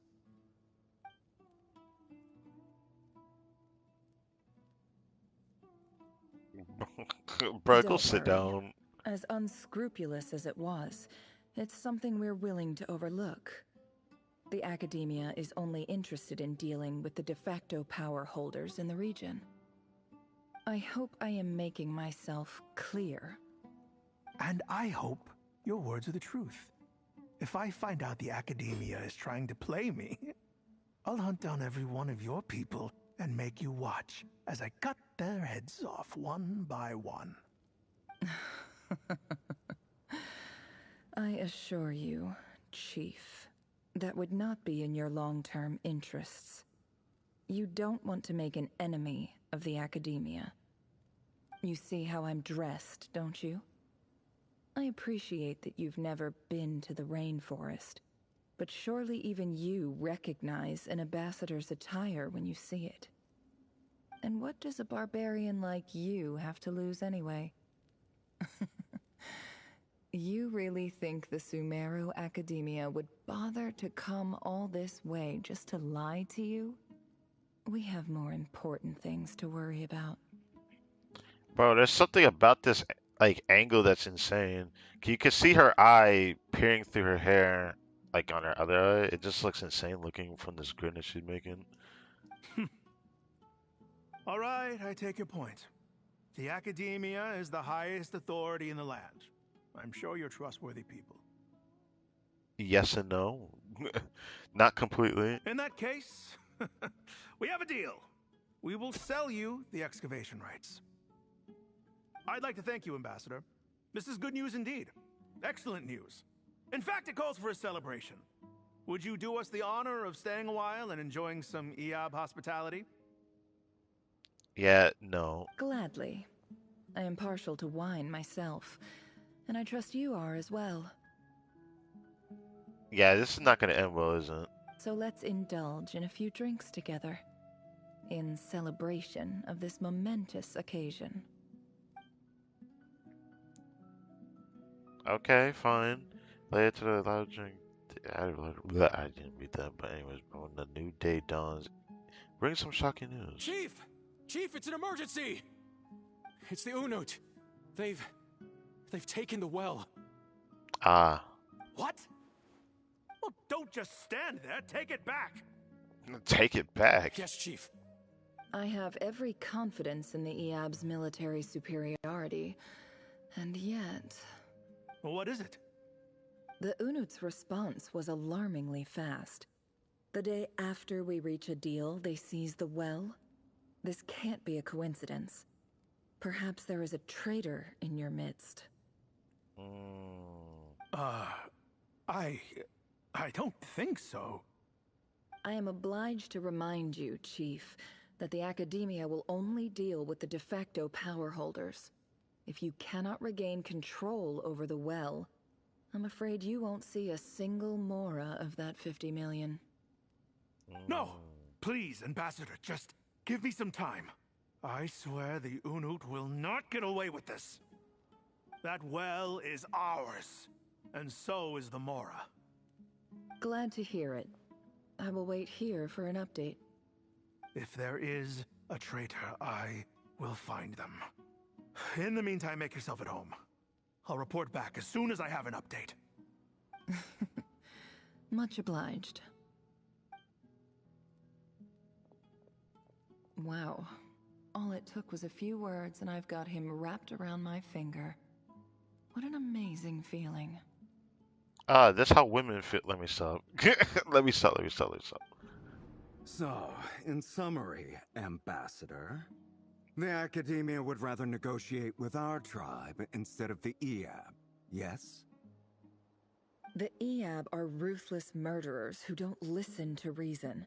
And now they have the gall to interfere in our research projects in the desert region. So let me ask you, Chief, if you were the Academia, what would you do? Kill them all, of course.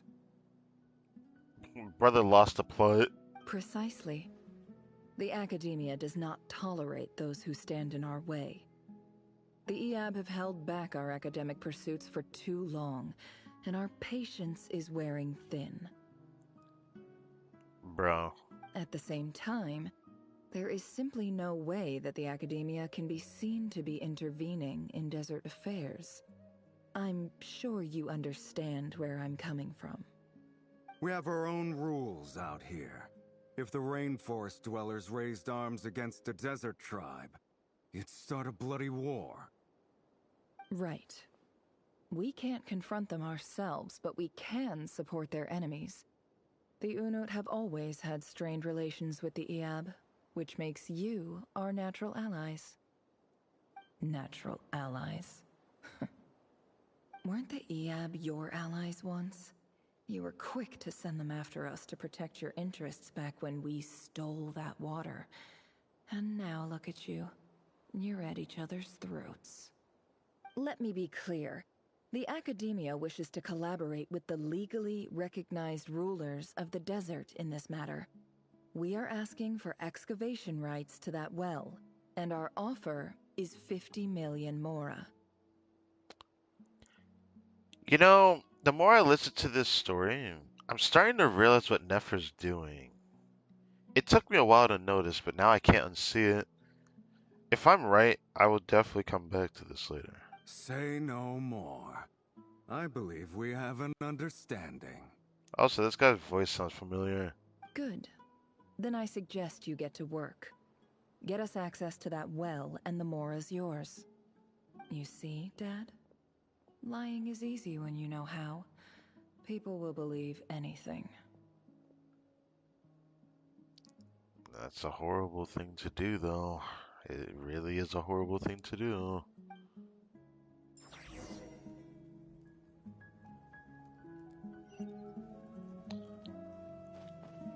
Because whether the smarter and more conniving the person is, the more believable and powerful the lie is. But at the same time, it does kind of give a glimpse of the type of humanity that they are. Could that mean they aren't as empathetic or apathetic even?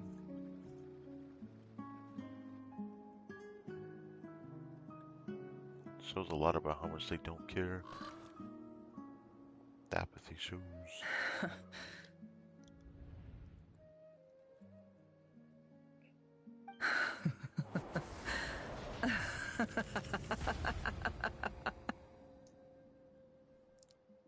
So let's come back to what I was talking about earlier, where I was like, if I'm right, I'm gonna talk about it.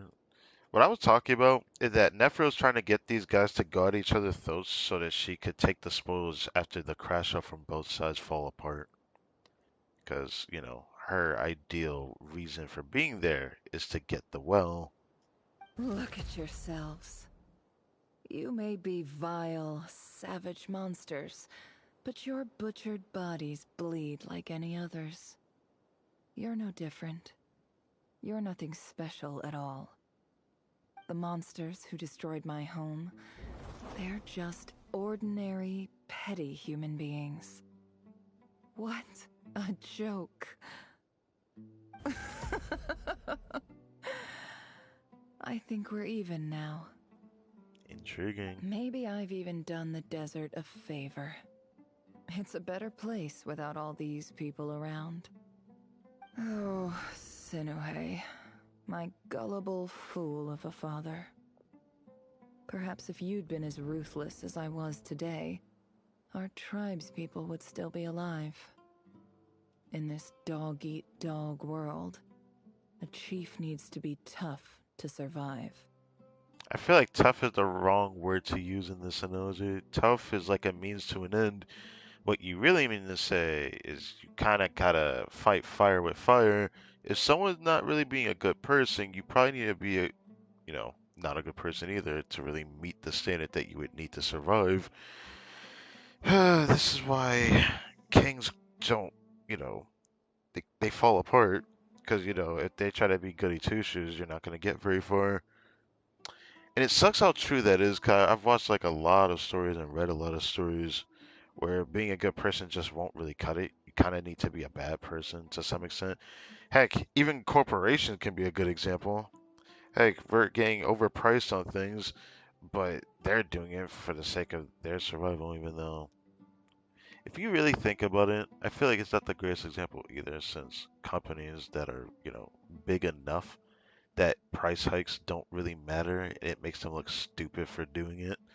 Those ones make me laugh, actually. But I shouldn't be talking about that because I keep hearing shit about Xbox, but that's beside the point. What I'm trying to get at is being a leader is not easy. That's just not for me, even. Because you got to make hard pressed decisions that would otherwise not be good in nature.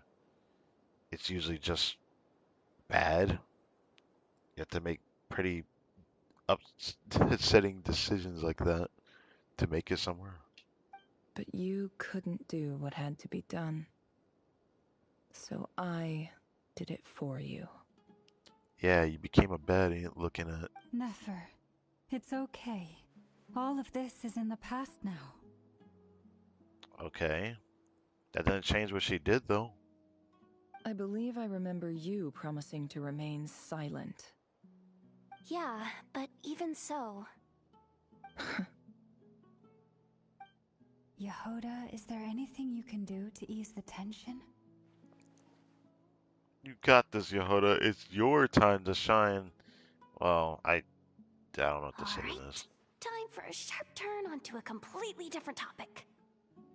So, anyway, that's enough of that. When are we getting out of this place? Good question. Feels like we've been walking forever. I'm getting pretty tired. Oh, Halma, you tired? Did you have to do that sound, voice actor? What the hell? Yes. If we can find somewhere to sit down, I could certainly do with a rest. It's not far now. There should be a temple just up ahead. Is this situation about to reach a conclusion? Yes. Really? A temple? That's where this story ends? Maybe it's not about the temple, it's about what we do at the temple. I guess that's how things go in the desert. I've been to a similar place with a friend from the desert before. Which one? Desert dwellers can never escape their destiny. Or so everyone says. I never wanted to believe it, but looking back now, I'm as desert as they come. I mean, you're not wrong, because most of the mindset of the desert dwellers are kind of like crooked in some ways, shrewd even. Even if they try to be a good person, they kind of can't be. I mean, the best place you'll find a good person, quote unquote, might be in Aru Village because, it's a community-driven place. Everyone helps out a lot of the time. You don't really have that in a place where it's just a chief that's trying to do everything for everyone. I mean, Aru Village has it nice, I'm not gonna lie. You mentioned a temple. What's waiting for us there? My biggest trade secret of all. Ah. Then I'm guessing it's where you got your power from. The power to peer into other people's minds. Can we really call it peering into people's minds? Her her power is so convoluted. It's like more unique than I give it credit for. It feels like it's more akin to something of time, even. I didn't know you were clued up on any other religions. I'm no expert in the history of Sumeru, but since you come from the desert, I would imagine it has something to do with King Deshret. Now that you mention that, I completely forgot about that because that story is so hard to remember. I feel like though the story when we first met Sethos, they talked about this because there were the seven pillars that served him, and it was part of like the people in those specific tribes of races of people. Gotta specify that. It was that, and I believe the second story was a Sino. Was there even a hint of that from that one? I don't remember. They are major figures in the desert belief system too. Sounds impressive. I have some friends with connections to this stuff, specifically Hermanubis. Oh right, yes, I know. Oh, I know who you mean. General Mahamatra Sino. The spirit of Hermanubis dwells within him. That's Boss Neff for ya. She knows everything. Sino's hardly a figure of obscurity, but I know about Sethos too. I bet you do in the Temple of Silence, yes. What about him? Is he a big deal or something? He's actually kind of important, actually. Well, he's not a small deal, let's put it that way. Are you sure know your stuff? Please, this is the bare bone basics. Save the flattery. Thanks for your patience, everyone. I'm sure it's been a lot to take in. With any luck, that's our exit just up ahead.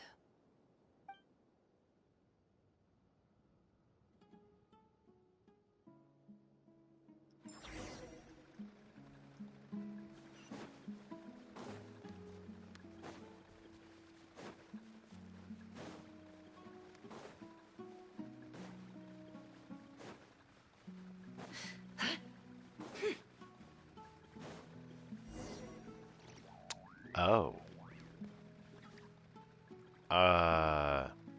This place does look familiar.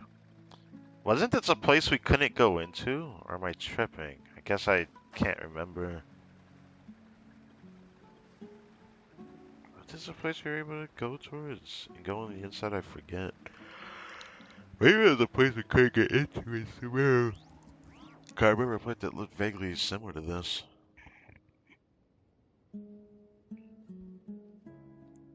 Like, I remember this was the area we had to fight someone in. Uh-oh. I'm totally out of my depth here. I don't have anything to add about any of this stuff. Like, look at that statue, for instance. I want to do the whole name-dropping, this girl knows her stuff thing too, but I've never seen anything like it before. Well, yeah, I'd never seen it in Sumeru, so maybe this is not even a location that I've seen in Sumeru when exploring. But to give credit where credit is due, that's definitely one of the, no, I can't remember the name of it, but it is very vividly from the Sethos, portion of the second story quest for Sino. Because there was a cutscene where it showed a guy who looked like this. And I can't even go check it, actually. It's a damn shame I can't show a recording through PC. Like, on my console like I could PC. Because I could just go out and check my videos because I know I still have it recorded. Yeah, this guy definitely is part of like the tribes that served King Deshret. A statue with the head of a bird. Looks like something out of the King Deshret's mausoleum. That's Thoth, the Ibis King, one of the That. 7 pillars of King Deshret. There we go. The legends say that he, the Crocodile King, and the Goat King were the 3 retainers of King Deshret. The Ibis King. Thoth. Funny name. Let's take a look.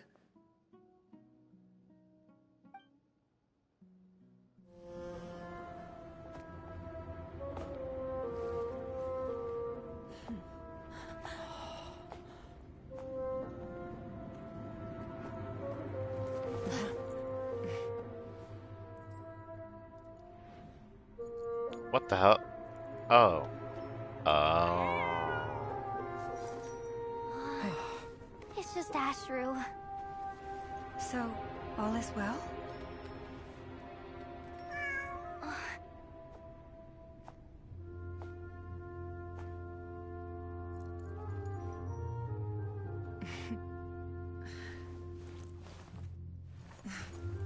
Typically speaking, at this point, the world disintegrates. Then we find ourselves back in the outside world. Besides, these are my memories. There's nothing to fear. You're sure? Of course. It's almost over. Oh.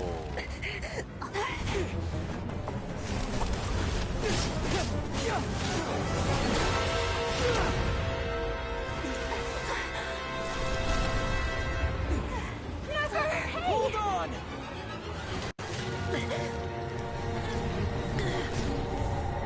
How is Ray here? Knowing too much is always a death sentence. Speak for yourself.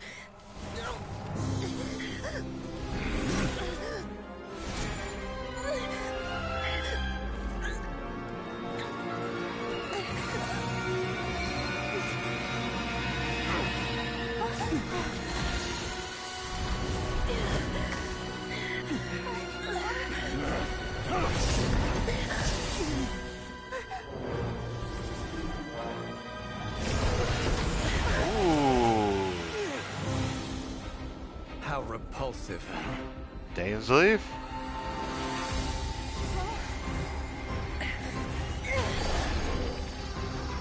Okay.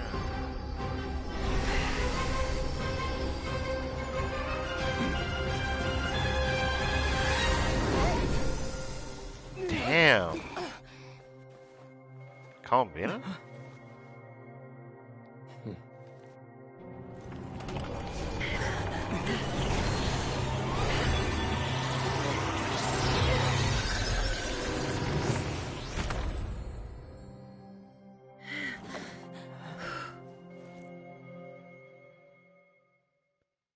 Holy moly.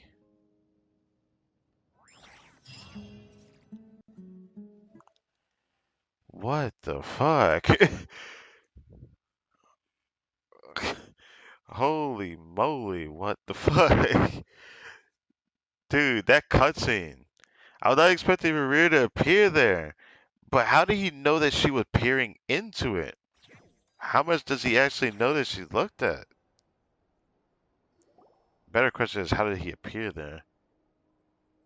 I don't think he had the Shade of Space's power. Didn't I? Y'all worked together. I certainly did. Yes, you certainly did. It's okay.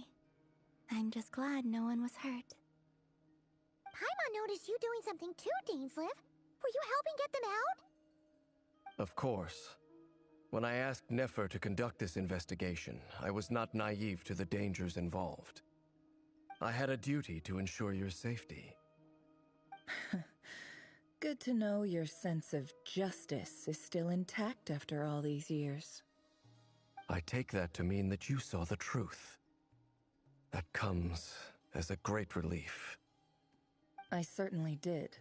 And thanks to your help, I also managed to trap Rerir inside the chess set. Whoa, really? How'd you manage that? Well, To be honest, I sensed that something was wrong long before we made it to the temple. By using this fragment to probe into Rerir's past, well, the monster formerly known as Rerir, it seems I alerted him. I was tracking him, then he caught on and started tracking me too. Can't say I'm surprised. How did that happen? But how did he track you through your thoughts alone? That shouldn't be possible. The thing that bothers me is like, what kind of power does he actually have to be able to do that? Rerir was a secret agent who reported directly to the Vinster King. He is an expert at finding a trail and hunting down his pursuers. I feel like that doesn't really explain anything though.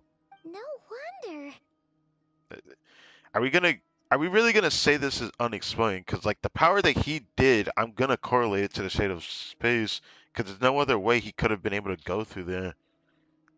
He infiltrated the chess set, read my thoughts, and built a new virtual chess set inside of it. That's why we weren't able to leave at first. Speaking of your chess set, it's quite a remarkable item. Would I be right in thinking you have some connection to King Deshret? You overestimate me. I only have a connection with one of his underlings, the Ibis King. You all saw how this came to be. A long time ago, the Eab massacred my tribe, the Shimti, in our home village. A few years later, I enrolled in the academia, where some new information came to light. The Unut and the Eab fought a bitter battle over the rights to a well, all for the sake of a non-existent 50 million mora. That you The told Eab him. ultimately won that confrontation, but their victory came at the cost of almost every warrior in the tribe. The final blow to the Eab came at the victory feast, when an Unut assassin beheaded their chief right before my eyes. The remaining Eab fled and have been scattered to the winds ever since. Having gotten my revenge, I returned to my hometown, where to my surprise, the nearby temple was still standing. There it was, seemingly immune to the relentless hostility of the desert, while my tribal home lay in ruins. As I stood there gazing at the temple, I noticed a cat just outside. This cat, as it turned out, was home to the spirit of the Ibis King. He led me to a gate deep inside the temple, and there he made a deal with me. This chess set is my gift from the Ibis King. The chessboard within is made to the same specifications as the one in the mausoleum of King Deshret, and represents his power of piercing analysis. With this chessboard in its container, I gained a certain ability to perceive hidden secrets. Now, you could conclude that the Ibis King simply wanted to give the people of this world the power to seek the truth, but I don't believe that's the full story. Every god plays favorites. Their hearts are as fickle as any human's, full of secrets, perversions, egotistical tendencies. But precious few gods are willing to admit this. I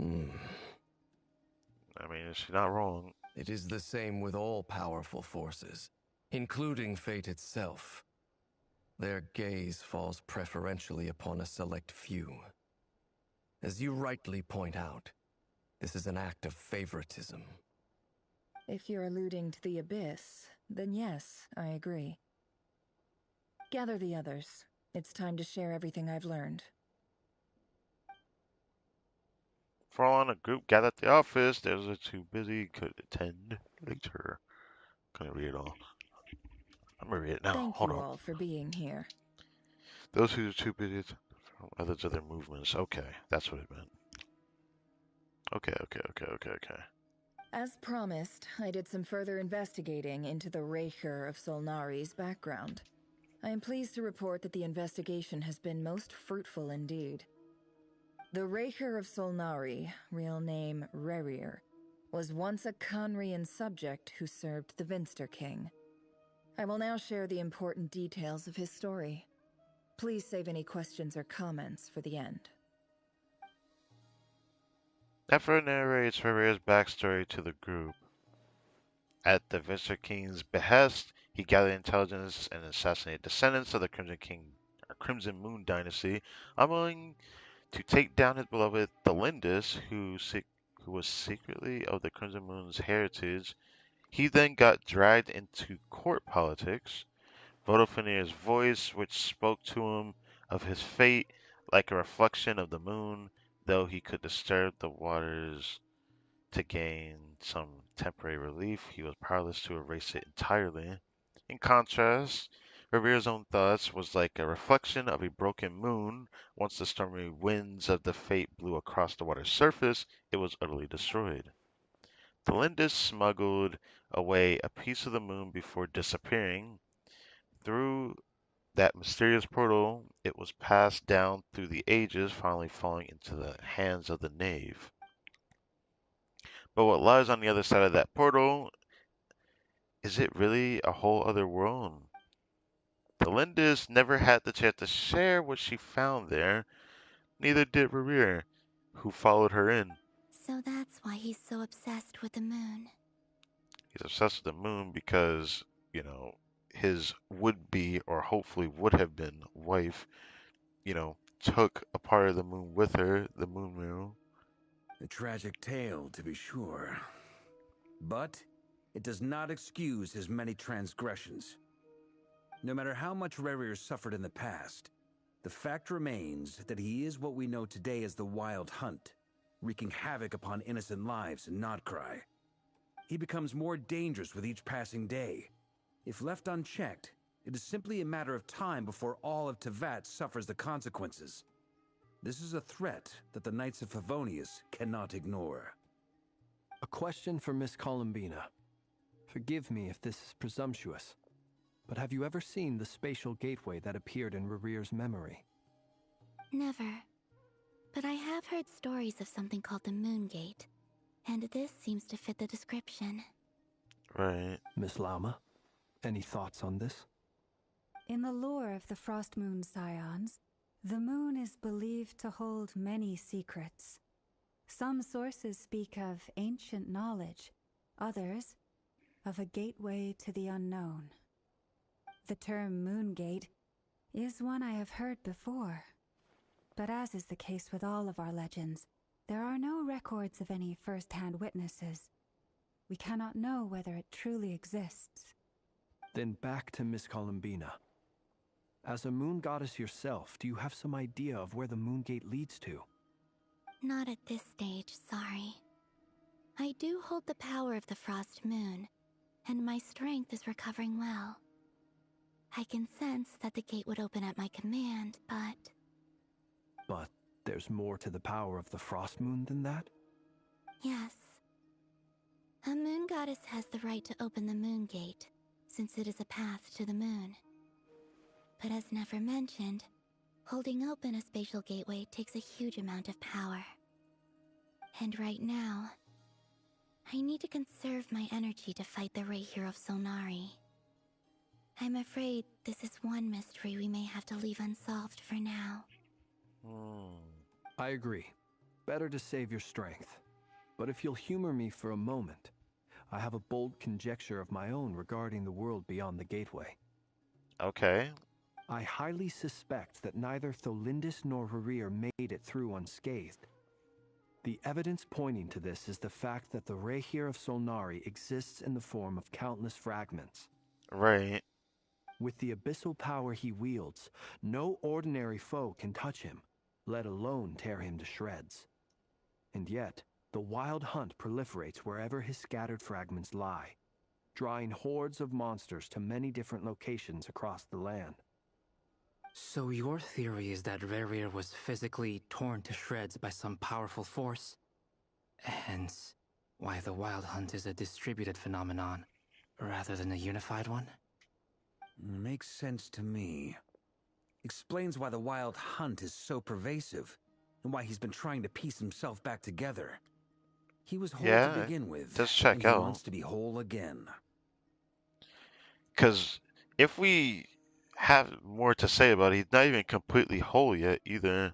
he has a more physical form than before, but I know he's not fully whole yet. Without the power of the Abyss on his side, he almost certainly would have perished the moment he was torn apart. But the Abyss, much like a curse, has kept him alive. I could not agree more. The power of the Abyss is most surely a curse. I mean, the proof is right there in front of you. I mean, Dainsif is right there. It is a compelling explanation, and one that accords with my present understanding of Abyss creatures. Whether the life form in question is primitive or advanced, if a curse has extended its lifespan unnaturally, it will continue to survive in spite of everything. This raises some interesting questions. I will run some experiments and see if there is any validity to my suspicions. That being said, regardless of whether my research bears fruit, I would like to thank Miss Nefer for conducting such a thorough investigation. Already, it has greatly enriched my understanding of the entity we face. My pleasure, Mr. Albedo. I too hope that the information I have shared today proves useful as we look to formulate the next stage of our plan. Hey! What is it, Dainsliv? You look really upset! I mean, he found out the roots of a former acquaintance of his. It's just... when I think of the man I once knew as Rerir, I struggle to understand why things had to turn out like this. He went crazy. I mean, there's no better way to explain it than that. He went crazy. Like, he went crazy. Is there even a better way to explain this? Like, his backstory, he was literally talking to himself in his head, yelling at himself, screaming at himself, asking for all this hope, assuming it was Vodafone. When he thought it was Vodafone, it was over, bro. The two of you used to be friends, didn't you?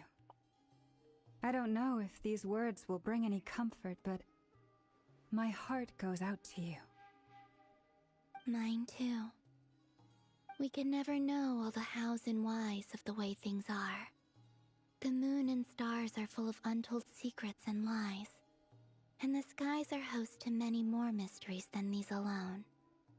Yet, none of that can begin to compare with the complexity of human life.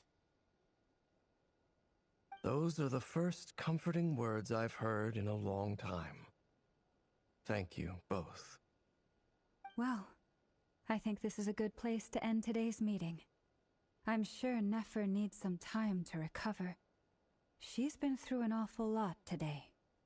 We experienced it with her. That's very thoughtful of you, Lama. Of course. Sounds good to me. Take some time to rest and digest before we reconvene to nail down a plan.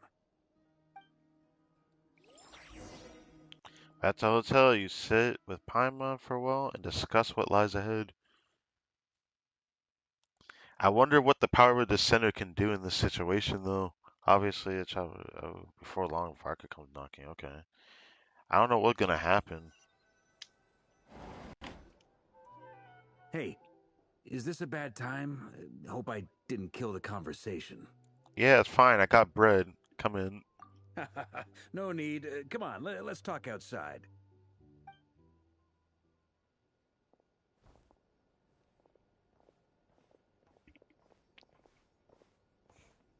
Anyway, Nefer went back to the curatorium to get some rest. But before she left, she shared some things with me that I thought you should be aware of.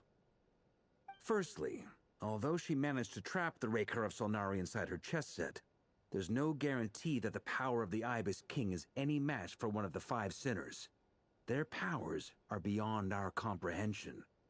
I mean, of course, we know that. It's only a matter of time before he finds a way to break out. We have to come up with a plan and take care of him before that happens. Okay. Honestly, Paimon figured that might be the case. So, how long have we got? Well, I asked her that same question. She talked for a long time, but for the most part, it seemed like she was trying to convince me how precious her chess set is. What a long and storied history it has. Oh, because she knows it's gonna break when he gets out of it, right? It felt like some kind of sales pitch, you know? The kind where you end up handing over Mora against your will? Anyway, after all that, she finally answered the question. 2 days, at most. Oh, we only have 2 days till he breaks free. 2 days? Holy moly! Can we even recruit enough help in that time? Do I need to make a call to Natlin? That remains to be seen. Which brings me to the second issue. Dainsleif is obviously conflicted about this whole thing. But given how little time we have, there's no way we can pull this off without his help. You have some history with him, right? Do you think maybe you could talk to him for us? Oh, we can certainly try. Great. I appreciate it. All right, on to item 3. So, Albedo, Durin, and I put our heads together and came up with a plan. Can't promise it's gonna work yet, but at least it's a start. We figured we'd bounce the idea off you first. We'll explore it further once everyone's recovered. Okay. Oh, Paimon's dying to hear this. All right, so here's what we're thinking. At Hutch Voice, Varka lays out the current plan. It's a shocking plan, but nothing can phase the greatest traveler and the truest travel guide in all of Teyvat. What the fuck is this black text?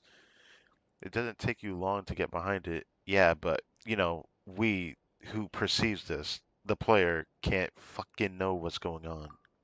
We felt a little uneasy about roping you into this. I mean, firstly, you're not locals, and secondly, none of us are your boss. You're well within your rights to refuse if you so choose. What's the point in saying this now? We're too deep into this shit. Roping us in? Why would you even say that? We know the stakes here. It's all of us against the Rayher of Solnari, or none of us stand a chance. I choose my words very intentionally, I'll have you know. I like to think there's an art to striking a down-to-earth tone even when the stakes are through the roof. Varka, I bet you're the only guy to say that shit because you're a Giga Chad. Sir Varka, I have a few thoughts about this plan. Okay. I'm all ears. I think we can be more flexible with how the roles are allocated. In my view, the most sensible lineup would be like this. Okay. We won't know until it happens, I see your point, yeah. But if that's how we're going to approach this, you'd better make sure you're ready. To be clear, I don't doubt your abilities. Far from it. I just want to make sure. Are you really willing to take all this on? I want to do everything within my power. The Rayher of Solnari is a truly fearsome opponent, and if I do my part, it'll greatly reduce the risk for everyone else involved. Well, that tracks with what I've heard. Jean's mentioned in her letters that you're so diligent it's almost abnormal. As in, most people weigh up the risks and rewards in situations like this. But you seem to just march towards danger without a moment's hesitation.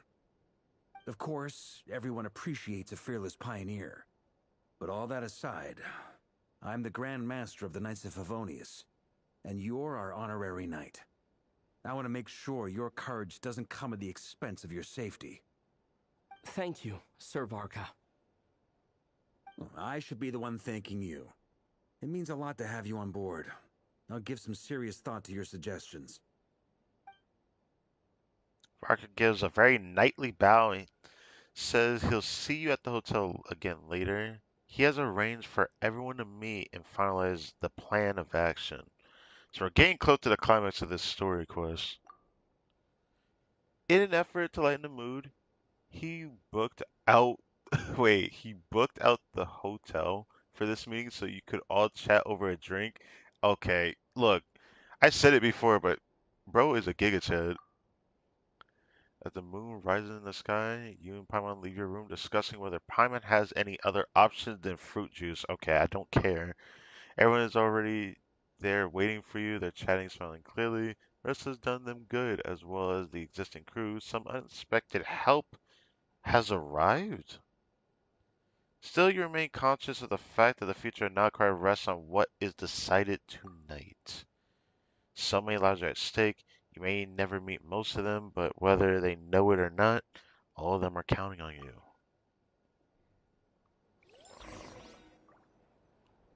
This sounds very interesting.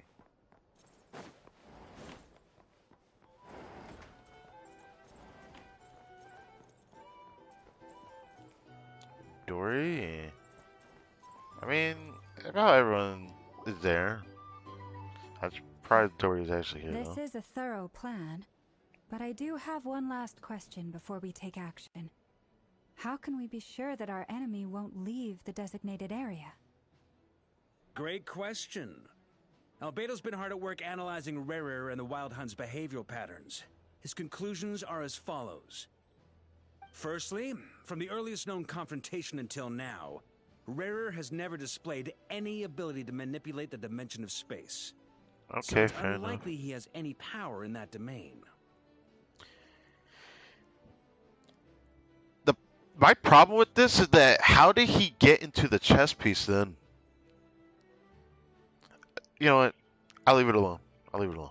Secondly, he seems to have a particularly strong vendetta against our group. If we put him in a fight-or-flight situation, he'll choose to fight every time. I mean, he doesn't have a choice, though.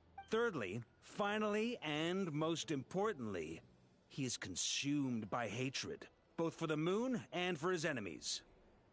Turns out, we tick both of those boxes. We have a reincarnated moon in our ranks, and a spy who accessed his private memories without permission. He'll be baying for blood, not looking to escape. As someone who's had their fair share of interactions with the Wild Hunt, those all seem like valid observations to me.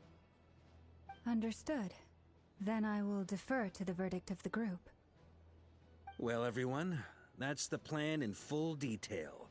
Albedo and Durin are carrying out their part as we speak. Plan approved. Scheduling. Okay, any firepower you need, I got you covered. Let's light this baby up. What baby are we lighting? The Frost Moon Scions are behind you as well. And the rest of you?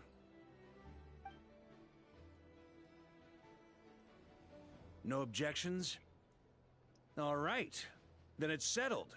This is the plan we're going with. Next up, an old tradition of mine. Anyone who wants to back out, now's your chance. I do have a question. What the heck is Dory doing here? Wait, we can still back out of this? Yeah, no. Everyone says things they regret, right?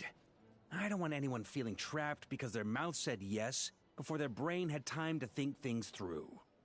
A very people-first approach. I hear that's common practice in the Knights of Favonius. Well, people are pretty buddy-buddy in Mondstadt. Who'd you hear it from? D-Luke? Elna. We don't use people's real names at work. This contact will be known only as Owl, please and thank you. Well, you pretty much confirmed that. Now that makes me curious. When the heck did D-Luke, of all people, went out of his way to go to see someone like Nefer? This plan can only work if everyone does their part. Flint's and I will absolutely support it. We shall indeed. You'll be glad you accepted our help. Also, you are the last person I expected to see here, Miss Dory. Why the heck is it Flynn's having to point this out? It's not often I get called Dory in a work context. My peers usually call me Lord Sangama Bay. Yeah, no, this feels wrong. So, the longer your name, the higher your net worth. Is that the idea here? I just thought about the meme about that, I don't know if he's Jamaican or not, I forgot. But let's be honest here. I'm not going to even try to say his name. But you know what I'm talking about. In that case, Mr. Flint's here must be worth a fortune. That's right, I know your full name. It's... The walls are thin here. I'd appreciate you keeping that a secret. Okay, fine. I'm actually only here as a favor for someone else. Do you have any idea how much it would cost to hire me otherwise? Oh, does this mean someone out there actually has the power to boss Dory around? It was Nefer, wasn't it? It most certainly does not. We have a long-standing and mutually beneficial business partnership. She's actually the mom of a friend of yours. Wait, what? said Mom supplied me with a great little trinket, but now that lady's ruined everything. If I don't start building a little goodwill now, my whole business in KRAI is gonna go down the drain. Friend of someone's mother. Is she just mentioning Alice indirectly? I think she means Alice, isn't she? Okay. So what exactly is so special about this pendant? It's a lucky charm that a great mage made for me. We have a business relationship, and she was worried that something bad might happen to me. So, she wanted me to have something that can store power to protect myself with. I finally got it all fully charged up with Kuvaki, and then never went and used it all up at once! Never lost so big in my life! Hey, it saved her though. You're right. It was all my fault. I didn't mean to drain all the Kuvaki in the pendant, but I'll make it up to you. You will? Well, in that case, how about you give me your chess set, and we call it even? You tripping. I knew you'd say that. Well, it's yours if you want it. In fact, take it now, and I'll even throw in a free Raker of Solnari. Deal? You're putting me in a difficult position here. I mean, it's your fault for asking for it, no. It's a very useful thing to have around, but I have a funny feeling it won't be around much longer. I guess we'll see in a couple of days. Because if he breaks out of that thing, he's gonna break it. There's no way he isn't gonna break it. Looks like bankruptcy for me. Yeah, she called it bankruptcy. No, she'll be fine. Hey, don't be so pessimistic. See this through and you never know. You might find a new business opportunity on the other side. How? Then action play in place, everyone chats among themselves and then go their separate ways. You'll probably want to decide to check on each stage? Wait. Let's everybody to get started on their work. Okay, let's go back into the stream. No. Oh, come on. There we go. Decide to check in and see how each stage of the preparations are going. Are we just gonna go see Albedo? Okay. Okay. Yeah, I didn't expect the stream to be this long, but you know, it happens.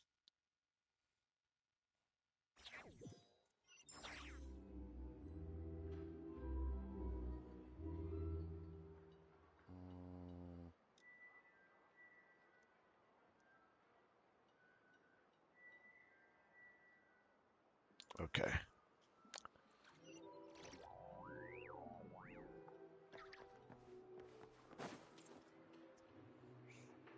Can't tell you how interesting this would have been if Skirt got involved, but I doubt she would lend her hand. Feeling ready? But I feel like Rahira Solnari would have been an interesting thought for her to test her strength. Oh, I was born ready. We only have 2 days. You think Lord Sangamabe would let an opportunity like this slip by? Don't forget, when something's in high demand, the people with the goods on hand get to charge the highest price of all. Even higher than the sellers taking advance orders. Ta-da! See? It's right here! Wait, what?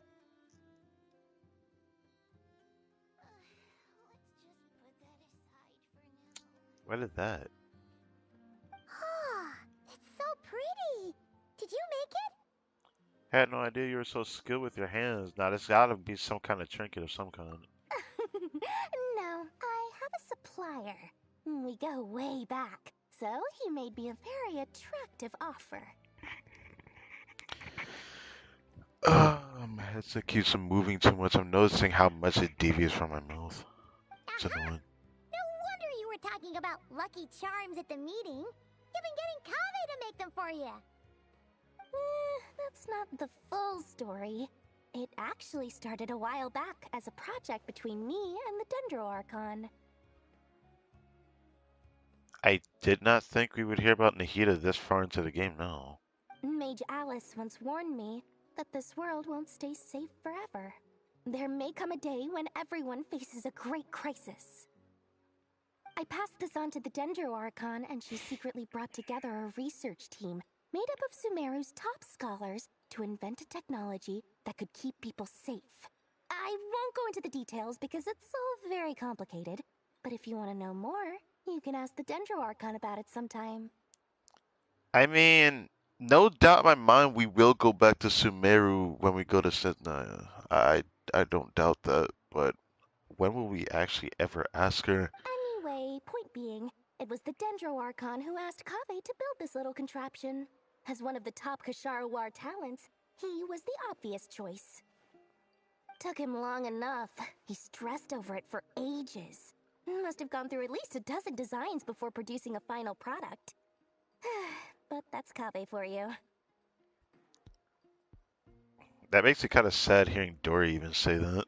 Marak delivered it to me a couple of days ago, along with a letter from Kaveh. Could I ask why I'm sending this technology to you?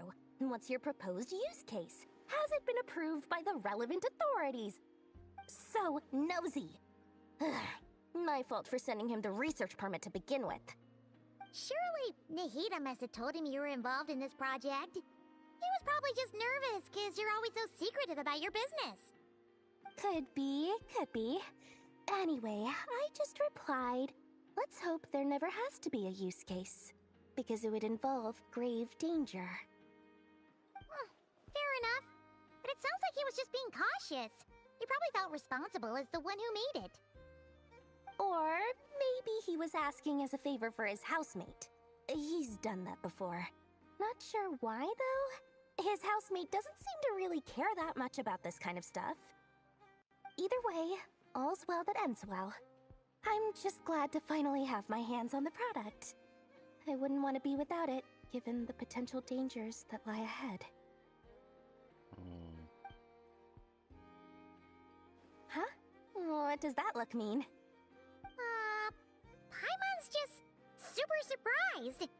This must be the first time we've ever seen you actually get serious about something. Now that you say that, I think that's true. I can't wait to hear this in Japanese on my second account. Not the Lord Sakuma Bay we're used to. Well, a long time ago, I made a promise to myself. I promised that I was gonna live every day of my life with a big beaming smile. Obviously, Mora plays a big part in that. But there are always gonna be times in life when you have to give something back. That could mean paying back a debt, returning a favor, or showing some kindness. Alice has been a huge help to me over the years. She was the first investor I ever had. And I want my investors to know that Lord Sangama Bay is the best in the business. And more than that, no one knows what the future will bring. Whatever happens, I want to make sure the Dendro Archon and all of Sumeru is prepared to face whatever comes. It makes me very curious. Makes me very curious. Because the note dropped my mind that if we don't even tell Nahida, she might end up telling us about something like this in the future. Oh, that? I was just making sure Nefer and I are square. Oh, so that was like what she meant, what she had talked about earlier. Don't be thinking it was some sort of benevolent act. I'm no saint, so don't treat me like something I'm not. My priority is doing the business that I want to do, so long as my conscience lets me, but it usually does. That's the Lord Sangama Bay business model. Alright, if you say so. I do say so, and that's the whole point. I do say so. I'm a businesswoman. Don't go trying to figure out what kind of person I am. You'll exhaust yourself. Much easier for everyone involved if you just take my word for it. Well, I hate to break it to you, but, you know, since we're human, you're never going to have your way like that. You're going to have someone continuously ask themselves if they're curious enough about you. It's just not going to end pretty. Oh, and could you two help me get this stuff where it needs to be? Thanks so much. You're my favorite assistants.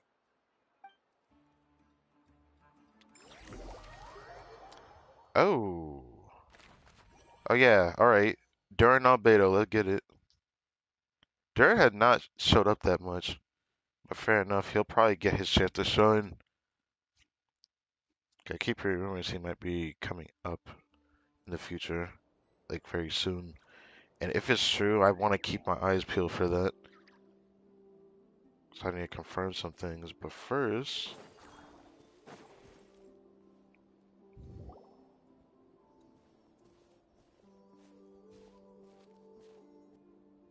Traveler, Paimon, it's good to see you. Everything going smoothly over here? yes.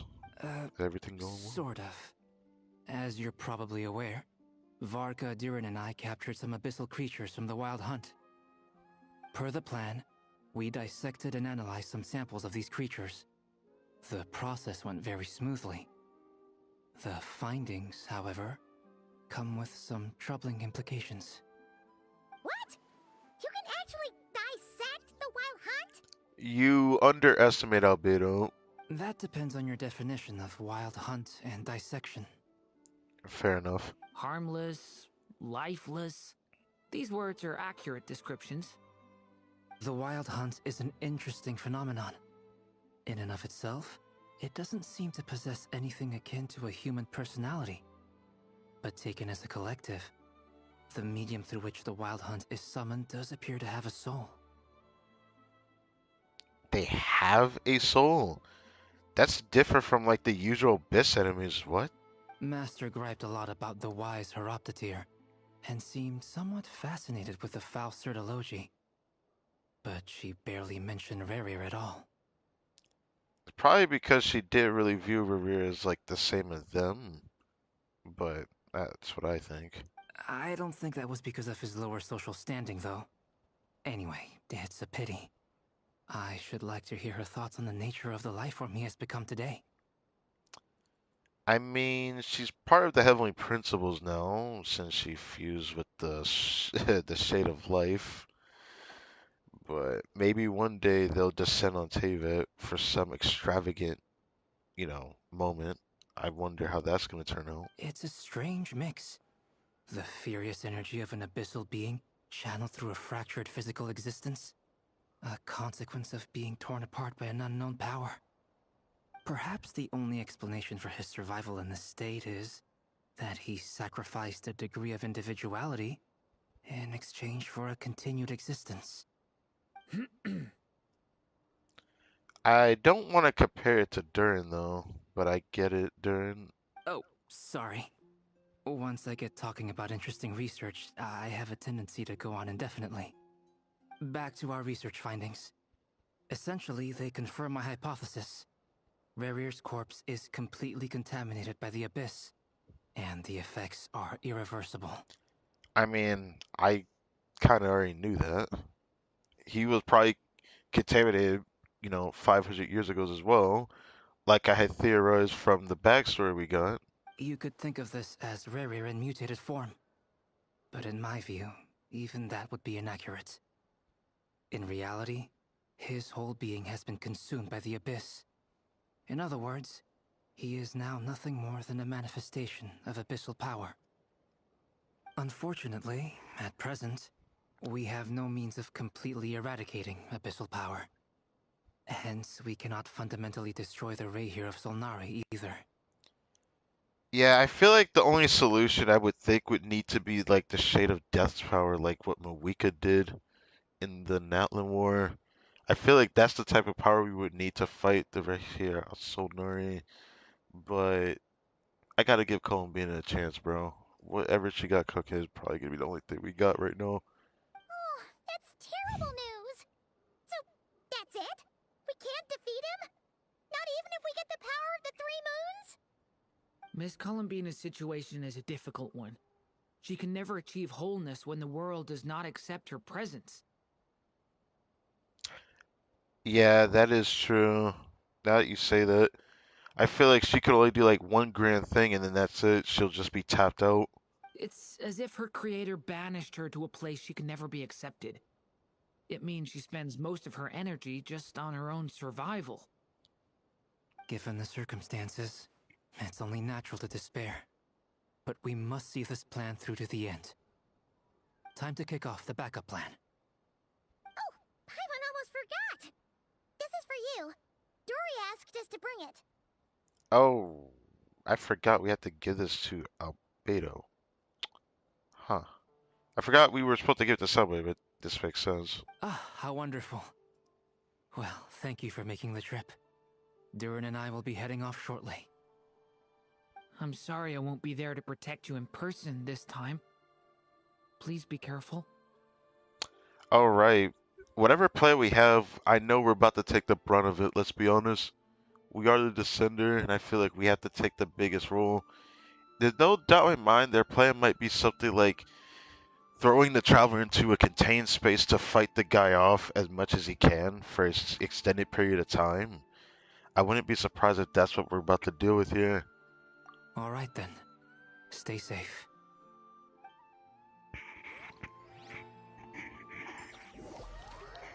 Next location, Varka and Llama. Okay. Okay.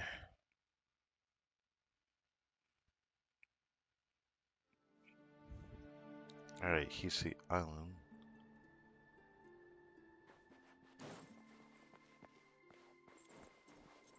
Ooh, what about to happen here? I think Varka would be over here, though. Miss Lauma, is everyone here? Yes. The fate of my flock is in your hands, Grandmaster Varka. Please keep them safe. My lady, what are you saying? You didn't tell them? Within the next 24 hours, we will face the biggest crisis the world has ever seen. This is not a burden that we deserve to bear, but I believe that we reap what we sow in this life. So I intend to act. I must do what I think is right. For me, that means fighting for the future of KRAI. This gentleman is the Grand Master of the Knights of Favonius, Varka, Knight of Boreas. In my absence, please follow his lead. Ayo. Hey, everyone. Bruh.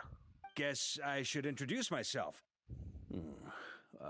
Well, to start with, I know my way around a battlefield. Bro. Biggest strengths are honesty and hard workingness. Anyway, point is, I don't intend to let Lauma down. I'm gonna do everything in my power to keep every last one of you safe and sound.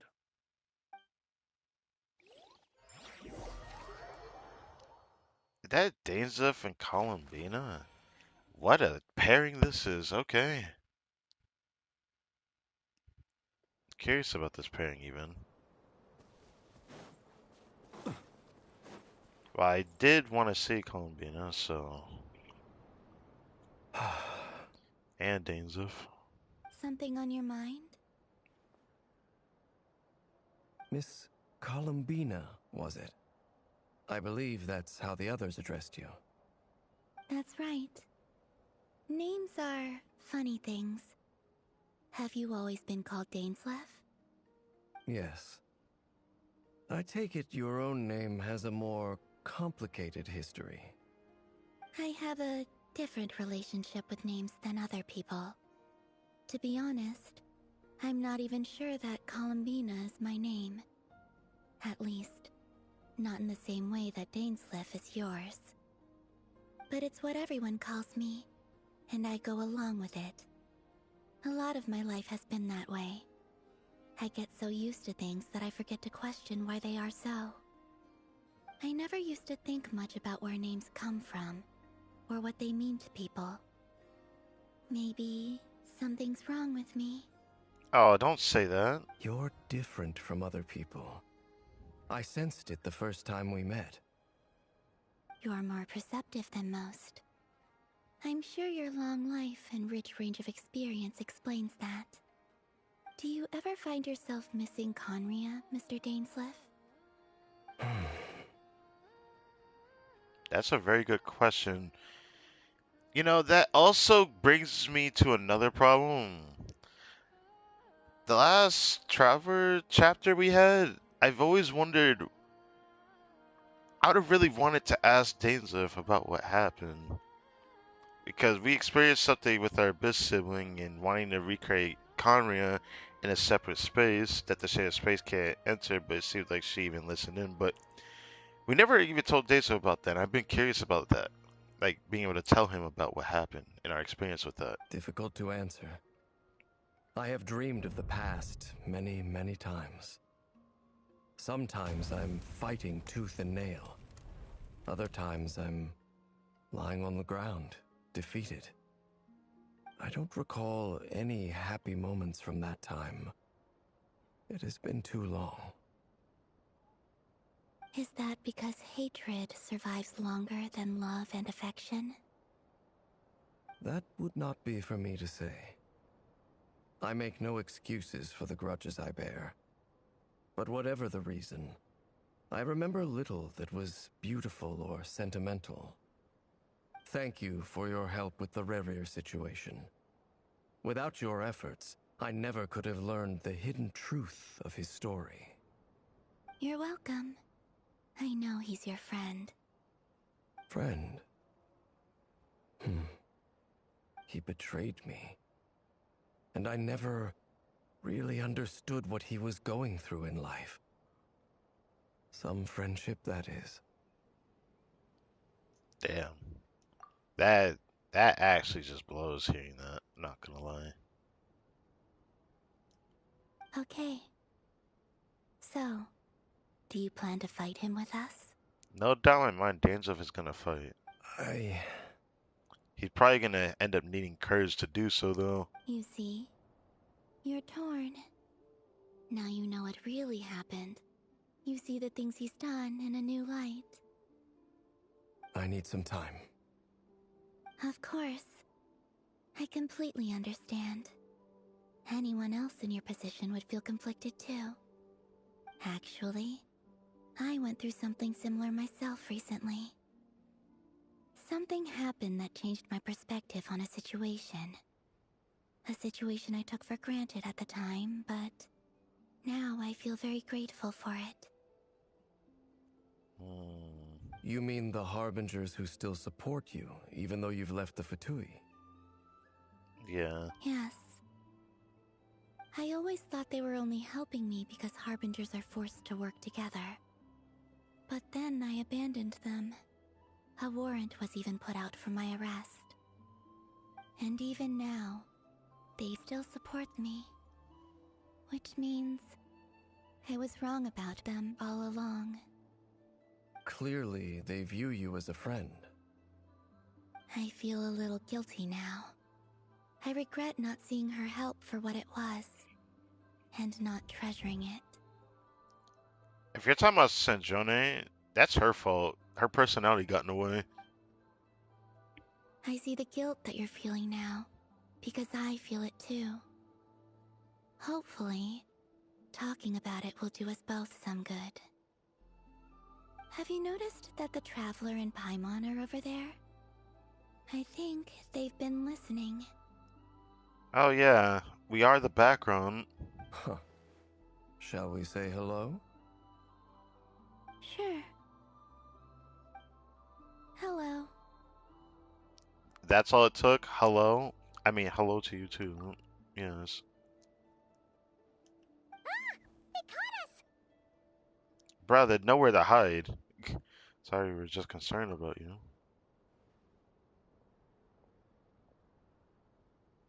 I apologize for making you worry. No doubt you wish to know where I stand on the plan to take down the Recher of Solnari. I'm afraid I need a little time, but I will seriously consider joining you. You will? Oh, thank you so much! Everyone will be so grateful to hear that! They needn't be. This was something that I was going to have to face up to eventually. Yeah, 'cause he's on his list. I guess he didn't really talk about. I mean, yeah, no, he did mention him. No, he definitely did mention him in the past. the people he has to take down on his list. This is one of them, so. That doesn't matter to them. They're grateful to you regardless. You can't control their gratitude, so just accept it. And then, have a think about whether you're willing to join us.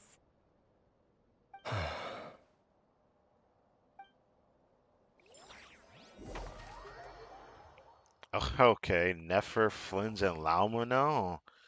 We're all in Hesielen. Okay. It's nearly showtime!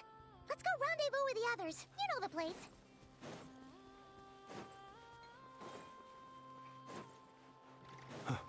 The place where Columbina got assaulted, bro? I don't even remember that cutscene, bro.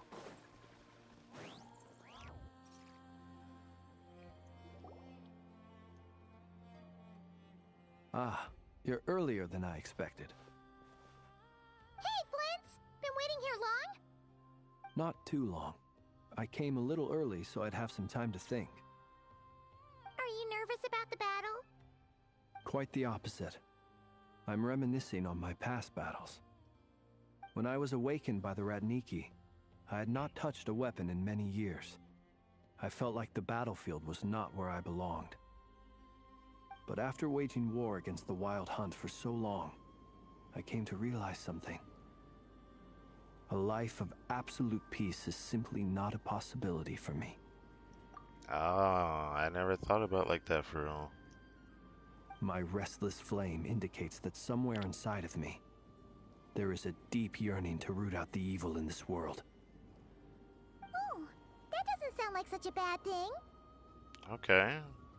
Well, fair enough. In the past, when I was a Fae whose primary concern was hibernation, it was hardly ideal. But it certainly serves me well here in the present. And I am delighted to be able to join forces with you in this endeavor. Looks like I'm not the first to arrive. Ah, Miss Lauma. Did you sleep okay last night? I struggled to settle down at first, because of the nerves. But don't worry. I got enough sleep in the end. I'll be just fine. Thanks for everything. Please, I'm just doing my part. Never! Over here! The goods have been delivered and the backup plan is underway. Aino asked me to relay a message. She said Anefa will be on high alert and keep a close watch over all secondary districts where defense is required, providing support as necessary. Meanwhile, Aino herself will provide range support to us directly, using her latest invention. Had a feeling she created something. Excellent. My thanks to all involved. The chess set's looking a little unstable. Well, I guess it's almost game time. It won't hold him much longer. We should be prepared to engage at a moment's notice. No sense sitting around waiting. Let's make the first move while we still have the option. I agree. Paimon, find a safe hiding place. Got it! Be careful, Traveler! I will.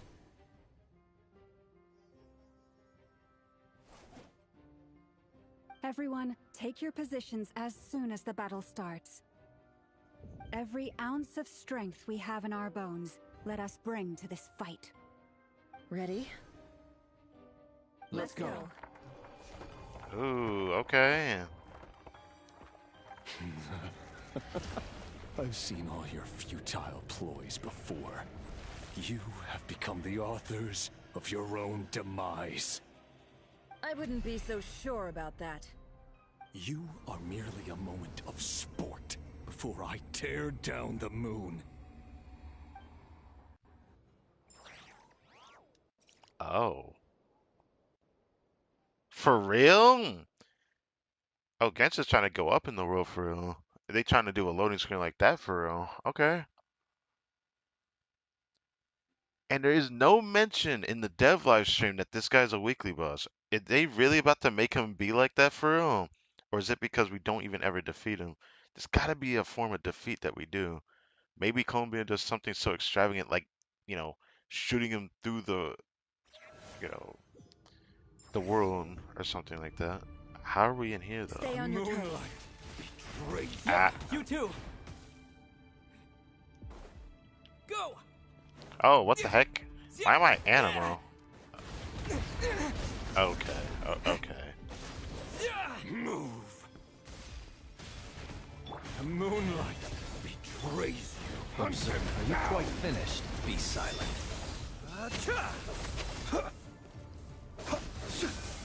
Close your eyes.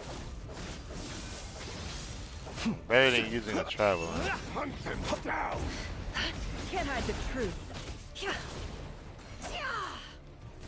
No more lies. Why am I? Oh wait, what the heck? Now Ino's here. Help you guys. Okay. Futile.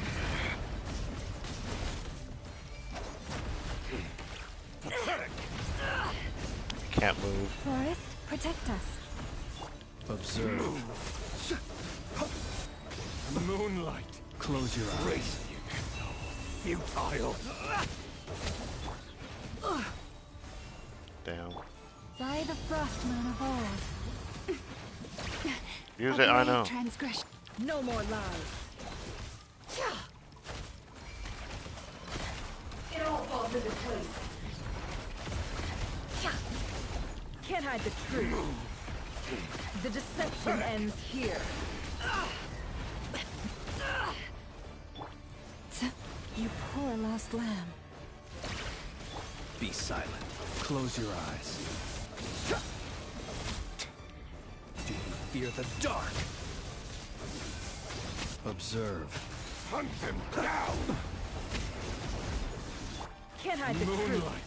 It all falls into place. It began with the moon.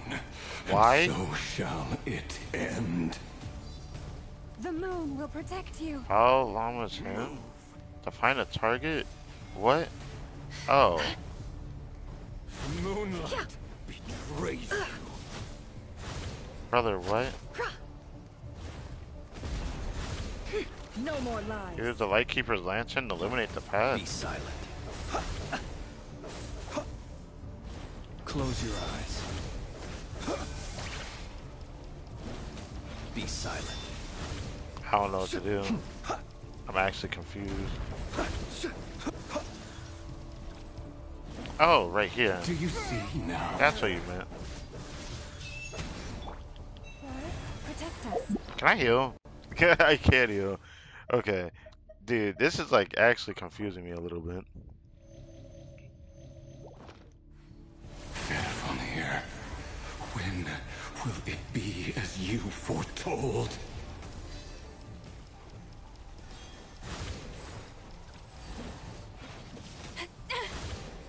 You poor lost lamb.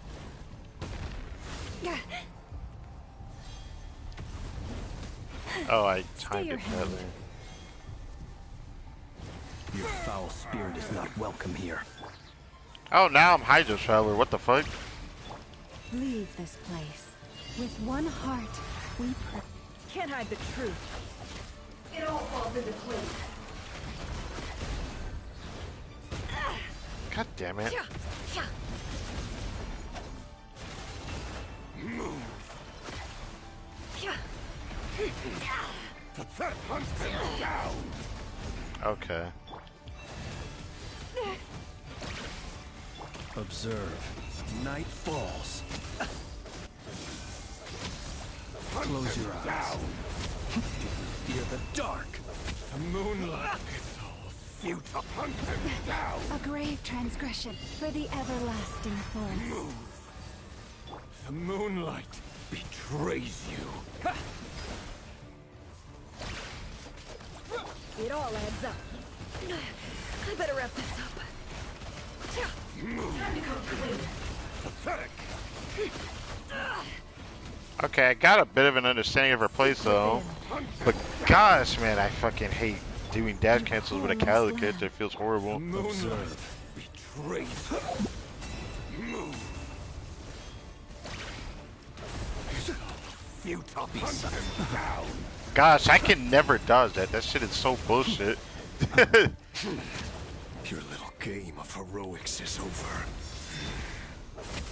Who wants to go first?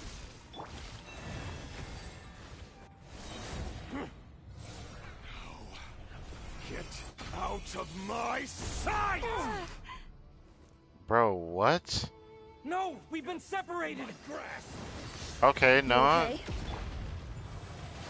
Never. Where are the others?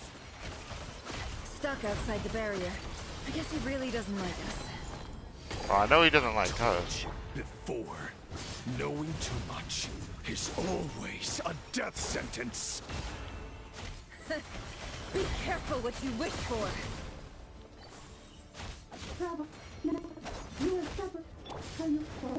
Lama! Can you hear me? Hold on, where? Silence. The voices are gone. But at least I know they're still there. I need to focus. Stick to the plan. Remember my most important task. Just keep stalling him. If I can stall him for long enough, the moment will come. I've got this! What do I do? I have to wait out? Water jet! So it is because of the shield's ship. broken. I can't keep this up. Don't push your luck. How much power will it take?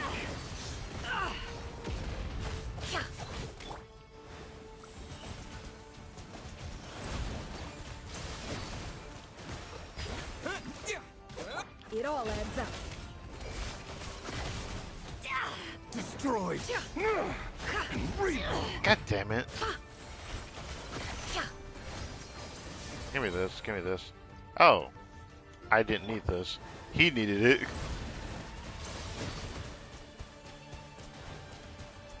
Go!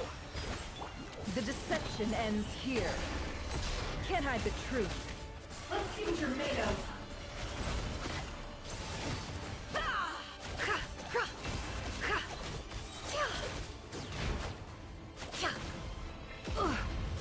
The mystery unravels. Wipe out! No more lies. Again? Urkuzaki 3 times. There's no other way.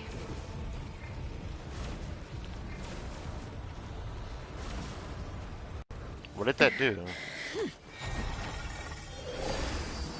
Oh. Well, yeah, that didn't work.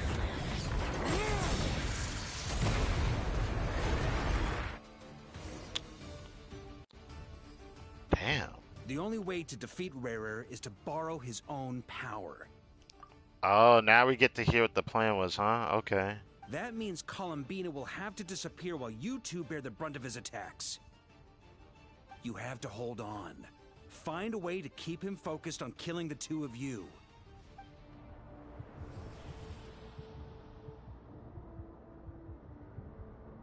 Nefer, your eyes are bleeding. Soon you will be powerless to resist. And then, I will reduce you to dust. But that dust will plague your memories. Come on.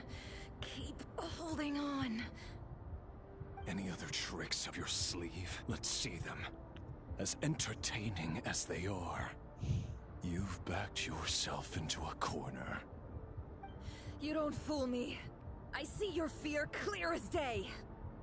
I have to stoke his rage. Make him unleash everything. You fear what you could never defeat. You fear the thought of never being able to save your beloved. You cannot win the fight against fate, Rarir. Is that what you think? Well, now it's your turn to feel afraid!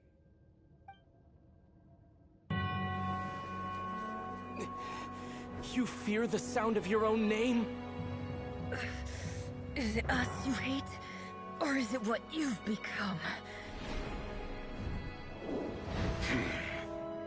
Let's see what becomes of you!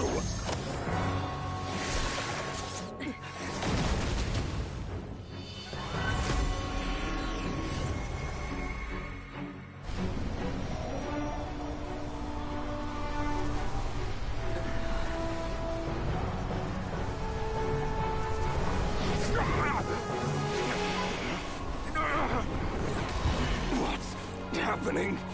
Is the traveler absorbing his power? I've seen it Oh, before. it's albedo. Okay.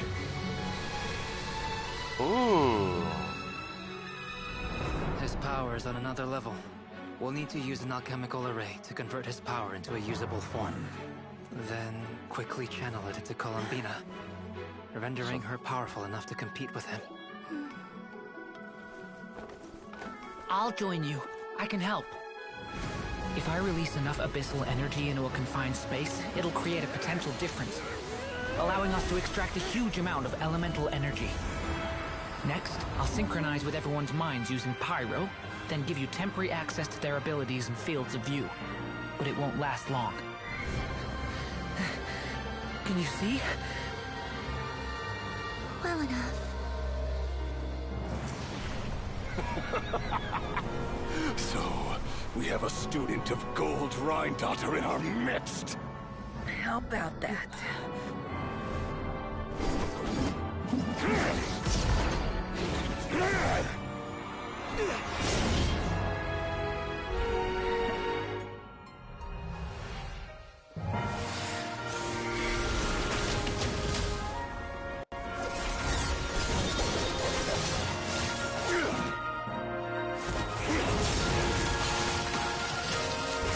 Ooh, battles, huh?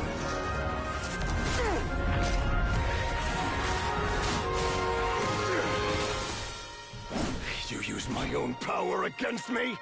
Just like how you stole Kuvaki. Look familiar?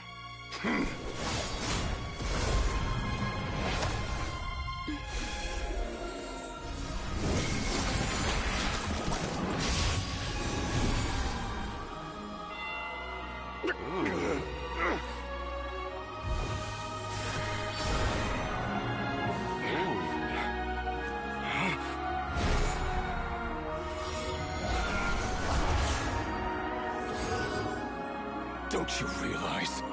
You don't have the power to hold that gate open. I don't, but someone else does. Look at that. Goodbye, Rerir. Oh, that was...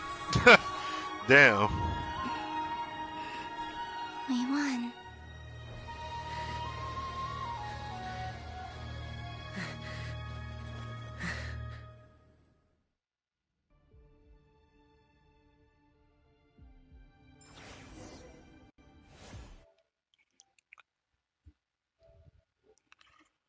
Wow, that goes hard. That cutscene goes hard. So she did exactly what I thought she was gonna do. She was gonna send him outside of Tevet's borders. That was the only plan that they had to get rid of him. I guess that's fair. He won't be able to bypass the Shade of Space's power. You would need like something more extraordinary what he currently has.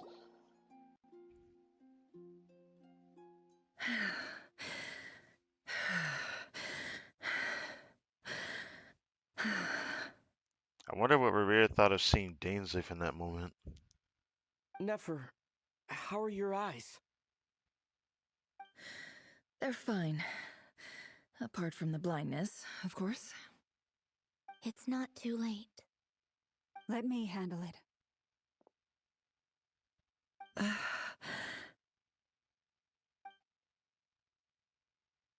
Oh, she had to cut herself to do this power. I forgot about that.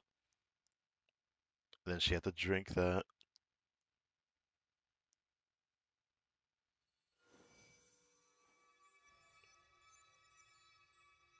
Miss Nefer, it's not like you to lose your composure. That was the most reckless thing I've ever seen you do. Reckless how? The situation was critical. Our lives were at stake. We had to do something. Even so. Okay. I guess you're right. Under the circumstances, it was a wise decision. You traded your eyes for an incredible victory. In business terms, I suppose that's a huge return on investment. I don't know if it's worth losing, basically seeing for the rest of your life, though. I'd be hard-pressed to argue otherwise. Still, I don't like this outcome, and I don't want you to lose your sight for good. People suffer when they make sacrifices they shouldn't have to make, whether that means faith, strength, or in this case, your ability to even see. I had hoped you could win without sacrificing so much as a single hair on your head. Thank you. Really. All done. Don't try and open your eyes just yet. We'll see how you're doing in a couple of days. Until then, please follow your recovery plan to the letter. I'll send full details through Yehoda. For now, just get yourself home, relax, and rest. Without being able to see, now who's gonna get her home, bro? My dear friends, we have fought bravely and achieved a spectacular victory. A dark cloud has been lifted from the skies of KRAI. All in this land will be grateful for what you have done. The moon will remember this day. Thank you both.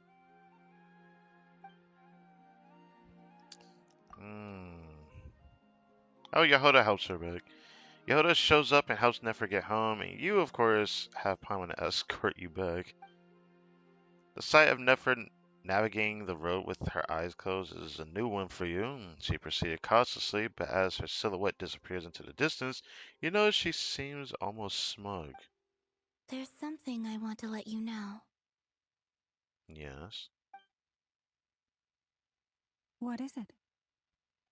When Durin connected everyone's minds so I could access their powers, I also felt everything they felt.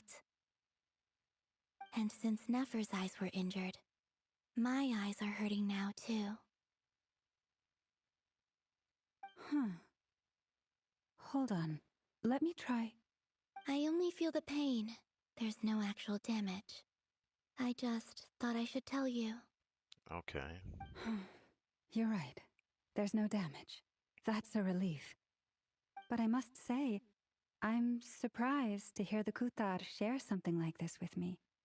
In the past, you never used to open up about yourself. Things are a little different now from how they were. I'm learning to share how I truly feel with my friends. Friends? You have no idea how glad I am to hear that. Can't help but break into a smile at the word friends as a warm and fuzzy feeling fills your chest. Okay. One by one, your fellow teammates report in to inform you that everything is under control at Llama's insistence. You lie down, you fought on the front line against Revere, and now you need to rest.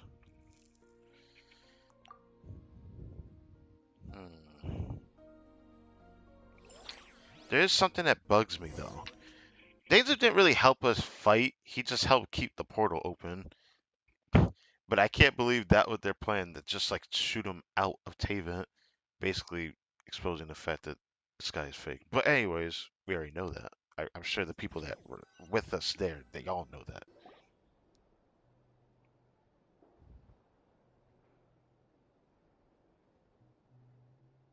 Yay! You're awake!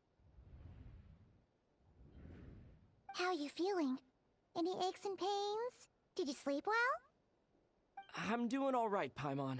No need to worry about me. Phew! Well, that's good. Paimon's been sitting on the edge of the bed worrying about you for ages. You slept a whole day and night. Poor Paimon had to eat all by her lonesome. That's all you care about? Glad to hear you didn't starve. How was the food? Well, it wasn't the same without you there to share it. What is that supposed to mean? Honestly, Paimon just can't relax when you're not your usual self. She couldn't enjoy the food and settle down to sleep. Well, I'm back to normal now. Oh yeah, and Albedo swung by earlier. He said to tell you to head to the tavern when you woke up. Varker and the others are organizing a victory feast and they want to celebrate with you. He also dropped off some medical supplies, but you seem fit as a fiddle, so guess you won't be needing those. If you're feeling up to it, let's head over now. Wouldn't want to keep them waiting.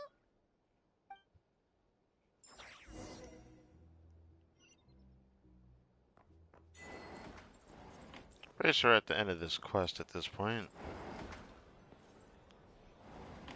We made it all the way to the next reset. We're here! Yes. Traveler and Paimon! Perfect timing! We were literally just saying how there's no way we're holding this victory feast without you any longer, and we would have postponed it till tomorrow. How are you feeling today? Much better. Thanks. Don't worry about me. Relieved to hear it. If that changes, just let me know. Happy to check you over at any time. Yep, we're here for you. Anything you need, just let us know. Oh wait, where's Nefer? I just see Dory over there and I'm just like, what is she doing? How are her eyes doing? Nefer's right over there. I'm sure she'd love to catch up with you.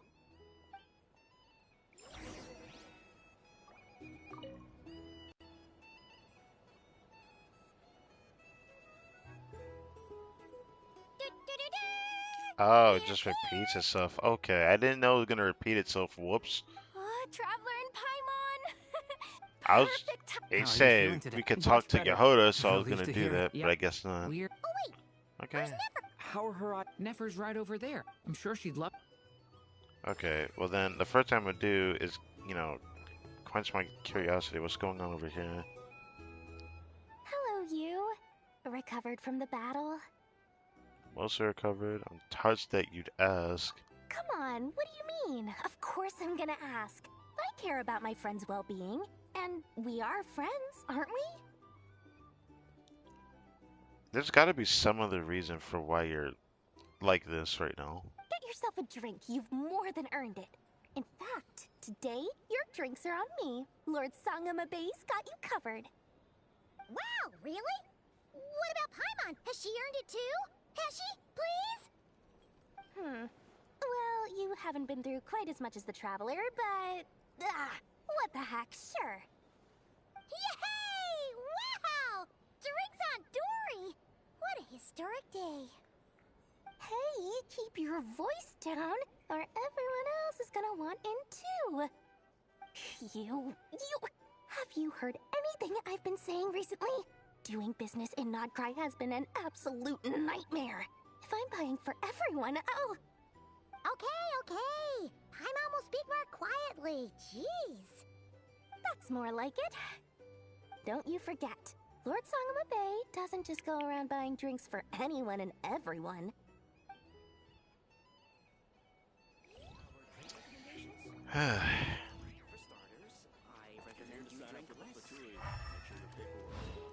I've seen Jamesif over there and I want to speak to him. Well, let me go to him first. Okay.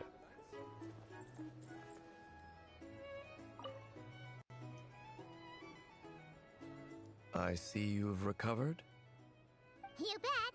Snooze his way to a full recovery. Doing much better. Thanks for checking on me. Glad to hear it. A healthy body is paramount. Nothing else in life is possible without it. So take it slow. You can't afford an injury. I'm so grateful that you decided to help us in the end. Well, if you consider holding a portal that would have definitely gotten the Shade of Space's attention outside of Teyvat. Paimon too! You really saved the day when you swooped in to open that gateway. I came to accept that although Rerir was my friend in the past, here and now, he was an enemy that must be defeated. I still wonder if that portal was actually not what I think it was, but the way it looked to me, I assumed it's outside of Teyvat, because that's what it looked like to me. Though I will never fully understand what happened between us, I could not let this crisis deepen any further. To be honest, it might have been the moon gate that they were talking about earlier, to be honest. But it just didn't feel like it. We fought a very necessary battle, and you played your part admirably. Thank you. I know it was hard for you. Earlier, it was hard, but you'll get through this. Fair enough. Yeah! And if you ever need to talk, just remember, we're always here. I can't help but think, what would they have talked a little bit before everything was over and dealt with? But given what Albedo said, he was fully corrupted, so I don't know how much of Revere was even there. I'll do that.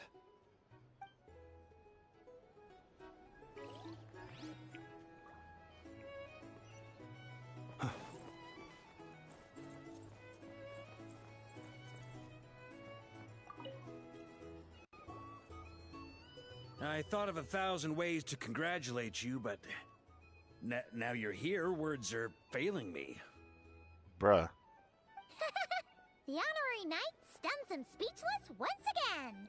Now, why did I have to do the pose, though? Well said. The honorary knight showed us all how it's done. The other knights told me that Mondstadt was the first stop on your journey. All of us are truly delighted to count you as our friend. I feel like that's like far, far too late, but I'm still gonna accept it. I'd like to thank you for supporting the Knights of Favonius, and also for helping us save Nodcry. Don't mention it, Grandmaster. Nonsense. Of course I'm gonna mention it. This is more than just business. It's a relationship. And there can be no relationship without showing gratitude where it's due.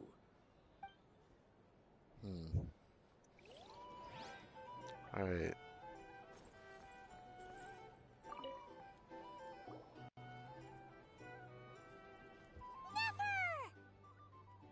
Traveler, Paimon, are you recovering well? Much better, thanks to a good rest. You're looking well too. Turns out that moon chanter has some real talent after all. My eyes were mostly recovered after just a couple days rest. I can actually open them again now. Yeah, but you gotta be careful. Lauma says not to strain your eyes while they're still healing. Yes, thank you. I'm well aware. Yehoda, could I borrow you for a moment? I could do with an extra pair of hands. Oh, sure. Coming.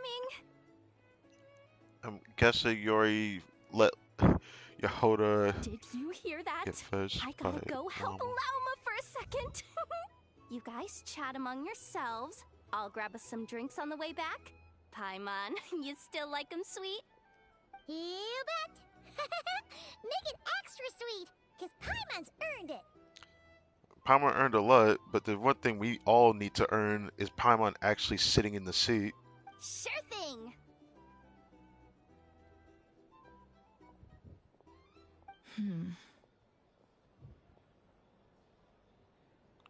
What's on your mind? The Raker of Solnari. Kind of a snake, don't you think? More of a wolf in my mind. No, definitely a snake.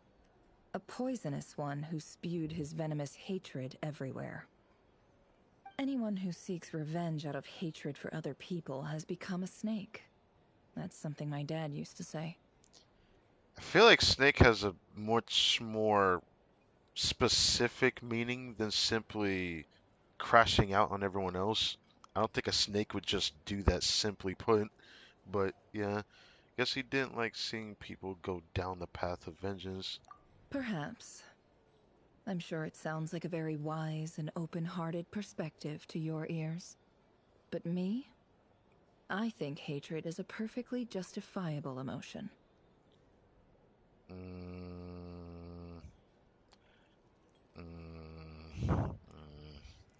There's not much I can say about hatred. I feel like it's a very iffy thing to talk about. What else is left when everything you depended on in life gets stripped away? Something's gotta fuel that drive to keep on living. When I look at your life, I see a lot of things that you can depend on, but I feel like hers is just one of very specific and very uniquely specific few. I don't think you're gonna have a lot of people like Nefer though. If you're worried about me, you can nip that in the bud. I'm not someone who gets stuck in the past. It's just...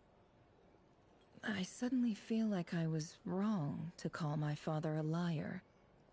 He was just a fool. Yeah. That's why the Academia turned their back on him, and why the other tribes ganged up on him. Oh, Father. How much better things could have been if you were a skilled liar. Look at the Ibis King. Thoth is a fiendishly cunning liar. And yet, strangely, he feels more like a father to me than my real dad ever was. I don't know what to say to that. He's never brought it up, but I'd bet he feels the same way. Why else would he give me the power to perceive the truth, while at the same time training me in the art of deception?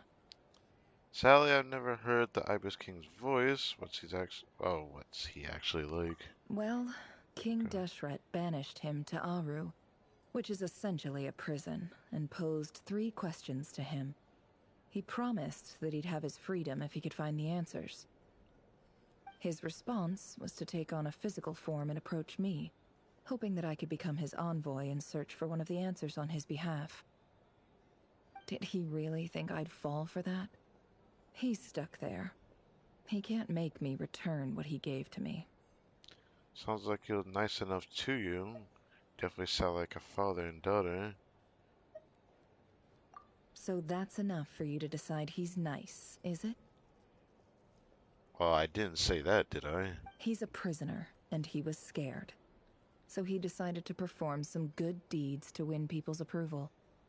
He lives in fear because he's a deceiver. How is Rerir any different? You can't work as a spy your whole life and expect a happy ending. I'd rather you not compare the two. The circumstances are way too different. I mean, you could make things similarly because King Deshret was a king, and the Visitor King is a king, but like the circumstances of two civilizations are completely different. Obviously, King Deshret, his crash out isn't the same with the Visitor Kings because I feel like it was more about society crashing out than just him crashing out. Whereas the Visitor King crashed out, which caused everyone else to just get hoed. It's completely different when I think about that. But despite all that, yeah, Revere, he should have expected a different ending.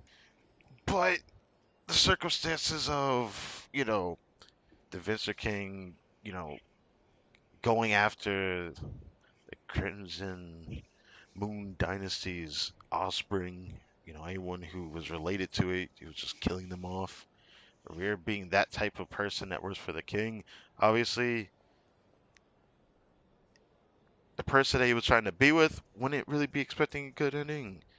But I feel like it's not really fair to say that for Revere, because if he had a different type of fiance, then maybe his ending would have been different, and he wouldn't have had the type of ending he got. To be fair, it was more about circumstance for Revere compared to what happened in Sumeru, to be honest. It's preposterous. Yet I can't say I don't understand it. Liars live in the darkness of their own making. But it's still human nature to want to go on living. I do also gotta mention, Revere never technically lied about anything. He just decided to keep all his cards to his person. He never really wanted to tell anyone anything. He kept secrets, simply put. Did he have to tell them? No, he could have definitely said them to his fiance eventually. But the fact that they were able to, like, him and the Lindis, they both kept each other's past and circumstances away from each other in current time of their time, away from each other long enough for their relationship to have blossomed into something more while also still lying to each other, if you want to call that lying, but deceiving each other is a better term. But technically, he never exactly lied. He was just keeping secrets. It's not like he was questioned on those lies, They say that a if you want to liar's call it that. soul is the most worthless thing in the world. What do you think? I don't know. Liars told the most worthless thing in the world. I feel like there's much worse than just someone who constantly lies. I don't know. I feel like there's something much worse than someone who constantly lies. Not saying that someone who lies isn't a bad person, though. Mm, mm. I prefer a liar than a murderer. if there's something like that you could be able to say. Oh, really? Well, it takes a very kind person to find compassion even for liars. I mean, I've said it before. It's all a matter of circumstance. If you ask me, the soul of a liar really is worth nothing. Because all they care about is themselves. Is it truly the part where they're a liar, or truly the part that they're somebody more than just a liar? Because, I mean, we're going down that road if you're gonna keep saying that it's just a soul of a liar. I mean, you really think a liar is the be all end all of what makes that person worth nothing? I mean, we could definitely go down that road. For example, when something good falls into my lap, I don't go sharing the news around. Stops other people trying to steal it from me.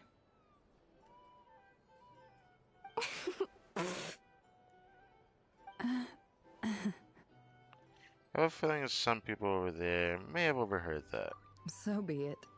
They have sharp ears. I can't keep anything from them. That you were saying you've warmed up to them now? Oh, is that what it looks like? What it looks like is you're starting to see us as your friends. Well, you all know my past now. And I can't simply eliminate everyone who knows too much. So I guess I just have to put up with you. For the foreseeable future, at least.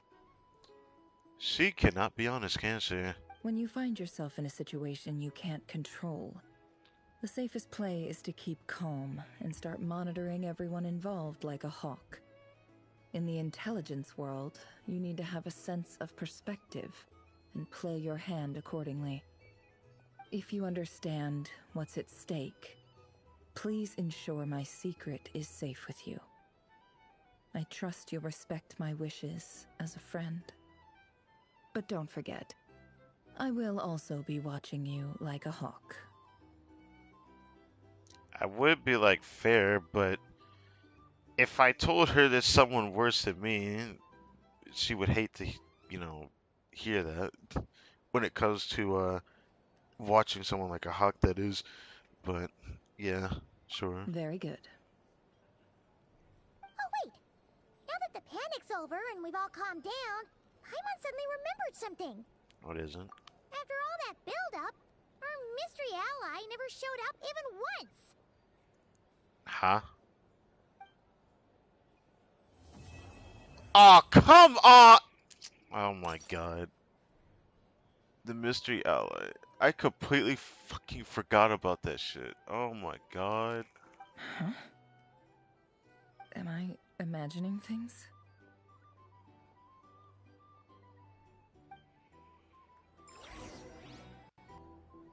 Oh, it's gonna end like that. What the man? It ends like that? Brother. Bro. Either way, usually the Archon quests don't really end, but it feels like this would be a proper end of whatever Nocray has focused on. I mean, what else could they show? We cleared whatever crisis that, a nation has dealt with. What what now? I hear something. Oh no. So, that close colleague who stayed behind with you? What's he been up to recently?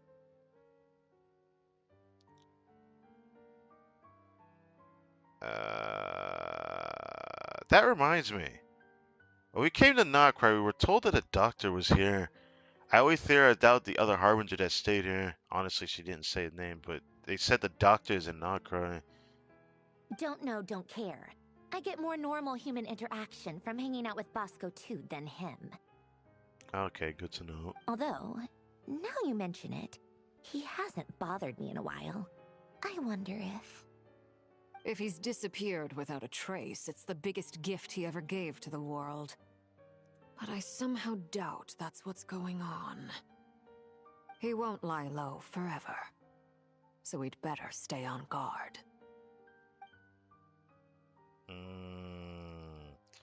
That might be the focus of the next act. Genuinely, that might be the focus of the next act. 100%. I completely forgot the I'm pretty sure the doctor's still not Croy.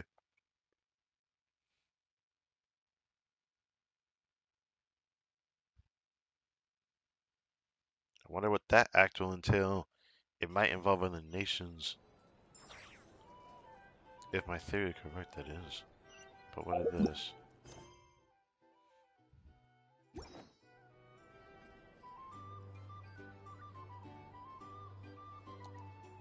Okay, Varka's over there. I guess I could talk to Nefer again.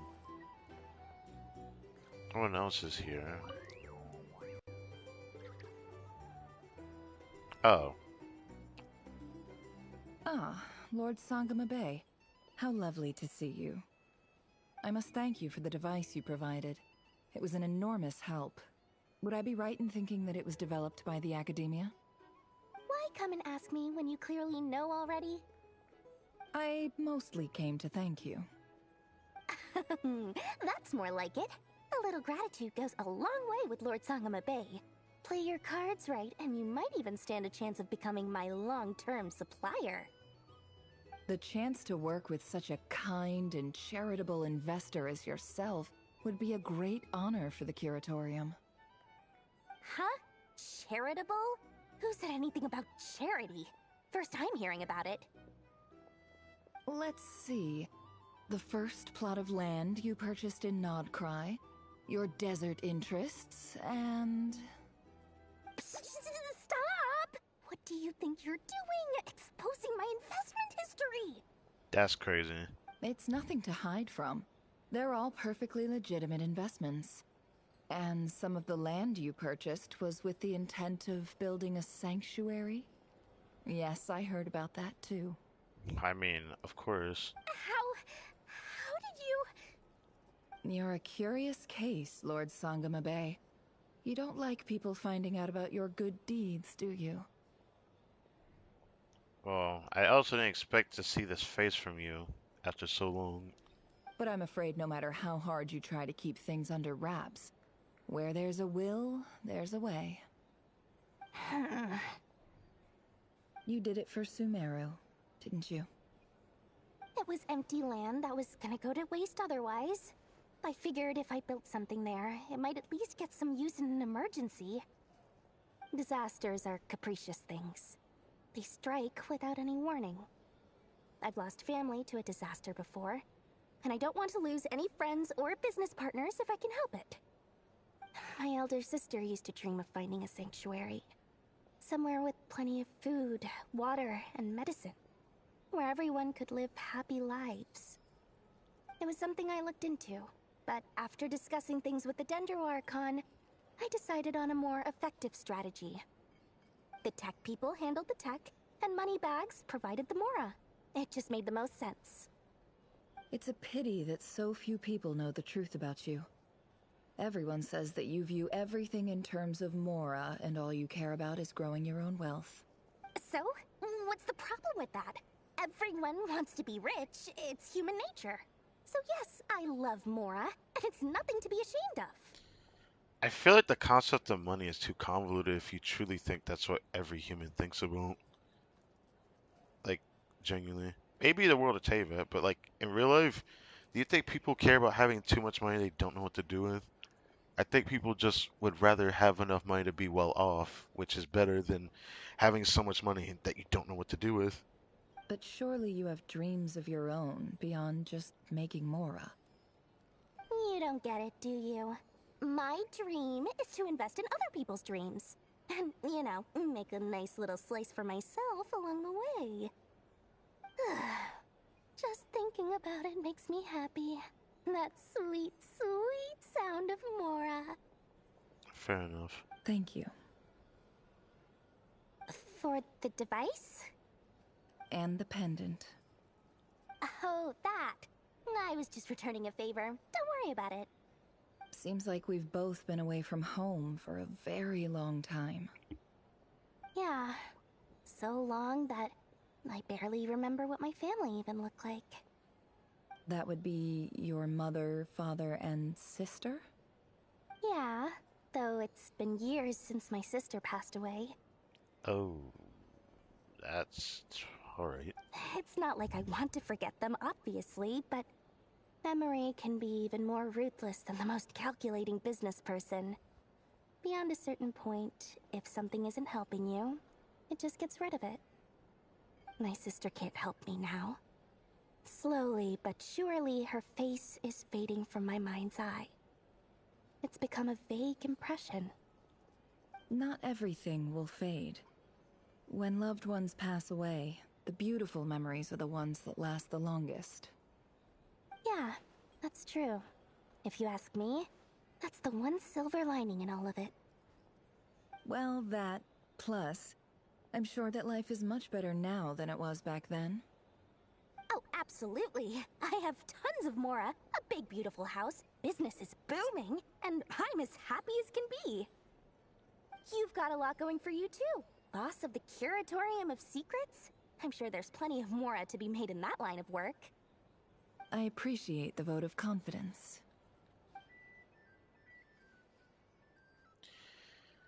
That was interesting. But like I said about like that Mora mention that she talked about. I mean, it's an interesting concept to talk about, to be honest. Like, I'd rather have as much money as I would need to feel well off to get the things I want to get, which may not be a lot, but sometimes even some expensive purchases would be warranted if I needed something in an emergency. I'm pretty sure people would feel the same about how I feel about this, because no one really cares about being super rich. Not saying that no one does. There's definitely going to be people that wish that they just would have so many things, they want a lot of things.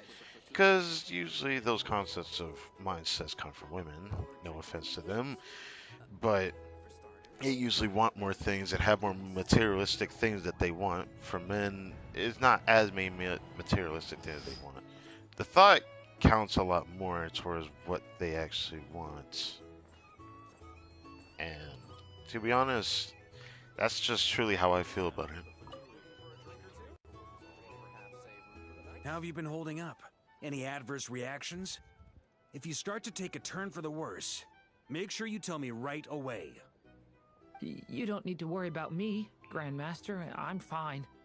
I mean, I barely did anything, so... Brother, you charged up like you were about to go Super Saiyan 3 or something. What? You're too humble, young man. You played an indispensable role in the battle for KRAI. We can't thank you enough for your support. Sometimes, when people praise you, it's because you deserve it. The best thing is to accept it calmly and with grace. It's important to learn how to respond to words of admiration. Let's do a quick demonstration. Albedo, that was an incredible feat of alchemy. The pressure was on, but you worked flawlessly at lightning speed to get the job done. Thank you. I can't take all the credit, though. Durin played a big part in forming the alchemical array. Oh, you both worked on it together, I'm pretty sure. See? Did you catch that? A masterclass in how to take a compliment. Okay, yeah. I did work pretty hard to help prepare for the battle. No point denying that. Hey, you guys! Seriously, great work, everyone. You all outdid yourselves. Hey, look who's bounced back. Looking good, traveler. Yes. Looking good, Varka. You have literally, and I mean this in all honesty, he has the best male design that will probably ever come to this game, unless they really go crazy after the shades, if they even become playable, come to this game. Seems like you've recovered. You won't need to take any more medication. Can I get you a drink? Huh? You know how to order at a bar now? You've sure learned a lot recently. Handling a drinks order is ridiculously simple compared to alchemy. Don't worry, I'll blend into society yet. Paimon believes it. You're clearly a fast learner, just like your brother. Is that a thumbs up? Okay. Hey. This guy right there better go away. I cannot have him in the shot. Not have to wait for him to move. Yeah, go somewhere. God damn it. You know what? This is good enough. I can do this. To be totally honest though, Paimon didn't quite follow all the details when you first explained the plan to us. Damn, if I wait a little bit longer. Don't worry, That's completely understandable. Unless you're a student of alchemy, it's hard to grasp the principle and how the process works. To put it in the simplest terms, we saw how our enemy stole the power of Kuvaki. And that gave us the idea of stealing his power to turn it against him. And I'm not surprised that this worked because of Albedo. I don't think we would have been able to do this play without Albedo being able to do that.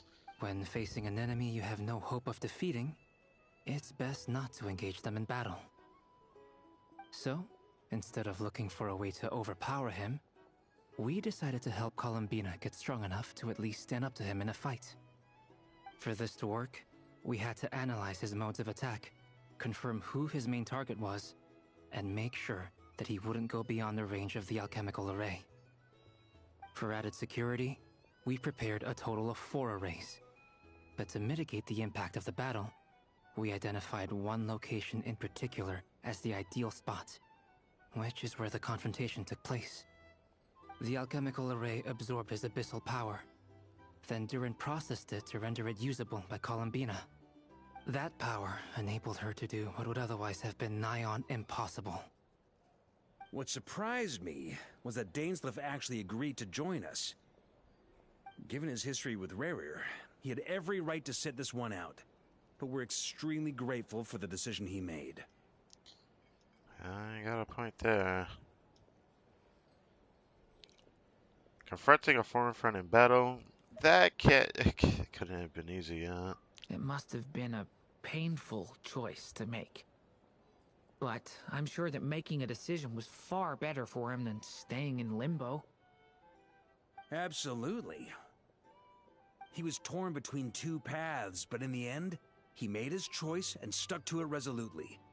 He doesn't strike me as the sort of person who'd stay trapped in limbo for long. Anyway, however you cut it, everyone gave a stellar performance. And now, it's time to kick back and celebrate.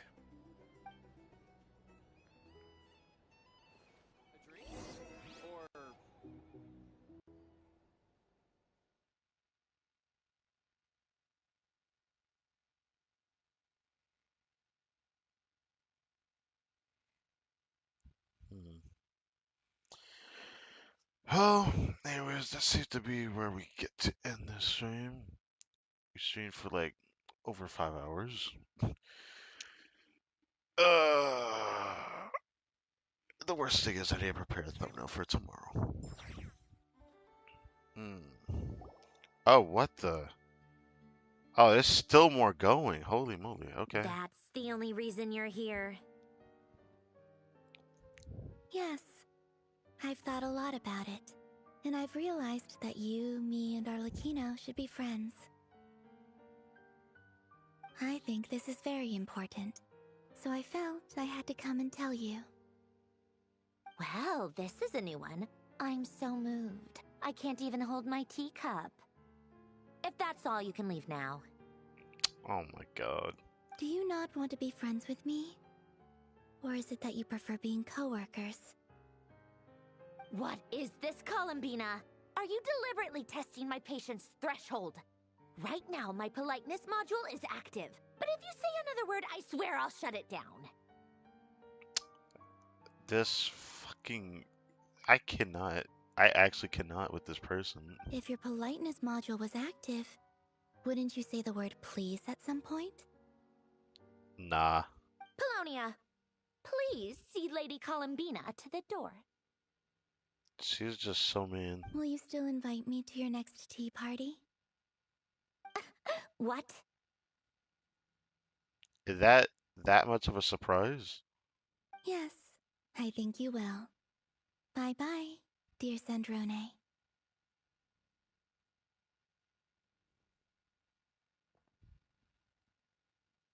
Catching up with a friend. Oh, hell no. All you're gonna do is piss her off saying that. Hope I'm not interrupting. Last time the Wild Hunt escorted you out. Would you rather I handled it myself this time? We just wanted to, see how you were doing now that it's all over. Why? Out of concern for my safety? I hope you didn't seriously think that the Rahier of Solnari would be able to lay so much as a finger upon me, given how prepared I was. Eh? I mean, we all saw it at the player. We all saw how you felt. Maybe he didn't physically like hurt you, but he destroyed everybody, even Polonia. So I'm like, come on now. Mostly because you kind of helped us out, so we just wanted to check you were okay. Looks like all your robots are fixed, huh? I spy books and teacups on the table. Afternoon tea, so we are interrupting after. Okay. Oh, don't you worry about that. Tea time is already a write-off. The visitor before you managed to kill my appetite. If you're in the mood for tea, go ahead and help yourself. Otherwise, it's going to waste. My coasters are still missing in action, though. Use this notebook instead. My coasters? Whoa! Pretty hefty notebook. Look at all those calculations. You can ignore those. They're just dumb scribblings. I doodle and write in my free time. Sometimes I remember the distant dreamlike past. Sometimes I imagine the far-flung future. And other times, I grit my teeth and note down all the crazy nonsense going on in the present. Some people do the crosswords in the newspaper. This is my equivalent of that. Trying to predict the future is like daydreaming. And writing about the present just makes me furious. The past is my favorite. If nothing else, it's already set in stone, so I don't have to rack my brains trying to figure it all out. All right. Huh. Although, having said that, the only vaguely interesting memory in my past is probably that guy they call Lord Artificer. I do remember hearing that name from a world quest. Alain Guillotine? Who else? Pretty much all the mecha and Fontaine are his personal handiwork. Pretty sure we heard that name in a Fontaine world quest. Wait, are you saying you know him? Like, personally? As a friend? I mean, I guess we were friendly enough. So you've actually met him. That's concerning. Because the story of Alain Guillotine, he was who, created the Mecha Fontaine, and the Mecha Fontaine are incredibly old. Like hundreds of years ago old. Yep. In fact, I'm probably the only normal person left who knew him at all. You normal? We used to chat occasionally back when he was still around. Before he passed away, he asked me to destroy all his manuscripts.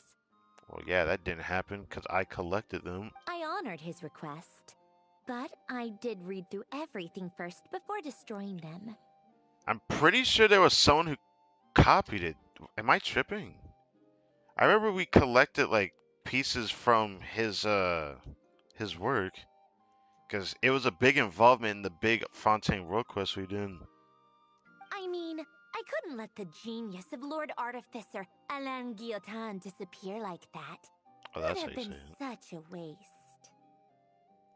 So, that's where the formulas in your notebook are from? That's so strange that she said that because like I remember the World Quest. I don't remember super vividly. No, it's been 2 years, but I do very remember from that World Quest. It was one of the big World Quests. We had like 4 or 5 different big World Quests that all tied into each other. One of them, when we learned about him, he created that big thing that used to be in the water, but you know, it came up to the surface. Or did it go back in the water? No. It was like a building that was in the water that came back to the surface. Obviously, that was for something else, but he was a part of the construction of that because there were things we had to gather from the exploration underwater. I don't remember what the fuck it was though. I can't remember everything from that world quest. It was something that we had to actually gather, and it had like his I don't remember what it was called. Was it notes, his findings, results of certain things that he had done? Something like that. I just told you. Those are my equivalent of crossword puzzles. They're just dumb formulas that I solve for fun when I'm bored. Alain's work was like epic poetry.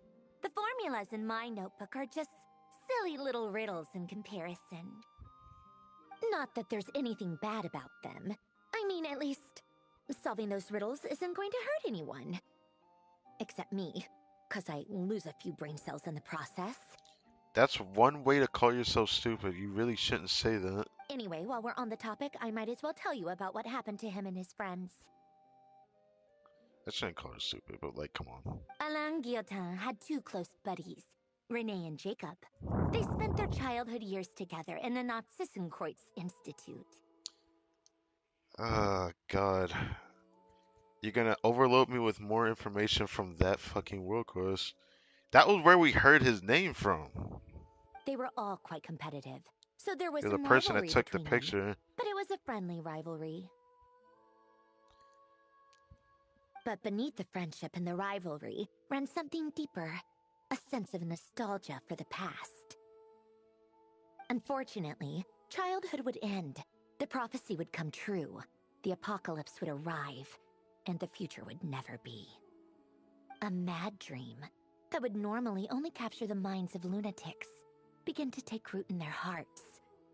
A dream of saving the world. Yep. And if Renee and Alain had been people of lesser wits, that dream would probably have ended up as something for them to joke about in their older years. But alas, they were some of the sharpest minds around. They nurtured that dream with the full power of their intellect, and it grew into something that ate away at their souls. The first of them to fall under its spell was Renee. Against Alain's wishes, he persisted in experimenting on a mutual friend of theirs to try and save their life. Alain did not approve and parted ways with Renee. It's complicated. Alain wanted to believe that Renee only did what he did for the sake of their friendship. But when he told me about what happened, I could tell he still had some suspicions about Renee's motives. Perhaps the seed that would grow into a nightmare had already sprouted in Renee's mind. Even Wait. then. That makes me realize. No, I shouldn't make that connection. No, I'm not. The next time they met, Renee's soul had been completely engulfed by the dream of salvation. His futile attempt to change the tide of fate only resulted in a wave that swallowed up the world, even before the apocalypse came. And although that wave died down eventually, I hear that it just recently came back with a vengeance. Why are you showing that bit? I don't even care about that guy. I forgot exactly what happened to him, though. As I understand, Renee wanted to live out his dream of salvation once more. Oh, right. That's why she's making a connection. You know, I would remember that Tulpa manifestation at the bottom of the sea, but I forgot his connection to the Narcitz Ordo because my memory is so hazy from back then.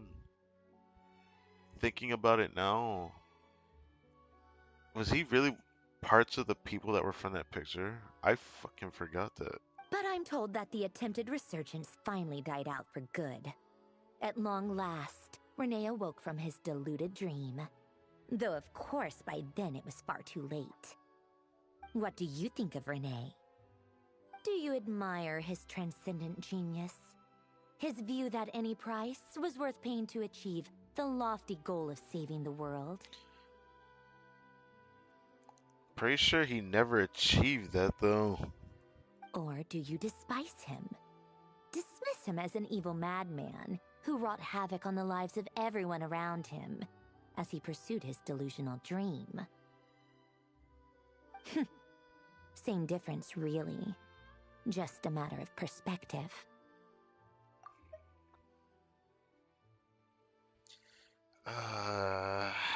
That makes me want to go back to the world quest when we actually met him at the very end. of the Narcissistic Courts quest, the very, very end, because that was when that Tulpa thing appeared, and that she's saying that that was Renee. I forgot that, man. It was too much to think about towards that end too. Um, mm,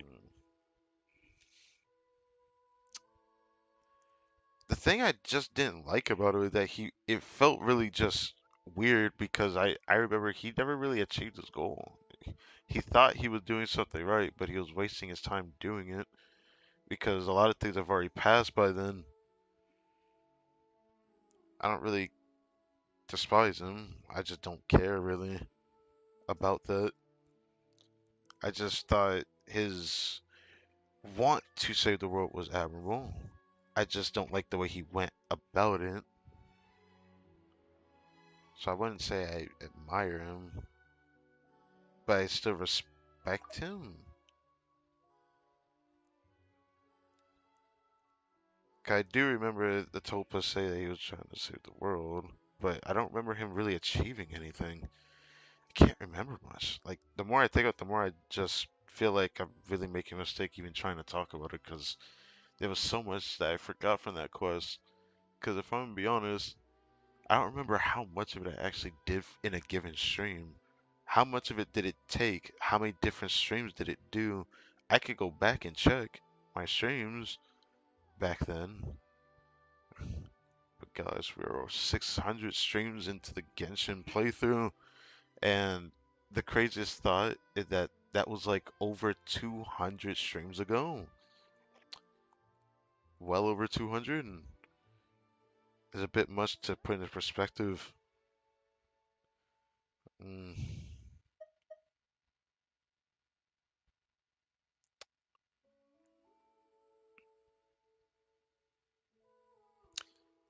Do you admire his transcendent genius?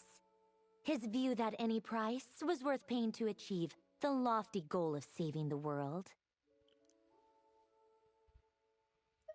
Or do you despise him?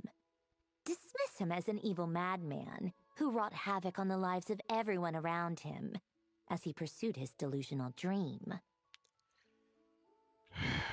I do vaguely remember from the story when she started talking about the narcissistic courts ordo that the people did perish. I do remember the people perished when they were trying to do experiments to save the world. That was what happened. I forgot about the story about one of them that actually stayed behind, though. I forgot about that. I just remember we had racked our brains together with a bunch of our friends on it because a lot of their connections to the Narcissistic Courts Ordo paid a lot of heed. One who didn't remember their memory on, and then some of the other ones who were just curious or had some kind of connection, like the robot dog Seymour, or oh, I can't remember the other guy's name. I'm gonna call him Krill for now, 'cause I can't remember his actual name. The one guy that happens to be uh look more similar to the Haley Turtles for whatever reason. I forgot his name. But the connection that they all shared towards this was way too interesting.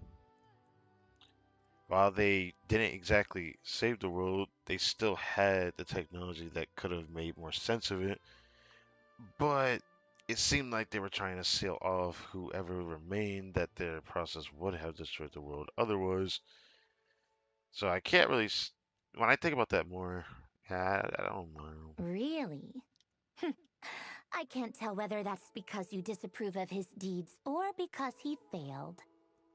Or maybe you have some other reason. It's definitely the other reason. Renee no longer exists in this world, and the dream he started went on to be realized by someone else.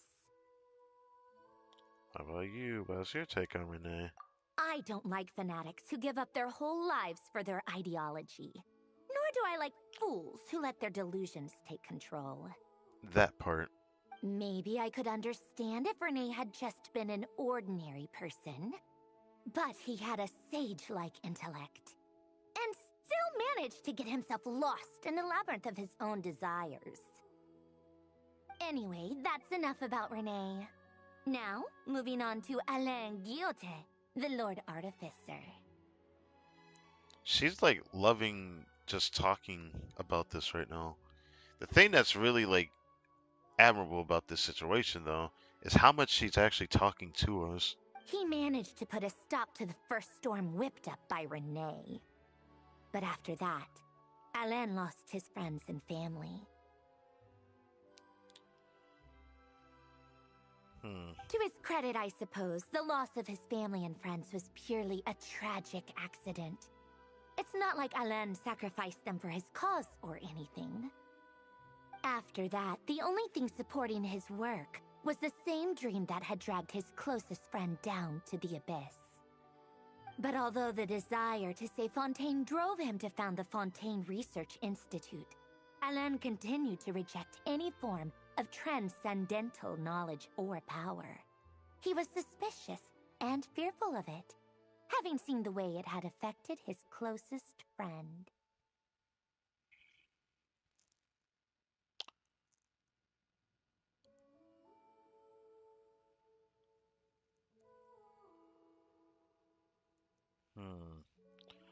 That sounds vaguely familiar. That sounds vaguely familiar. What the fuck? Wasn't there... There was a separate world quest from Fontaine that was based off of this. I think that Just formulas that and part. machines derived solely from human intellect were the only thing that gave him a sense of spiritual comfort. Yet Alain's intellect was simply too great. It barely left him space to breathe in his lifetime. Once he realized that the end of his life was approaching, he finally accepted the truth. The Nazissenkreuz Institute needed someone, and a human being, to see its story through to the end. How do you get someone with that same level of ambition? Kind of scary to think about. That's just me. He quit working on his formulas, trading them in for the fairy tales that had played such a formative role in his childhood, but which he barely touched in his adult life. He told me that the director of the Nazissenkreuz Institute used to read those fairy tales to the children as bedtime stories.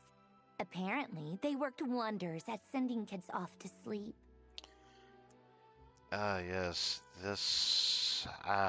the one I have, like, the least memory of is, like, talking about the director, but I don't remember them really talking about him at all. So I did not know it was the Rodeo looking at. I think that all he wanted at that time in his life was to be able to sleep deeply without being plagued by depression. By that point, nothing else really mattered. I can't say An was related to the director, though. At the very end, he laid down to rest in the ruins of the former Nazissenkreuz Institute orphanage, while the Fontaine Research Institute he had founded continued tirelessly with its work. Many years after that, tensions over competing dreams would once again cause a rift, this time between members of the Fontaine Research Institute. But the actions of those fools had nothing at all to do with Alain. Yeah, the way she's bringing this up, it reminds me exactly the fucking world quest. Yeah, there was a world quest based off of this friction. There was one person that caused a lot of problems for the Fontaine Research Institute, and we had to help them out because, you know, we were there at the time when it happened. And that is the story of two people from the Nazissenkreuz Institute who both wanted to save the world. One went all in on his fantasy of salvation without ever looking back, and ended up calmly sinking to the bottom of the deepest sea. The other sought desperately to burn bright in his life, even though he wasn't sure where he was going. I do sometimes wonder, why is it that people like them have such grand hopes of saving the world?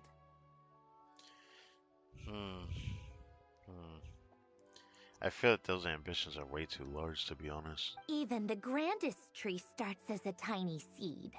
So perhaps, for each of them, their mission to save the world began with a very simple desire: to save themselves. Maybe if someone is delusional enough, but I don't know about Island Guillotine, though.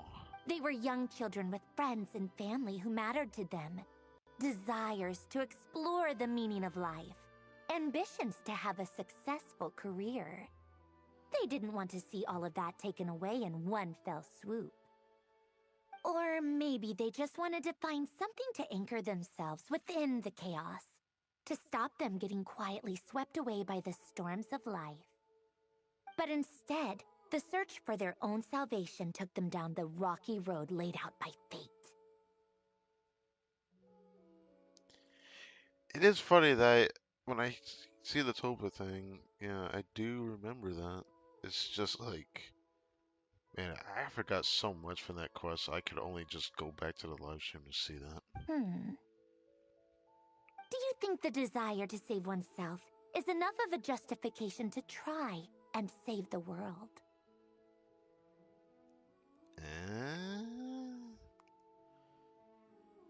You think the desire to save oneself is enough justification to try to save the world?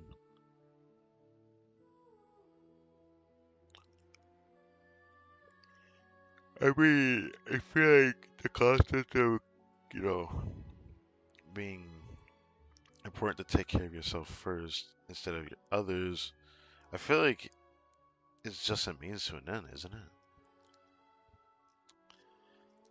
I feel like you can say yes, but you could also say no, and they would both still be right. To not think about yourself would be foolish in a situation like that. If I'm gonna be real with you, you have to also think about saving yourself first. But then again, I feel like we can't really speak for them. I guess I'll say this. The way you said that sounded just like Alain. I asked him the same question back when he was in his prime, putting all of his energy into his work. He gave the exact same answer as you did. No elaboration, just a quick short answer before getting right back to his work. He was always that way. All right, tea time's over. I owe Arlecchino a favor for telling me these stories. I'll have to bring a whole sack of gifts the next time I visit the House of the Hearth. I'm gonna go tinker with Polonia now.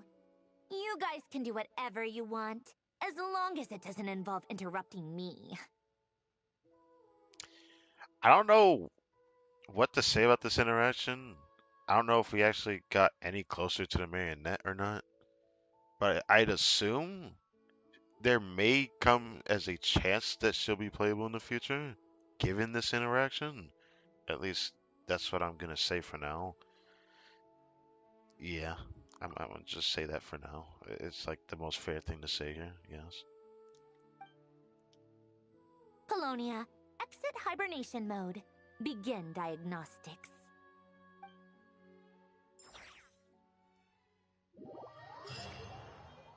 Yeah, yeah. I was not expecting all this extra after they decided to end the quest already. But I was not ready for the way that quest ended in the way that it did. I was not ready for that. Especially more food for thought for my brain as I'm overloaded from Reviere's past. I wonder how much of this I'll even remember. I don't always remember everything. I don't have a goldfish memory, mind you. But I've always had memory problems growing up. That's something I never really shared on my YouTube channel or anything, but that's just something I've always had. So I try to circumvent it by not straining myself too much with the information I allocate. Because if I feel like I'm over allocating the information that I receive, then I tend to forget things even more, which really sucks. But all I can say is I hope I don't end up forgetting too many things in my life over time.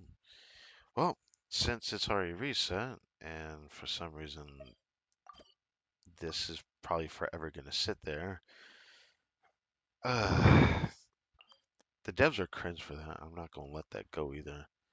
The devs are cringe for forcing us to deal with this BS like this.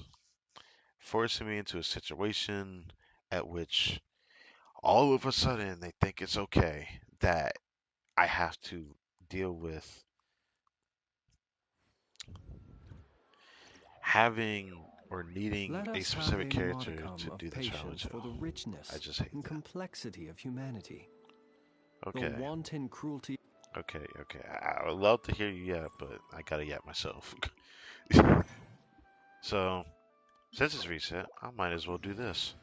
What's weird is that I'm still gonna end the stream here, so thank you for watching this video. But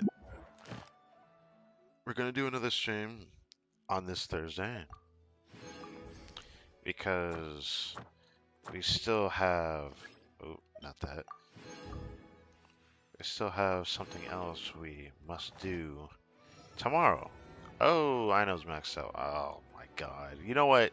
I'm gonna save that for next stream. Save that for next stream, but I'll do this. I'll do this. I forgot I was that close to her max. Forgot. That's actually fairly cute. Whoopsie. Okay. Okay. Um. Whoopsie ducksy. Yeah. I still plan to work on her friendship over time. I'll just need to make sure I work on her a bit more over time. How much more do we have? I mean, not that much. It looks like we had gotten some XP books, but we could work on more. Probably gonna end up doing Leylands and such. I'll say that for next stream though. I don't have to do it all at once.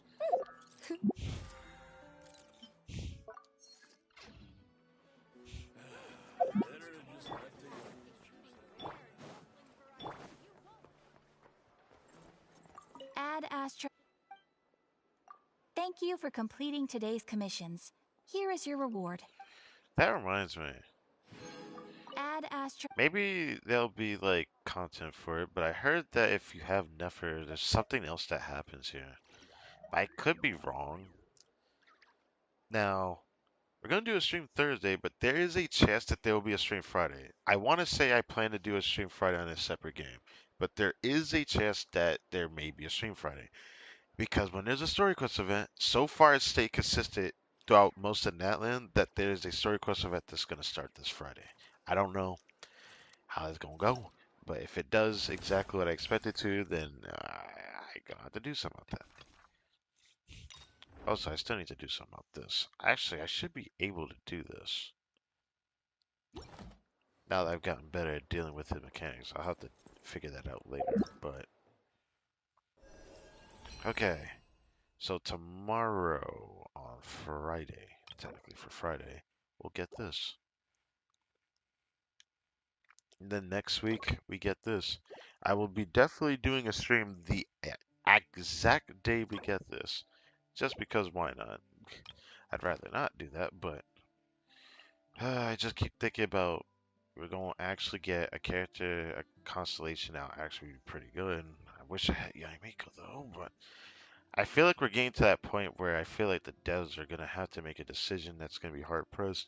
Either make a permanent third banner that rotates these characters that, you know, they don't want to ever rerun on banners so that we have a chance to always get these characters. Like a different way of making them a standard banner type, but costing limited wishes. They need to do it eventually because they can't rerun these all the time. And the Chronicle Wish is a failed concept of a banner if it's not going to be permanent every patch and last throughout the entire patch, even. People have proposed ideas like I have where it'd be nice if they add a permanent rotation of every region. Like one patch we get Mondstadt, another patch we get Liyue 5 stars, another patch we get, you know, Inazuma, and it just rotates between each region all the way to the current one where it doesn't show current region, of course, but it'll show certain characters having their reruns of every region. It doesn't have to do Natland because they'll rerun Natland of that current region. So they don't have to do everything leading up to that. They just do everything leading up to Fontaine for certain reruns if they're not going to rerun certain, Fontaine 5 stars. You know, they should consider doing that in the future because I feel like this system being here is going to make this pretty liable if most people can't get some of the other characters that could be in here, as an example. And then, I mean, I've said this a lot as well. They need to do something about the 4-star issue. Now, we're about to do 80 wishes on this banner next stream, and 80 wishes being the last 80 I'll ever get to do while playing PS4, I'm pretty sure, for 80 Corey Fates. I don't know what this is going to entail. Last time I did wishes, I don't think I got a single character worthy of my entire attention, so I hope I get a character worth my attention. On this banner, it'd be cool if we had a target for a specific 4-star. They really should do it for limit pairs as well, because it would be nice to be able to have a actual character pity of every 30 pulls you're guaranteed the desired 4-star character, your choice. So we actually have a guaranteed choice of getting the character if we don't get that after a certain amount of pulls. So you miss a character that you were going for, like say you're trying to get Sheicho, you lose to calling, you know, twice in a row, and then on the third temple you get Shincho. They should do something like that. Honestly, I genuinely mean that wholeheartedly. It sucks that I really want to pull this weapon banner, but I don't want either the 5-stars. But I want to try for that catalyst weapon. I saw the information on that catalyst from people building Nefer. It is the first crit 4-star in the game, and it's a freaking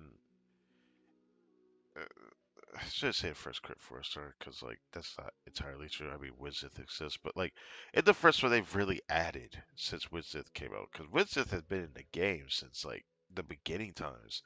It has been in the game since the game came out.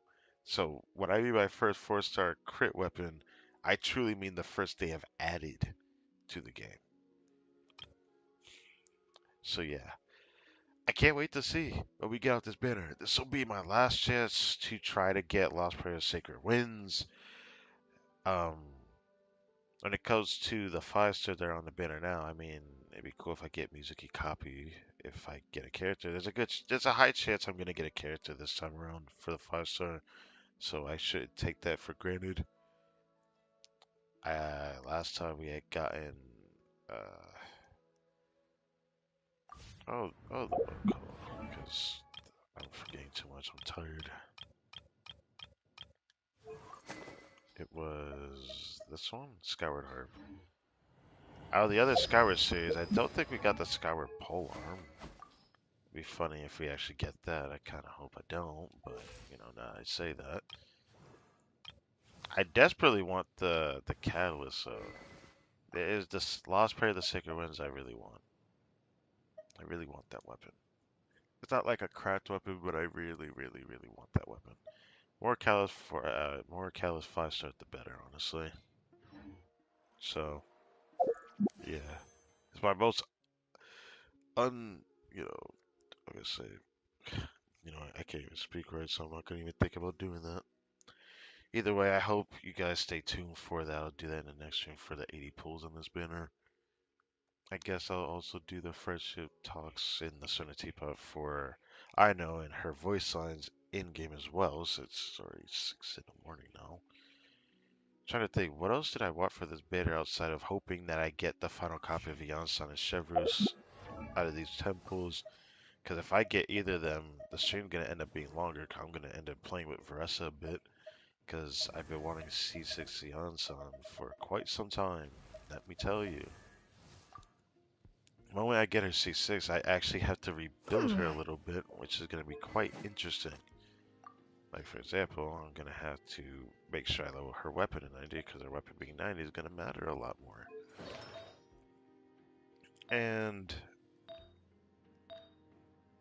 I'm going to actually have to change to an attack circlet after this. That's going to be another big deal. That's going to be probably the biggest deal, to be honest, is that I'm going to have to switch to an attack circlet. Keep forgetting I also have this piece that I wanted to reroll. There's a lot of pieces I want to reroll. It's crazy to think about. But man, it's gonna suck that I have to put a attack circlet on her. No, I'm not gonna try to think about it like that. I'm very, very, very excited to see what happens with that. But when it comes to 4 stars, it's just everything else, and it comes to mind that I care about getting cons of. I guess one more con of Hazel wouldn't hurt because he's almost C6, so maybe that. I don't know. 5-star characters. There's a good chance this next session of summons will end up resulting in a 5-star character. If I get a character from the standard units, either want D-Luke. I'd either want D-Luke since he's C2. You know, I still want a C6 one day. If I get Gene, that would probably be the best scenario possible. Good that I could get another Master Stella Fortuna. That would be amazing if that happens. Because she's my first C6 in my account. Which, I don't know whether to be happy about that. But when I think about it more, I'm not exactly happy. Because she was the character I lost the most 50-50s to. Especially early game. Because I got her C3 pretty early on when I first started playing. I've documented my entire journey. I'm pretty sure I've documented every time I pulled Gene on stream, actually. Pretty sure. Let's say same goes for Dia. I would like to get copies of Dia as well, so getting copies of Dia would actually make me very happy as well. Because I want C6 Dia. The character that would be the worst to get, unironically, would be this guy. Fortunately, as much as I want C6 one day, I'd rather rely on the constellation system than actually get him from this pity from the standard banner anyways, because I'd rather just get it for someone I actually really want it for. Because until he's C6, I might not really ever play him. But since he's in that system, I guess I can't really take it for granted. I'll slowly build him towards that. However long I play this game for. But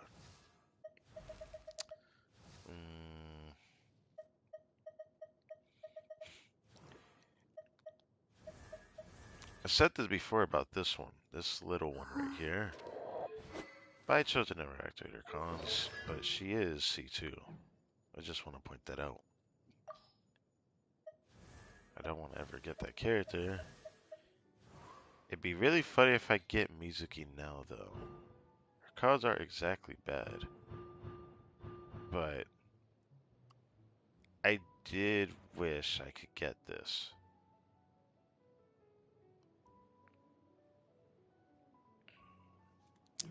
And Dream Drifter state. Does it matter which state it is? I guess it's a skill. Either way, that is going to be interesting in the future. If I were able to get her cards, but since she's a new standard character, you can't even get her cards from the free system already. Maybe she'll appear in it by next anniversary. But I would like that C6. I don't know about you. But I mean, a character that can swirl things sounds kind of fun. Not gonna lie. But yeah. Right. Tomorrow's stream, I'm probably gonna work on building her. That's probably gonna be my focus. As much as a part of me wants to ignore it.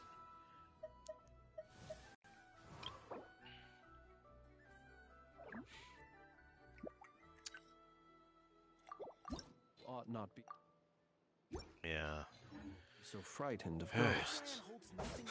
At least we rebuilt Flynn's.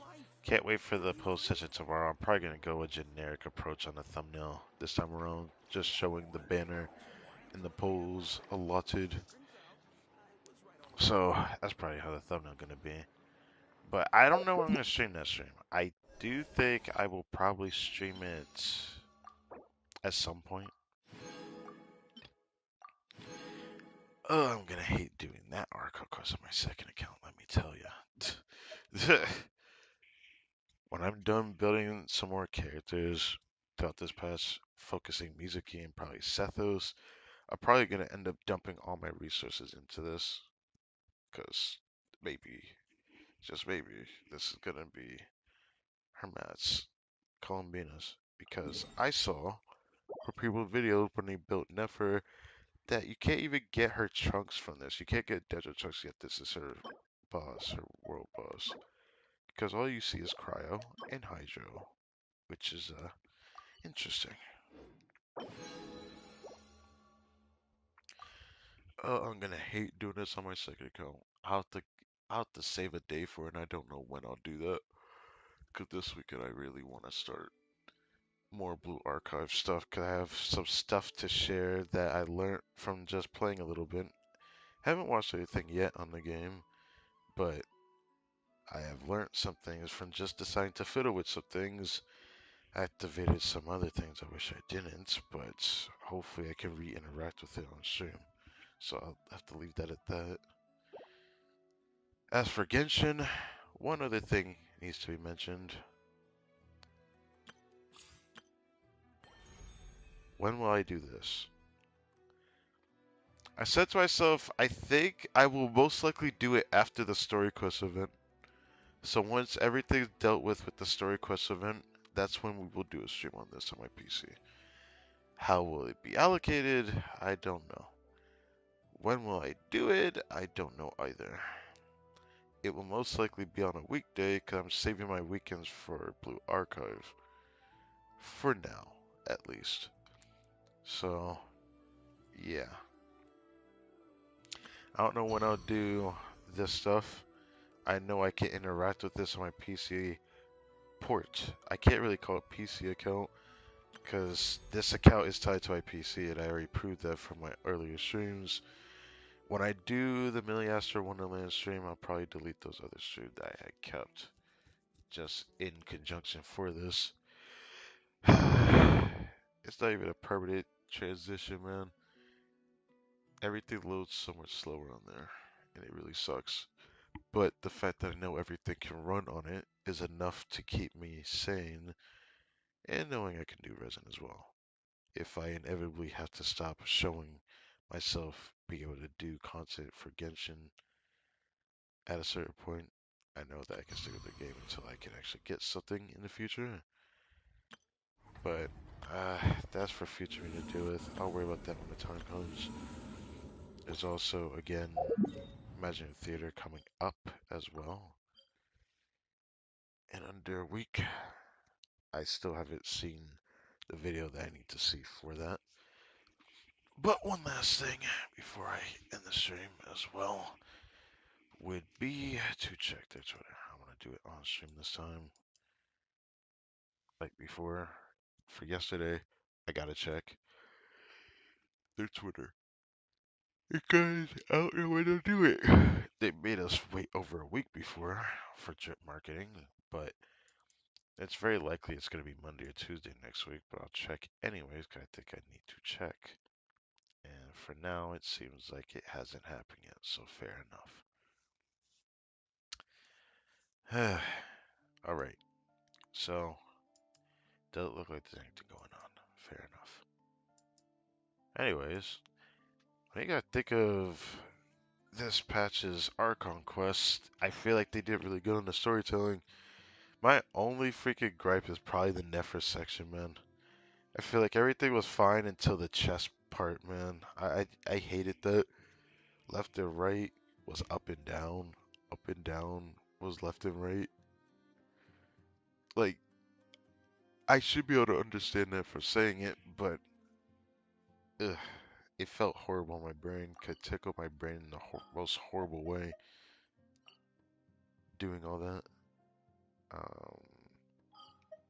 guess I'm gonna quickly do this because I'm gonna be bothered if I don't have all my bursts up when I end this turn. I'm delighted to find out that Flynn's is stronger on a Staff of Helma than the Scarlet Sands, even though I'm not entirely surprised by that.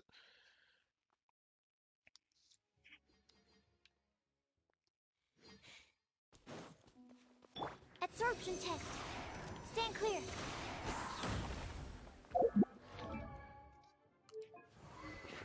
I forget I'm using this. I thought about getting rid of it, but then I keep remembering that I keep forgetting Sucrose is C6 finally. But hmm. She gives a person for EM when she swirls. Oh, she only increases by 50. Oh, here's this. That when our burst is active. Wait.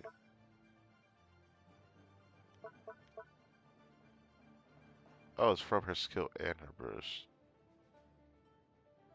Okay. So yeah, she needs a lot of elemental mastery. You know, it wasn't easy getting rid of some of the pieces that I had. I still don't have a perfect build, so when I'm building or building another fucking build of EM on a freaking VV set um for gosh, I'm tired, I hate it. For music, I have to make sure I build for Sucrose a little bit. Her build isn't exactly complete, which is mostly where I want her to be at. Use all my resin in the next stream. We'll talk to Inos on a teapot. Repeating myself, by the way. Do 80 polls on the banner.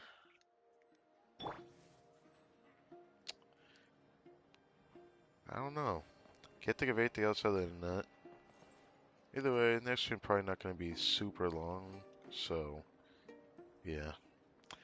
I say that, but that all depends on the poll session. Depending on what I get, it may end up being longer if I get lucky on the 4 stars that I need to get lucky on. So I really do look forward to what happens.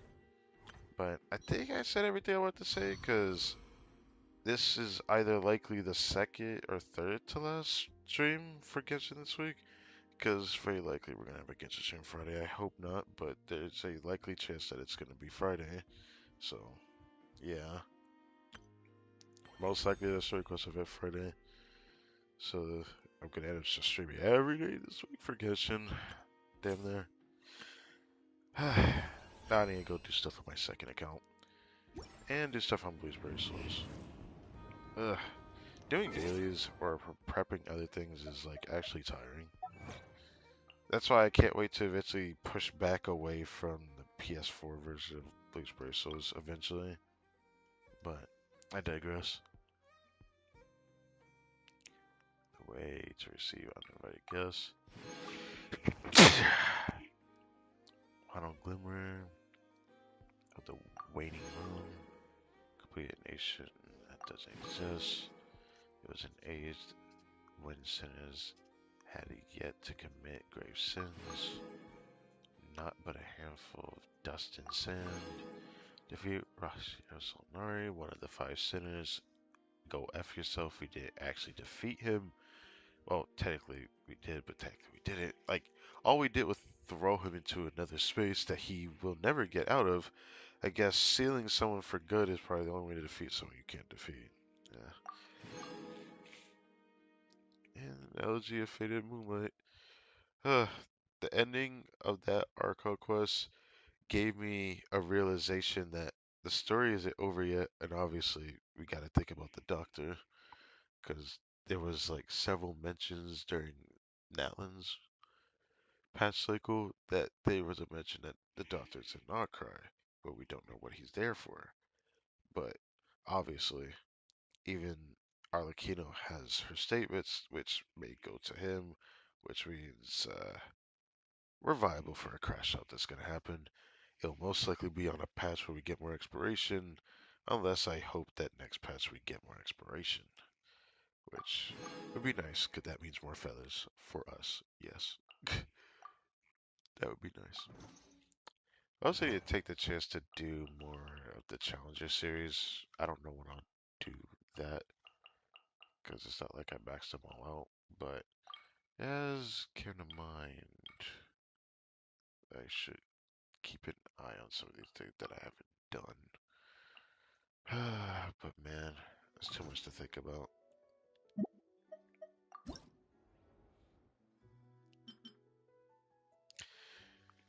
Oh, that reminds me. There was something else I forgot to do in the last stream yesterday, and I just remembered again. I'm not going to forget it for the next stream. I just remembered that well. We never exactly used these things over here in the last stream, which was the Wow, I forgot. I haven't actually used any of these recipes yet. I should probably do that. But I haven't used the Kromkake bolts for the next character, which I should consider doing that.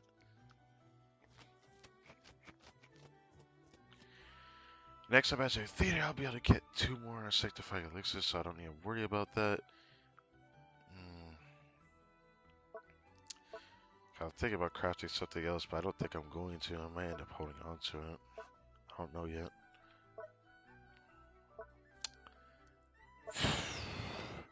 We need to finally start building up those resources, so let me not think about that.